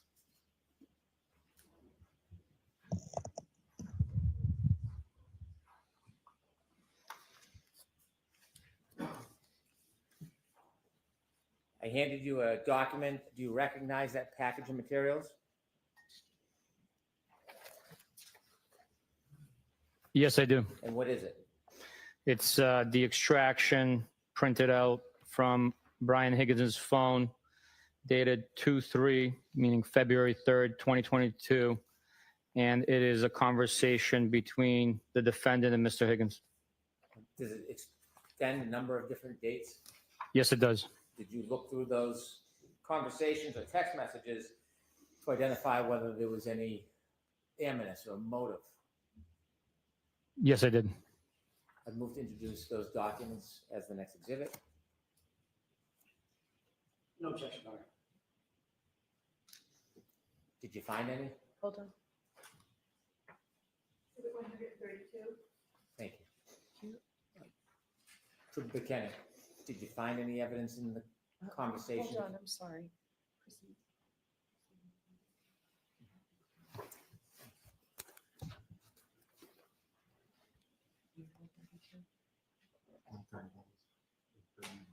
Okay, thank you. Sorry, go ahead. My apologies. No, that's okay. So, Trooper Bukhenik, when you studied the materials, the conversation, communications between Brian Higgins and John O'Keefe, did you find any evidence shaping your investigation that there was a motive to harm, hurt, or murder Mr. O'Keefe by Mr. Higgins? No, there was not.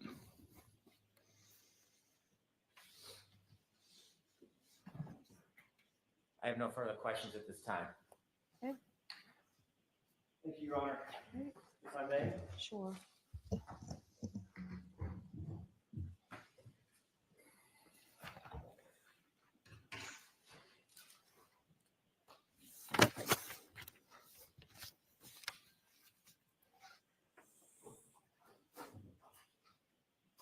You were just asked about Brian Higgins in your interview with Brian Higgins. Where did that take place?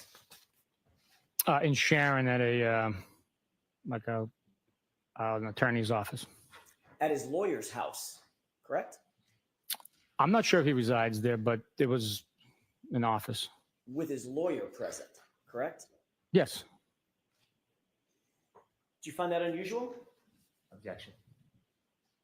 Sustained. He wasn't under arrest, correct? No. You hadn't read him his rights. No need to know. No need to, because he wasn't in custody, correct? Correct.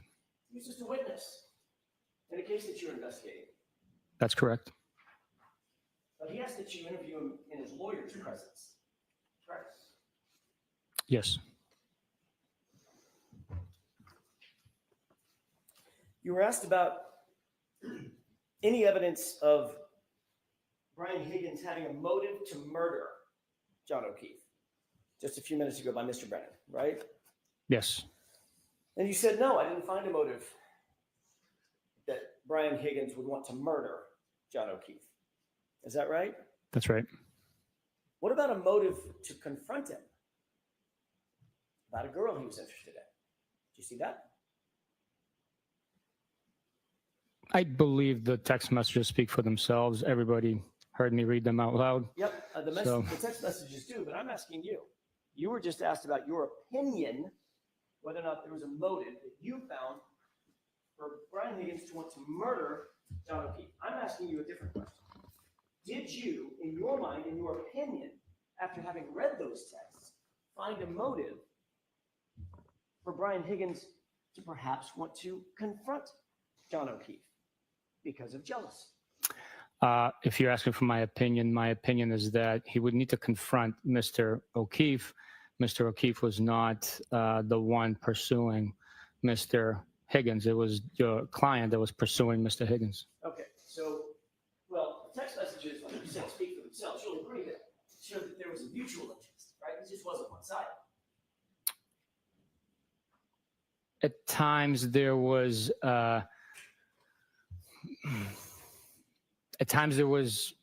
flattering text messages from both sides, but your client reached out to him first. Right. I mean, somebody's got to reach out, right? Everybody's got to reach out to somebody. First, someone's got to do it first, right? Well, it depends. Doesn't mean that there's not mutual affection for one another. Is that right? Or at least perceived mutual affection. I don't understand the question. Did you see in those text messages, in your mind, a motive that might lead to jealousy on the part of Brian Higgins? No, I think Brian Higgins was pretty clear in his request for explanation of what the defendant wanted out of this, and stated that he's friends with Mr. O'Keefe. So he wanted clarity from the defendant about what was going on. Actually, sorry, go ahead. I didn't read it to be that he was jealous as I sit here thinking back on the content. What about after drinking Jameson and ginger all night long and sending a text that said, well? Objection. Might that change things? I don't know what Mr. Higgins' state of mind was. Well, could mean many different things. They could have had a face-to-face interaction, a look. We'd be strictly speculating what was intended by that, or what was the intent of communication by that text message. After weeks of communicating with Ms. Reed in a romantic manner, and then seeing her walk in the door with John O'Keefe and sending the text message, well, after having been intoxicated, you see that detective as an investigator, as a reasonable, objective investigator, as a possible scenario for Brian Higgins to be jealous about John O'Keefe. There's a possibility there, but I didn't see it. Did you explore that possibility when you got all these text messages? We did not follow up on that aspect based on the totality of the entire investigation. Did you pull the tape at the waterfall and review the tape as we did here in court? That happened, yes. Okay. Did you see on the tape a time just before Brian Higgins left the location where he was confronted by Chris Albert? Objection. Change the wording. Sure. Did you see a circumstance, did you see a situation on that tape where Brian Higgins is standing and Chris Albert physically puts his hand on Brian Higgins' arm, on his left arm? I don't have a specific memory of that. You remember a circumstance on that tape where Brian Higgins pulled his arm away and looked past Chris Albert over toward the bar, which is where John O'Keefe was standing. Did you see that? I do remember you pointing that out, but we couldn't tell him who exactly he was looking at based on the video. Did you see a circumstance in which Brian Higgins then put his hand on his forehead and began rubbing his forehead like this?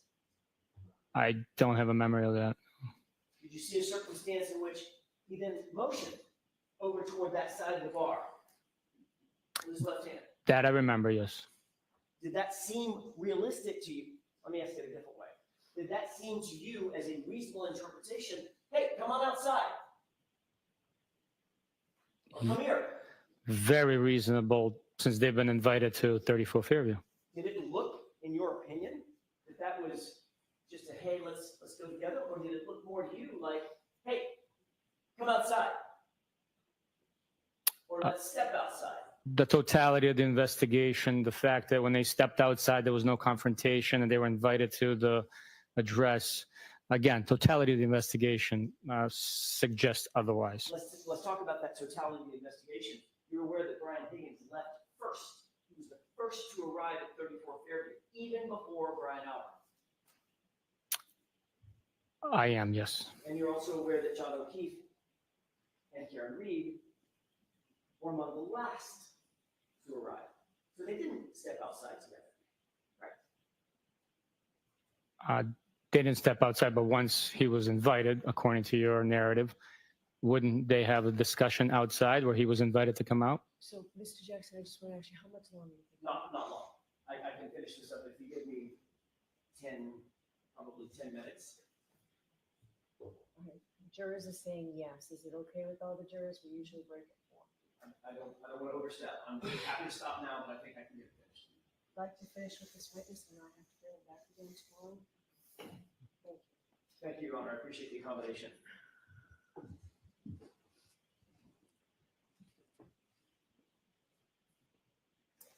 You're aware that, according to the tape, John O'Keefe left about 10 minutes after Brian Higgins, or so. I'll take your word for it. Okay.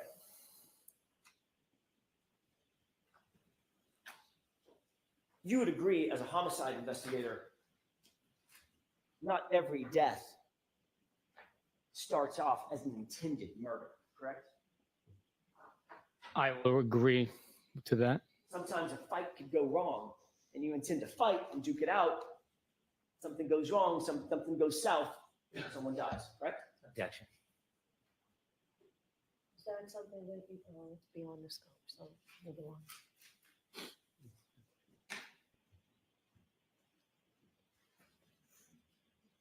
You were asked on redirect examination about taillight pieces that were found by the CERT team.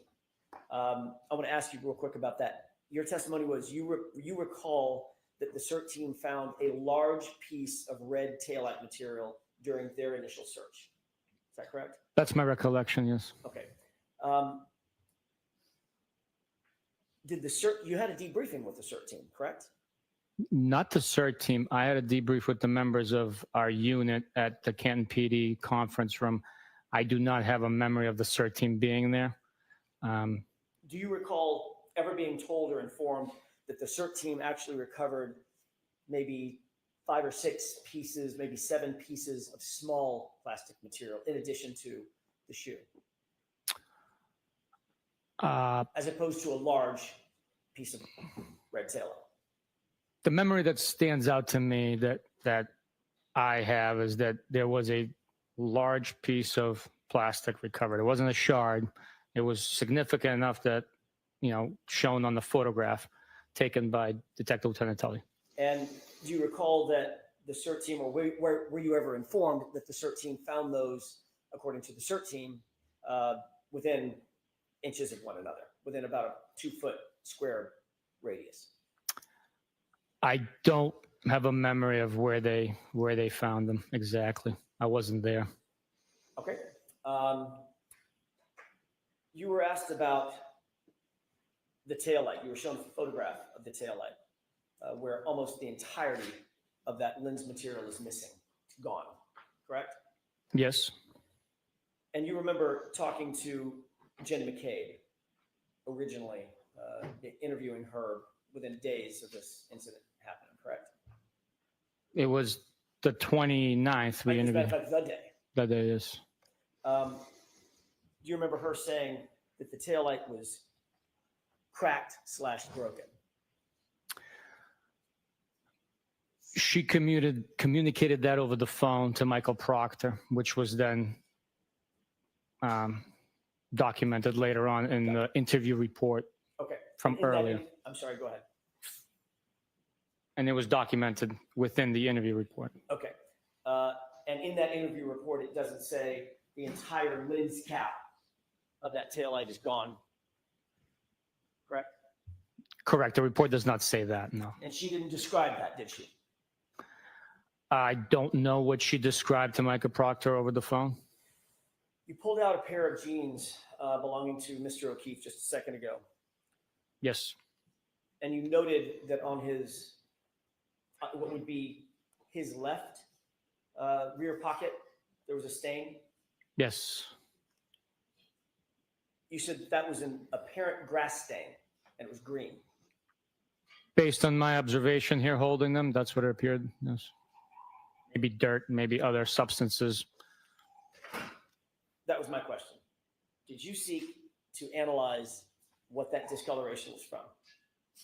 Or have caused that to be analyzed by the crime lab or anybody else? The genes were processed. I don't know what their protocol is to analyze it. They process those genes. There's pieces missing from cuttings and stuff like that. Understood. So as you sit here, you have no evidence at all that those are grass stains, correct? Strictly my experience of knowing grass stains and observing it. Could be dirt, Could be. could be oil or grease. I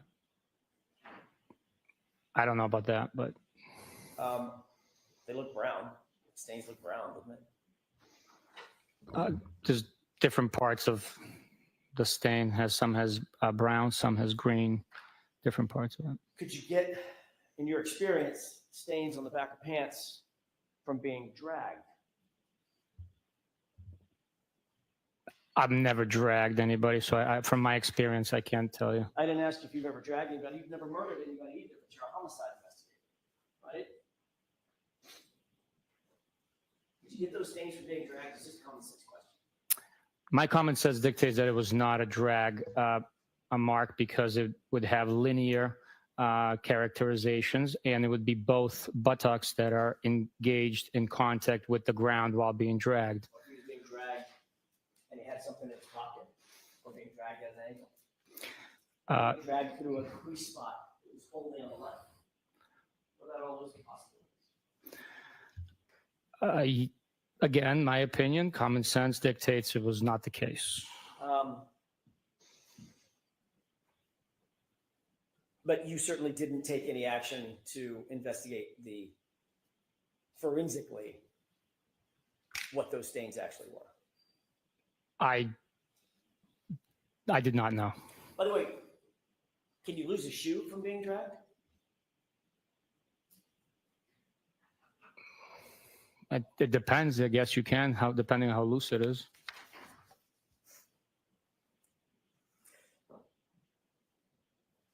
You said that there was no information that you had regarding Brian Higgins and John O'Keefe having any animosity toward each other prior to January 29th, 2022, correct? Correct. But you did, now let's talk about on January 29th, 2022. In your experience, does drinking alcohol increase the likelihood or increase the possibility of getting into an altercation? I would say, in my experience, in my opinion, the alcohol could become a social lubricant and exacerbate emotions. But to speak in a definitive form here, I can't. You've heard of beer muscles. That's a common phrase, right? Never heard that before, no. Beer guts? Ever heard that one? I've heard of beer gut, but not beer guts. Having the guts to walk up to someone you might not otherwise walk up to in a bar because you've had too much to drink. Is that what beer muscles could mean? I would say maybe liquid courage. Even better. What does liquid courage mean? Giving you courage that truly shouldn't be there. That you might not otherwise have if you weren't drinking. Yeah. Yes. Can we wrap this up, Mr. Johnson? I'm trying, Judge. I won't be much longer. You had evidence that Brian Higgins had been drinking most of the afternoon and evening or most of the night, that evening and night, at the time that John O'Keefe and Karen Read walked into the waterfall, correct? I had information that Brian Higgins had returned from a police officer's funeral and then went to Waterfall after he changed clothes and took a shower. Went to the hillside before he went to Waterfall, started drinking there, correct? I don't have an independent memory of that, no. But you did, at the time, you didn't pull the tape at Gesundheit. At the time, you didn't pull the tape at CPD that we saw with Brian Higgins on the phone at 1:30 in the morning, correct? You didn't have that information. I'm sorry, can you At the time- give me a reference when at the Sure. time? At the beginning of your investigation, January 29th, and probably the next, let's call it a couple months. Mhm. You did not have that information, correct? No, we did not. And you didn't seek that information from CPD at that time. No, I had no information that he went there. Okay. And you didn't extract his phone, correct? That's correct. And finally, you indicated that you were asked on redirect examination, did you have any evidence that John actually went into the home? Did you ever interview Trooper Guarino during the course of your investigation at any time? Interview him? Talk to No. him about his extraction of John O'Keefe's phone and any of the data that came off of his phone. No. You did not realize that Trooper Guarino had information that John O'Keefe took 36 steps covering a distance of some 84 feet that would have placed Mr. O'Keefe inside the residence at 12:32:16. Objection. Did you have any information from Trooper Guarino about steps that were logged on Mr. O'Keefe's phone? No, I did not. Is that it, Mr. Jackson? You said finally, that's what I'm wondering. May I have just a moment? Yes. I'm trying to wrap this up. I only have a couple more things, but I may be able to finish it with one question.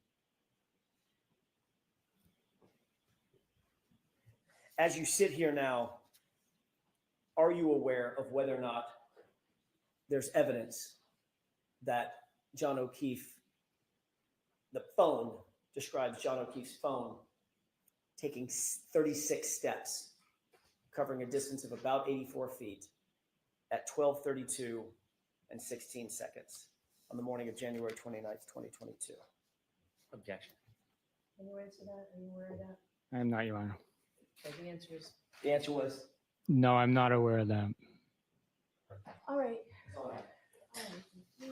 Travis, I appreciate you staying late, so Trooper Bukhenik, you do not have to reach out. Thank you, Your Honor. So Thank you. folks, those same cautions, please do not discuss this case with anyone. Don't do any independent research or investigation into this case. If you happen to see, hear, or read anything about this case, please disregard it and let us know, and be careful with your social media use. We'll see you tomorrow night. Please rise for the jury. So it's that.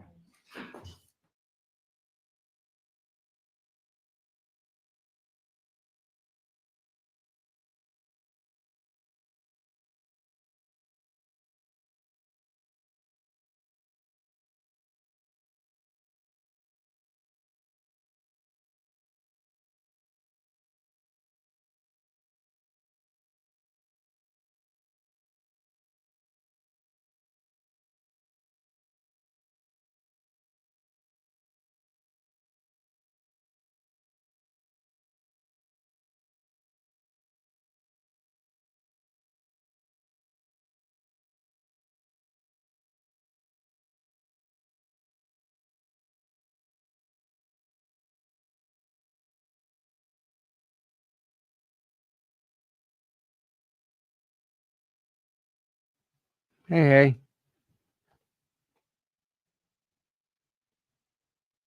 I don't know if I'm going to believe that, but just saying that, it's going to be a good day because all this new stuff that we've seen is going to be analyzed. It's going to be torn apart, whether Higgins changed or not. I mean, there's a lot, and and I know the people tonight are gonna tear it apart, which is exactly what we should be doing, because there's still no proof that XYZ happened. So, like, yeah, I mean, interesting to see who. Let me see something. If violent crime is outside.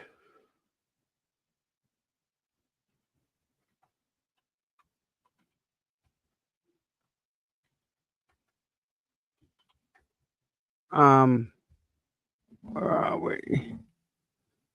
What a day. Trump administration says court order to reveal plan for mass firings could cause embarrassment. Uh-oh.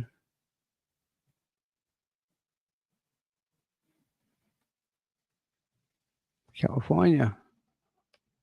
A lot of money fighting them with a bunch of lawyers. P. Diddy, Kare Read murder trial. Yeah, I'm gonna fan out. Real quick, let me show you guys what you guys did. Let me show you guys what you did.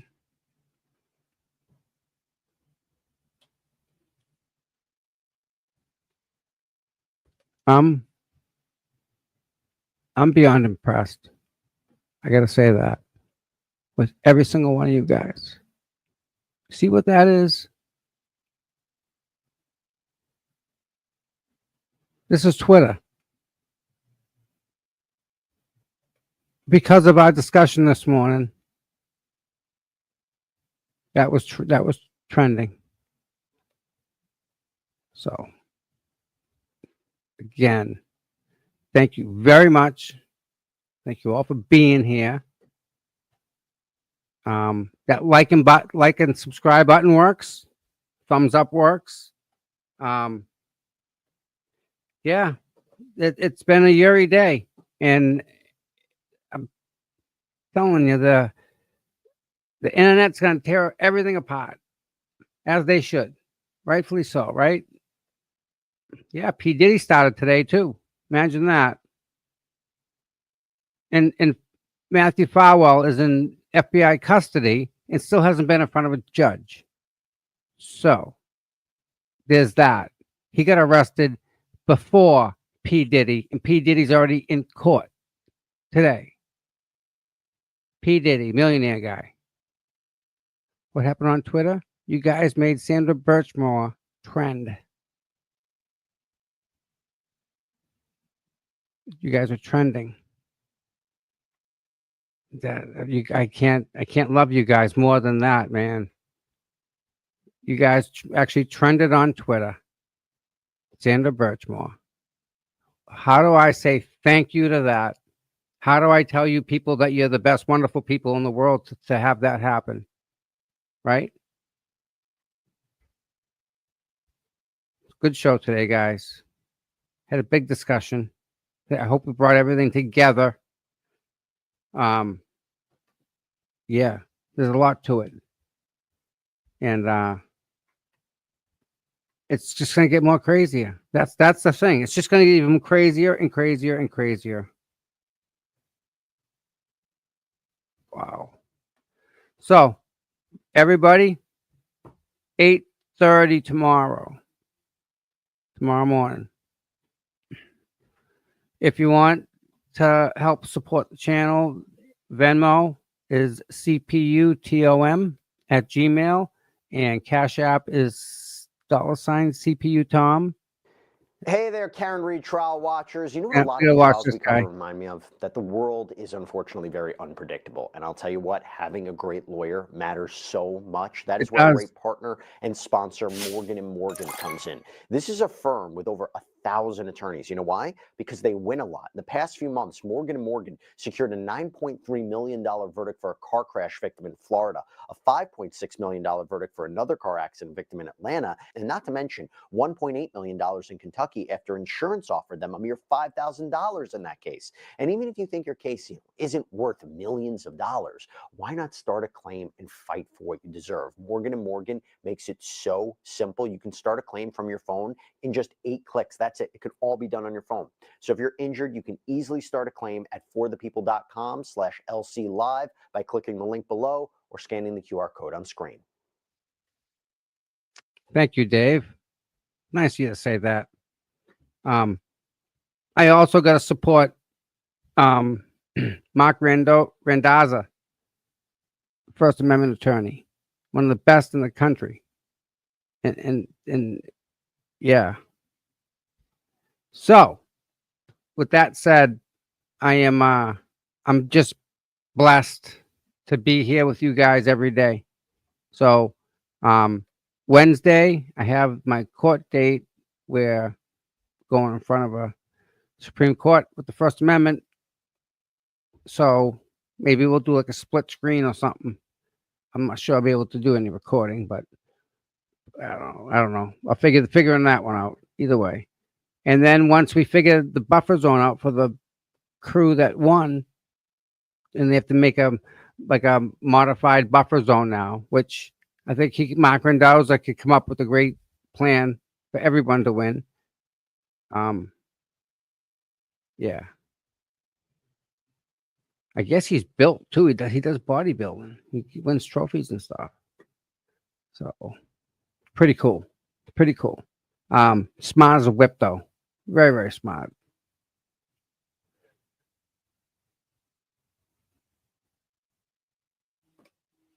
And I don't.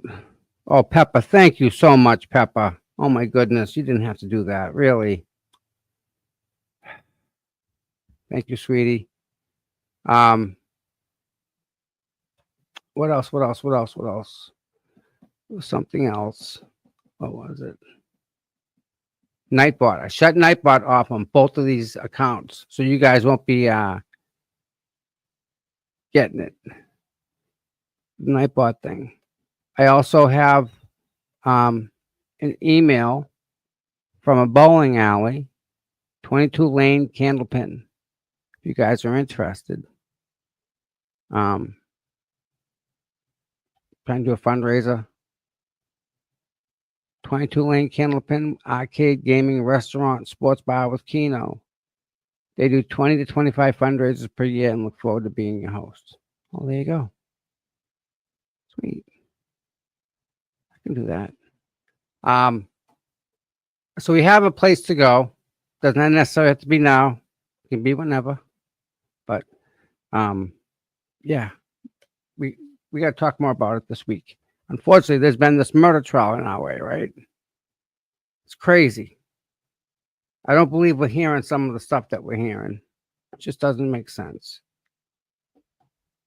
Yeah, Nightbot's just got issues. But so everyone have a wonderful night. I don't think they're coming back. They're done for the day. This is going to stop. This screen's going to just go away. So, and with that, if you guys have any questions, concerns, whatnot, send me an email, cputom@gmail.com. I appreciate you all for being here. You've all been great. I'm blessed. And see you tomorrow. Pretty much every morning this week, 8:30. So that said, tomorrow morning, 8:30, everyone get some rest, eat a great meal, say some prayers for Karen. You know, there you go. And we'll catch you all in the morning. Sleep well. Love you guys.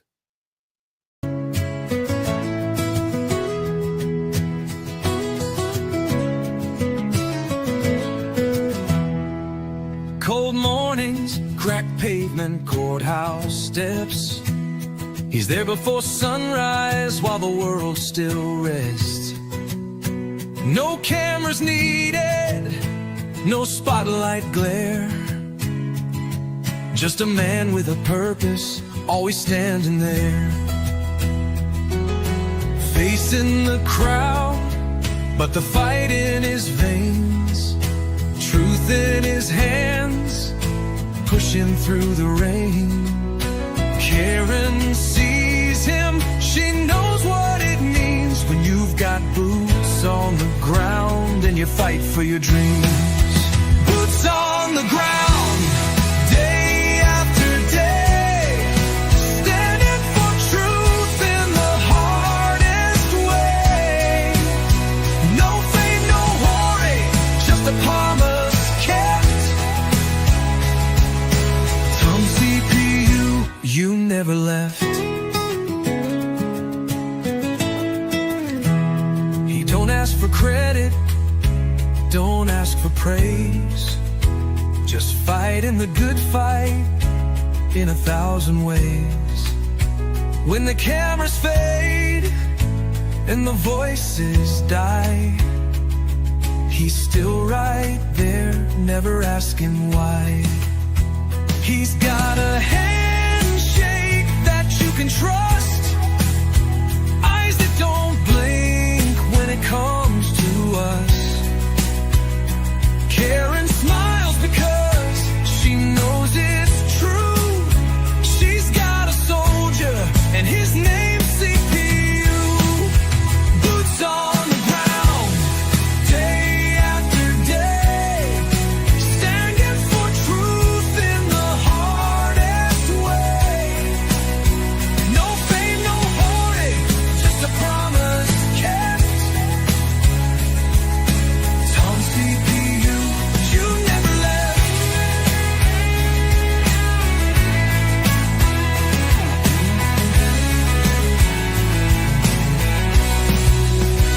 When the courthouse is empty and the crowd's gone home, Tom's still walking, he's never alone.